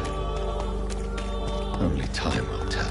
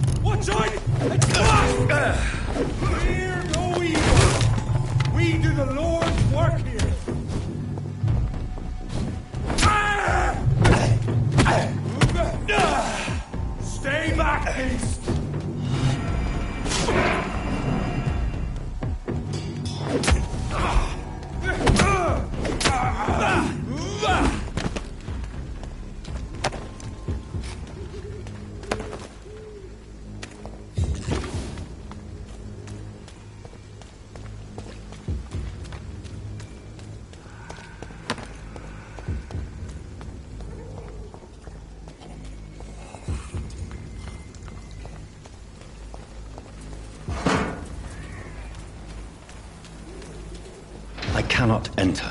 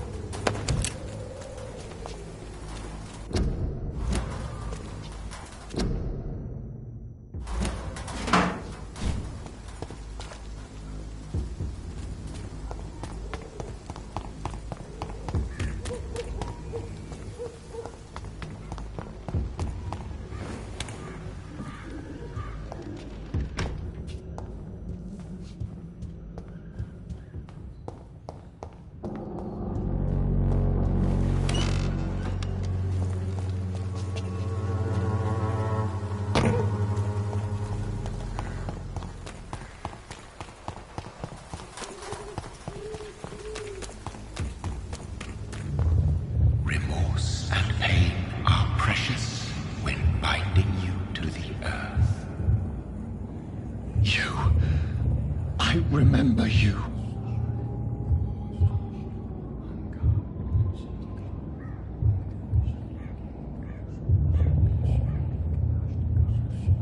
Fear be gone.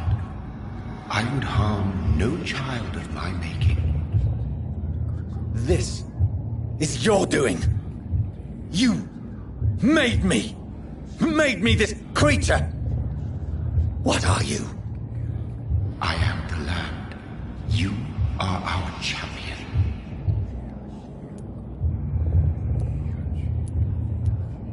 Riddles and rhymes. You took my life. Now you insult my mind. Be stilled, my child. I bring understanding. What is it you seek?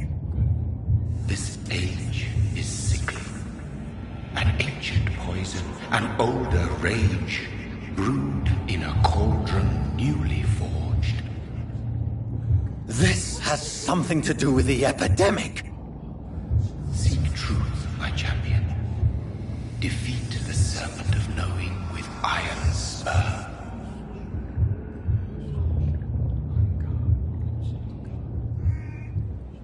I've had enough of others making decisions for me, pretending to know how I should feel or behave.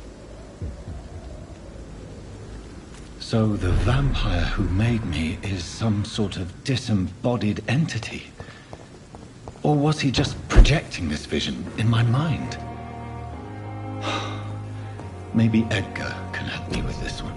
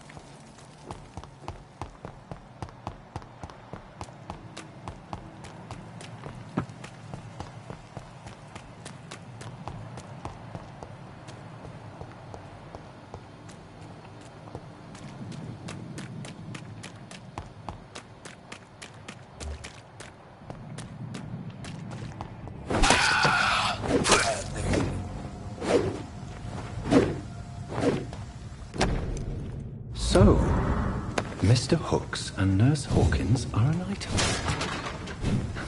Those two have hidden their affections well.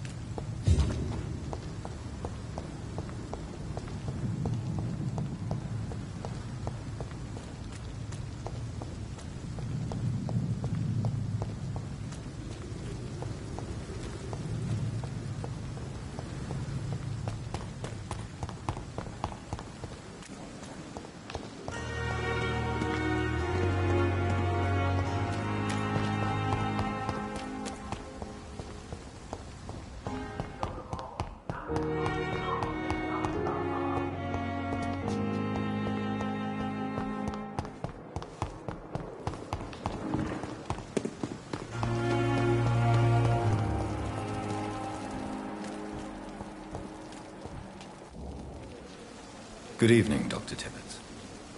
Dr. Reed, any good news to share?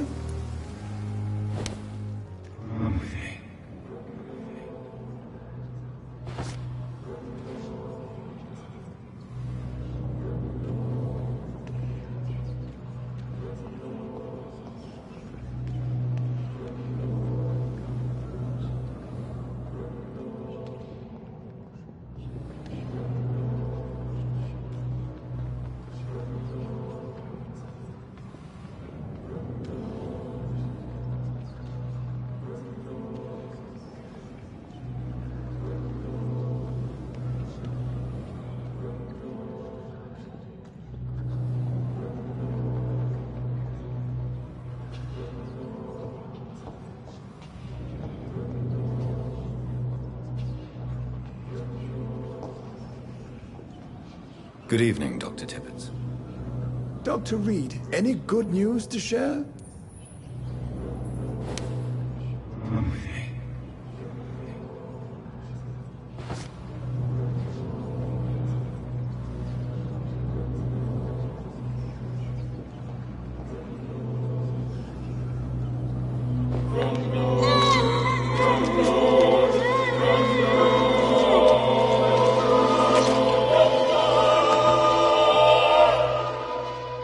I'm sorry, Nurse Brannigan. I won't witness the great doctor you were destined to be.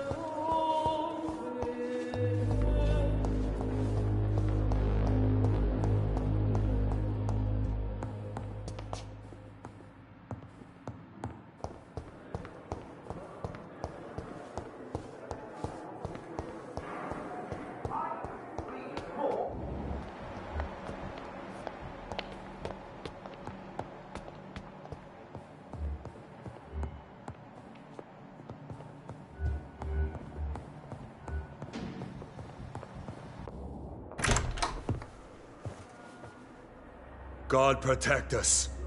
You've got a leech in the hospital. Yes, my hospital.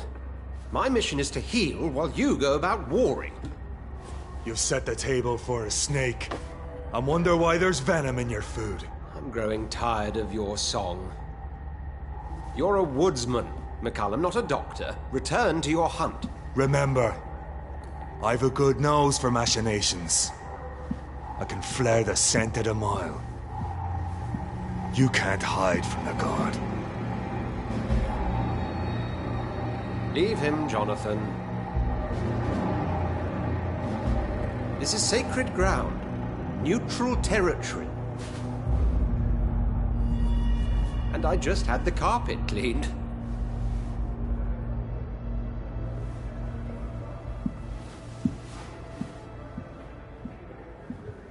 By the sacred stole, this is very bad news. Bad news indeed.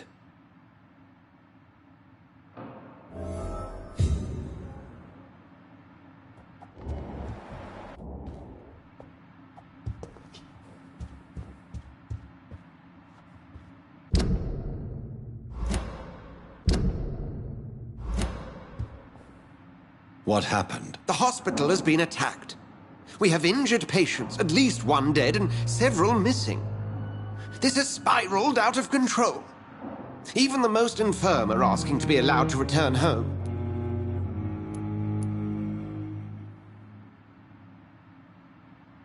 The hospital is chaotic as it is. No one will notice a few more bodies. Of course, you're right. But we cannot afford a public scandal. It would ruin us. We must restore order, and quickly. You mentioned a dead patient.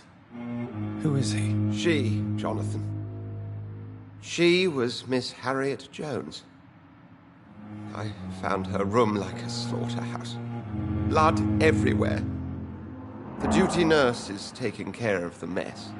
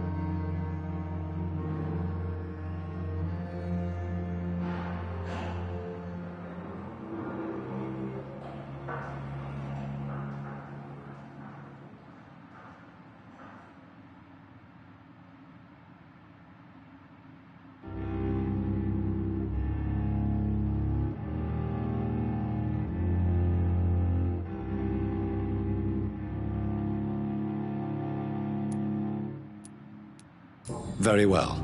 I'll help you. Jonathan, please. I can't rely on anyone else. And this concerns you as it involves vampires. Someone has taken advantage of our more liberal tendencies here. In what way? Jonathan, I may turn my head when you or her ladyship indulge, but I will not allow this place to become a nest for street feeders. Please then, tell me. Sean Hampton, the man we thought we'd saved at the docks. It seems he was infected after all. So Hampton became more beast than man. Exactly. And now Guard of Prewen suspects the hospital of vampire activity. Do you realize what that could mean for us?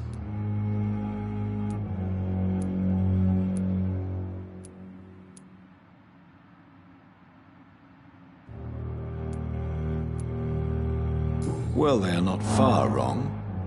The hospital is almost crawling with vampires. McCullum is a fanatic. The Guard will stop at nothing. You don't know what they're capable of, Jonathan. Very well. Since I brought Mr. Hampton here, I will put an end to this.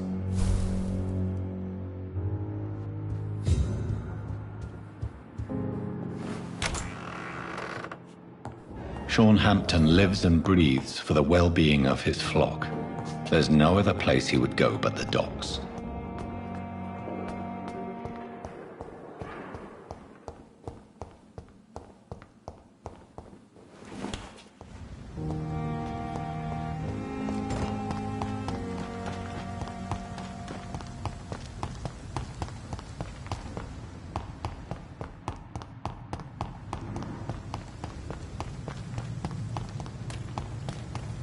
It seems the Prewen are redoubling their patrols in the district.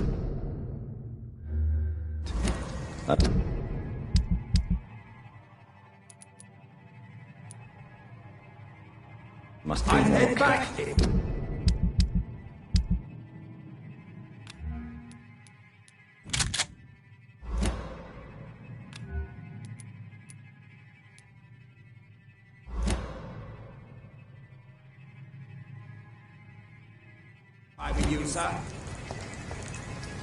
There's one. Watch yourselves. I order you to step back!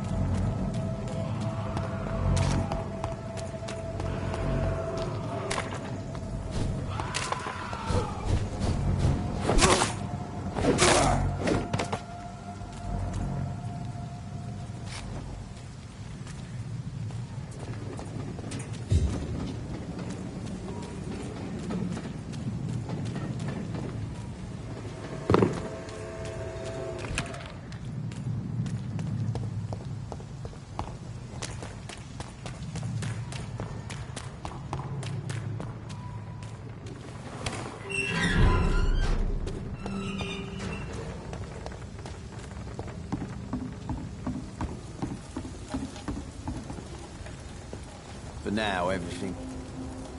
Good evening, sir. Who the fuck are you? Don't you see I'm busy here? Dr. Jonathan Reed, that's who I am. And who are you? Ah, some fancy gentleman we've got here. Clear off. We don't want strangers on our streets. So you won't tell me your name, then? The name is Booth Digby.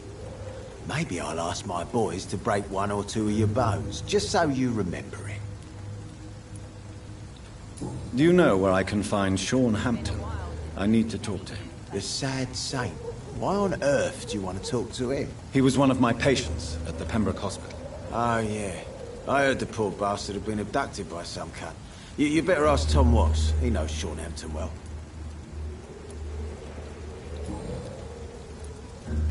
Are you some kind of vigilante patrolling these streets at night? Something like that, but the police aren't in charge here. We are, see?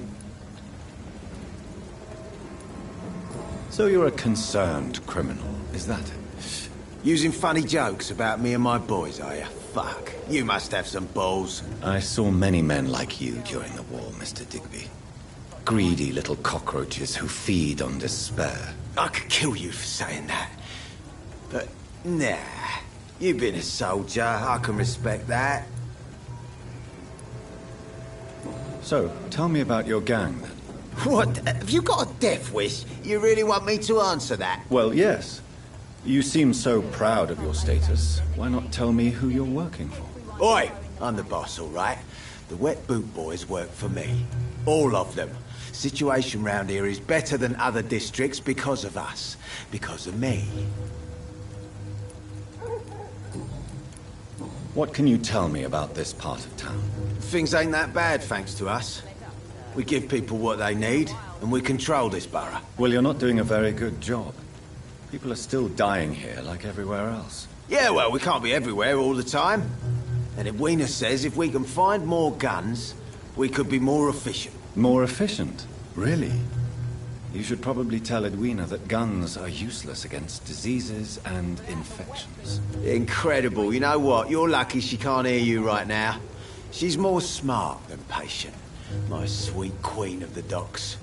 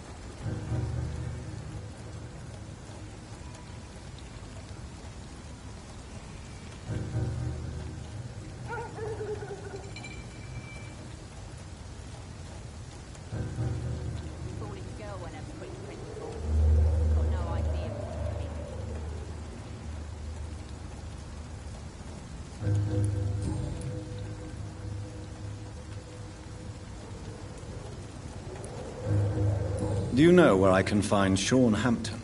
I need to talk to him. The sad saint. Why on earth do you want to talk to him? He was one of my patients at the Pembroke Hospital. Oh, yeah. I heard the poor bastard had been abducted by some cunt. You better ask Tom Watts. He knows Sean Hampton well.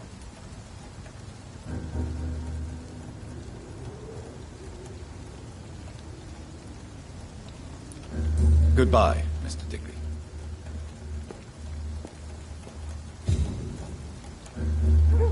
Without the wet boots keeping things straight, these parts would be... Good evening, miss. I am Dr. Reed. May I ask you a few questions? Who are you? What do you want? As I just told you, I'm a doctor. From the Pembroke Hospital, actually. The Pembroke Hospital, you say? I don't have any money for you leeches. I'm not here for charity, Miss... Miss Edwina Cox. So what do you want then? Fancy buying something from me, maybe? Can I see what you have to sell? As long as you have money, I'll show you all I have.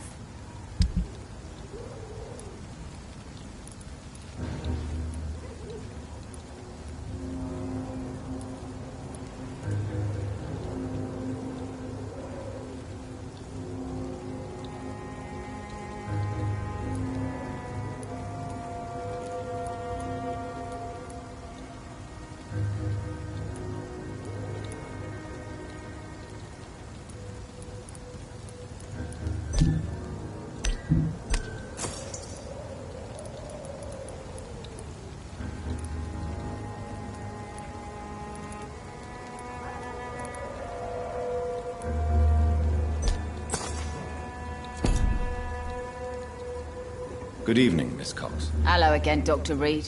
What do you want? Can I offer you my medical help, Miss Cox? I'm fine, thank you. I'm looking for Mr. Sean Hampton. Do you know where I could find him? The sad saint? I heard he was mugged or something. Yes, he was. But he left hospital recently. You don't say. Well, I suppose it's good news for the homeless and the useless. Ask them, they must know something.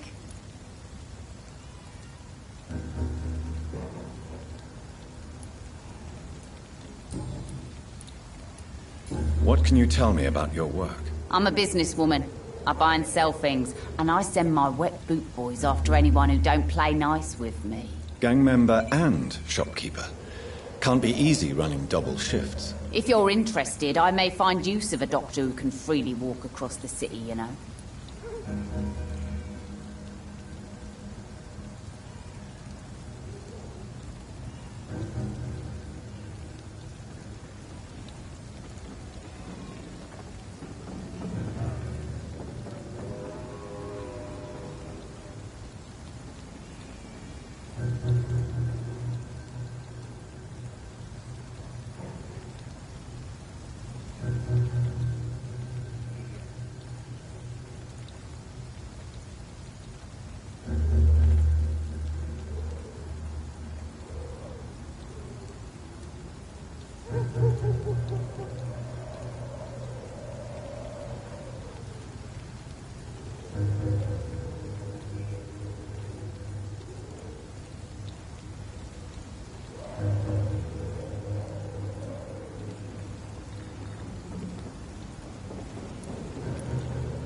You're quite blunt, aren't you? I like people who know what they want and say what they think. This is a time of great opportunity for those ready to embrace their destiny. I'm not interested in a career in the criminal underworld, Miss Cox. Fair enough. Stay away from us then, if you don't want to get hurt or worse. Since my return from the war, I don't feel that concerned by threats, knives, or even bullets, if you must know. That's exactly what that stupid trade unionist claimed after he attacked one of us. Booth and I reminded him a bullet beats words every time.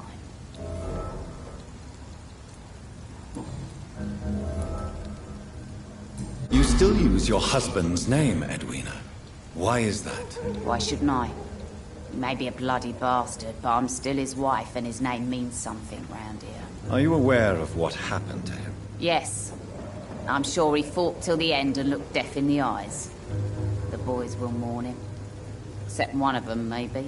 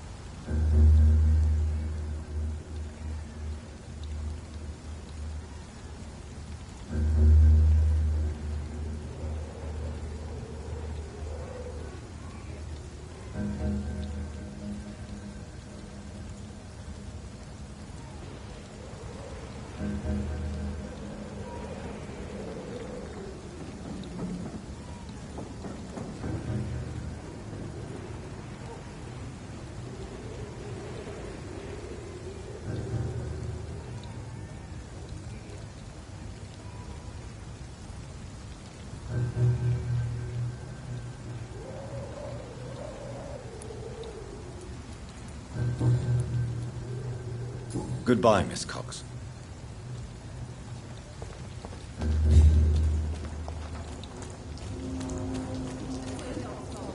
Mark my Good evening, sir. Whatever. Don't you recognize me? We met a few nights ago. Don't take it personally. I spent a lot of energy forgetting what I did the night before. Yes, you had definitely drunk too much then as well. I'm Dr. Jonathan Reed. I'm Dyson Delaney. I'll try to remember you. This time. I'm looking for Mr. Sean Hampton. Do you know where I could find him? I really don't know. I heard he'd been abducted. I don't know if he's back. Who could tell me then? About the sad saint. I'll try asking Tom Watts about him. Inebriation aside, do you need medical help? Yes. I feel sicker than usual these days. He's the kind of prey I hunt, Millie. Take this, then. And perhaps you could try to slow down the alcohol intake, too. Hey, Doc, you don't really want me to stop the only remedy I can afford. Goodbye, Mr. Delaney. Not a drop of blood left in his body. This is the work of a vampire. Good evening, sir. Have you witnessed any suspicious activity or strange events recently? And what do you define as a strange event? More to the point, who are you? My name is Ichabod Throgmorton, vampire hunter extraordinaire and warden of the East End. A vampire hunter? Really? I know what you're thinking. I'm just another lunatic howling at the moon, but I'm not. The bloodsuckers exist, and they're close. Mr. Throgmorton, I'm Dr. Jonathan Reed. I'd like to hear more about these vampires you're hunting. A man of science? Well, I'll be glad to enlighten you. I'm looking for Sean Hampton. Can you help me, Mr. Throgmorton? The sad saint? He should be at his night asylum at this hour, but I cannot tell you how to find it, sorry. Really? Why is that? It's nothing personal, Doctor. I'm sure your intentions are good, but people who sleep there, they have plenty of reasons to hide.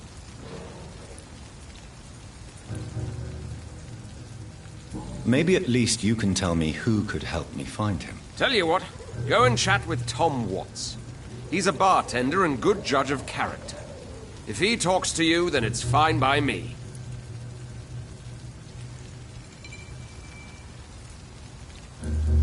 I could make you tell me, but I respect your refusal. You really believe Sean is a saint, don't you? All I will say is this. Gossip has it that when he was a child, he was molested. By a priest of all people.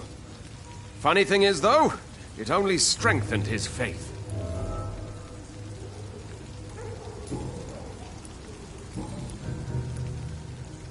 What can you tell me about this neighborhood? Did you hear about what happened to Jack Gillingham? Oh boy. It's a shame I wasn't around to protect him.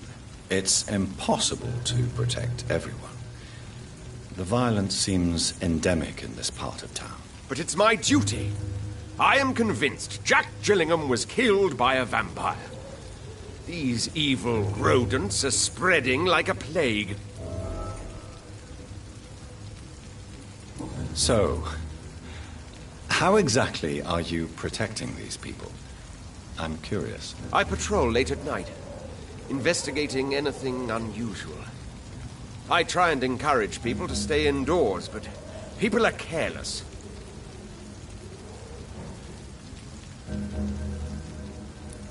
Can I help in any way? Actually, yes.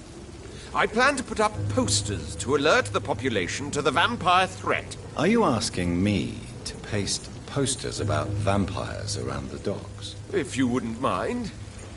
If you did that, then I can focus on my patrols.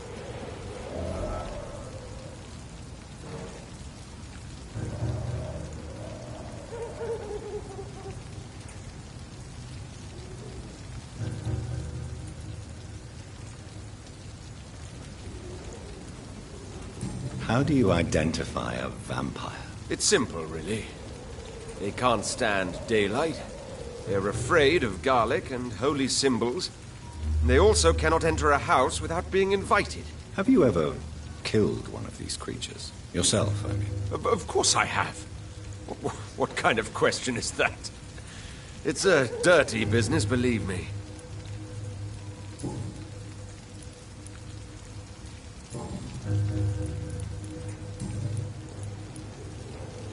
Have you heard of the Guard of Priwen? Of course.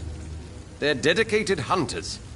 A little militant for my taste, but they do let anyone join.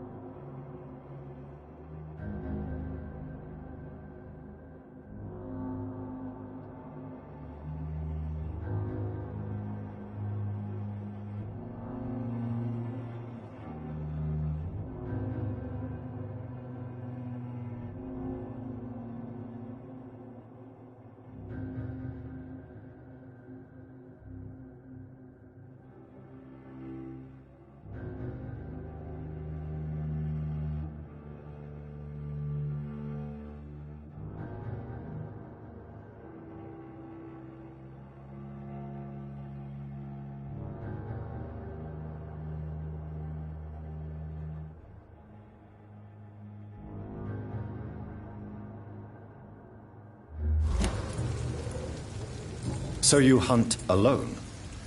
That sounds risky. Vampires are just like every other predator. They hunt when they're hungry and follow certain patterns. It's just a matter of observation and patience. Were you ever tempted to join the Guard yourself? I did think about it, but I'm more of a silent hunter. They're more of a sanitary militia.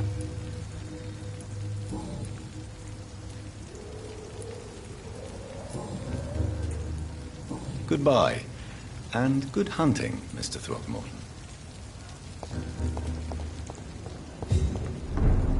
So few clients. What with the epidemic, no one dares go outside. Good evening, Tom. Good evening, sir. How are you tonight? Back to the docks, are we? You remember me, then? Of course I do. You're that man who seemed so lost when he entered my bar a few nights ago. Thank you for your hospitality. I'm Jonathan Reed, by the way. I'm still Tom Watts. Welcome back, Doctor. Tom, I need to find Sean Hampton as quickly as possible. I've been told you could help me. I heard the sad saint was recovering at Pembroke Hospital. Did he leave or something?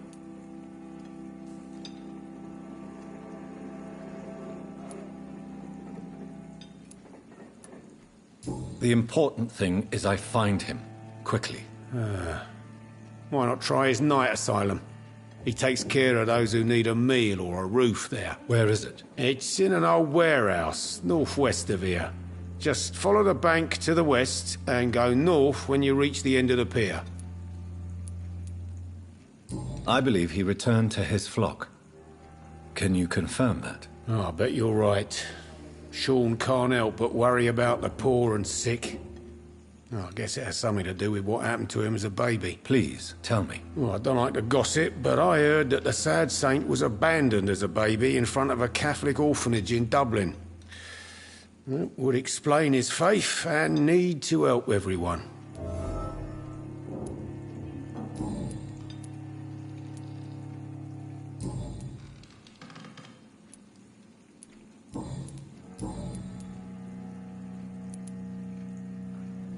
How is it you can keep this place open?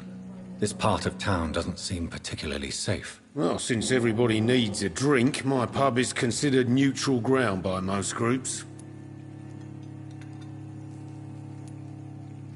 You're something of a figurehead around here. I'm only pouring alcohol for everyone to forget their troubles. Sean Hampton is the one giving them long-term hope. I see. So you get pressure from all sides about how this place should be run, do you? Or something like that. Nothing that a few wise words and a bottle of gin can't solve. Since I'm here, is there anything I can do? Well, perhaps, Doctor. Peace partly depends on my stock of gin. With the epidemic, my supplies are running low. How could a physician help you in this matter? I have a small warehouse just past the quarantine line. Perhaps, with you being a doctor, you could go there and come back? Doctors aren't immune to disease, you know. Very well. Show me where it is. I'll see what I can do. Oh, thank you, sir. Here's the key to get in. You're about to save many dry throats. Do you need any help? I'm all right, Dr. Reed. Goodbye, Mr. Watts. Times like these, a good drink's just as likely to cause a problem as to solve one. I think I'm losing my mind. I should just run as far away from this place as I can.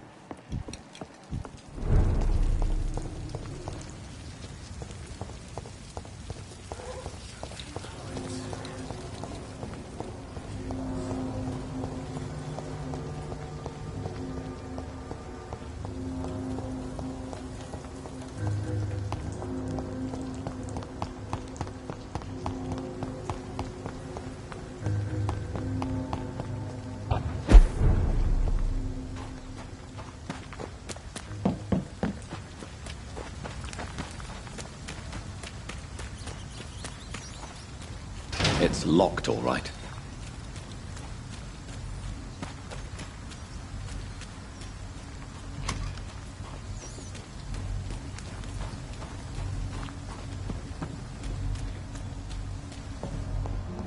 like the guard of Priwen is on Sean Hampton's trail, too.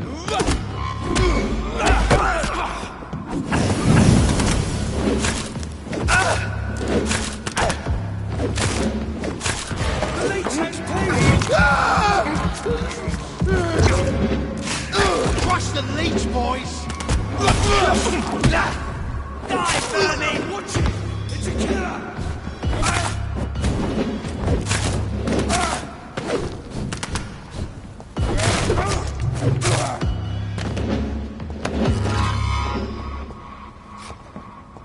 The wounds on this corpse are deep, the result of rabid rage. If this is Sean's doing, he's become a murderous beast.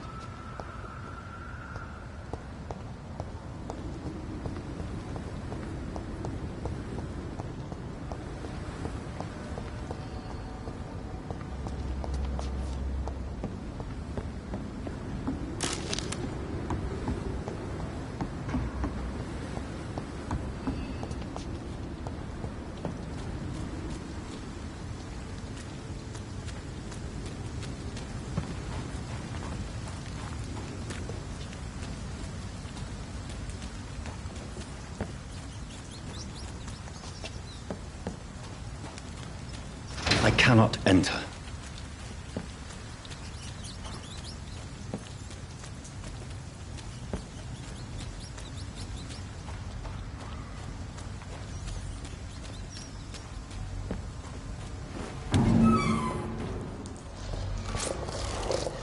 It ain't human! Kill it!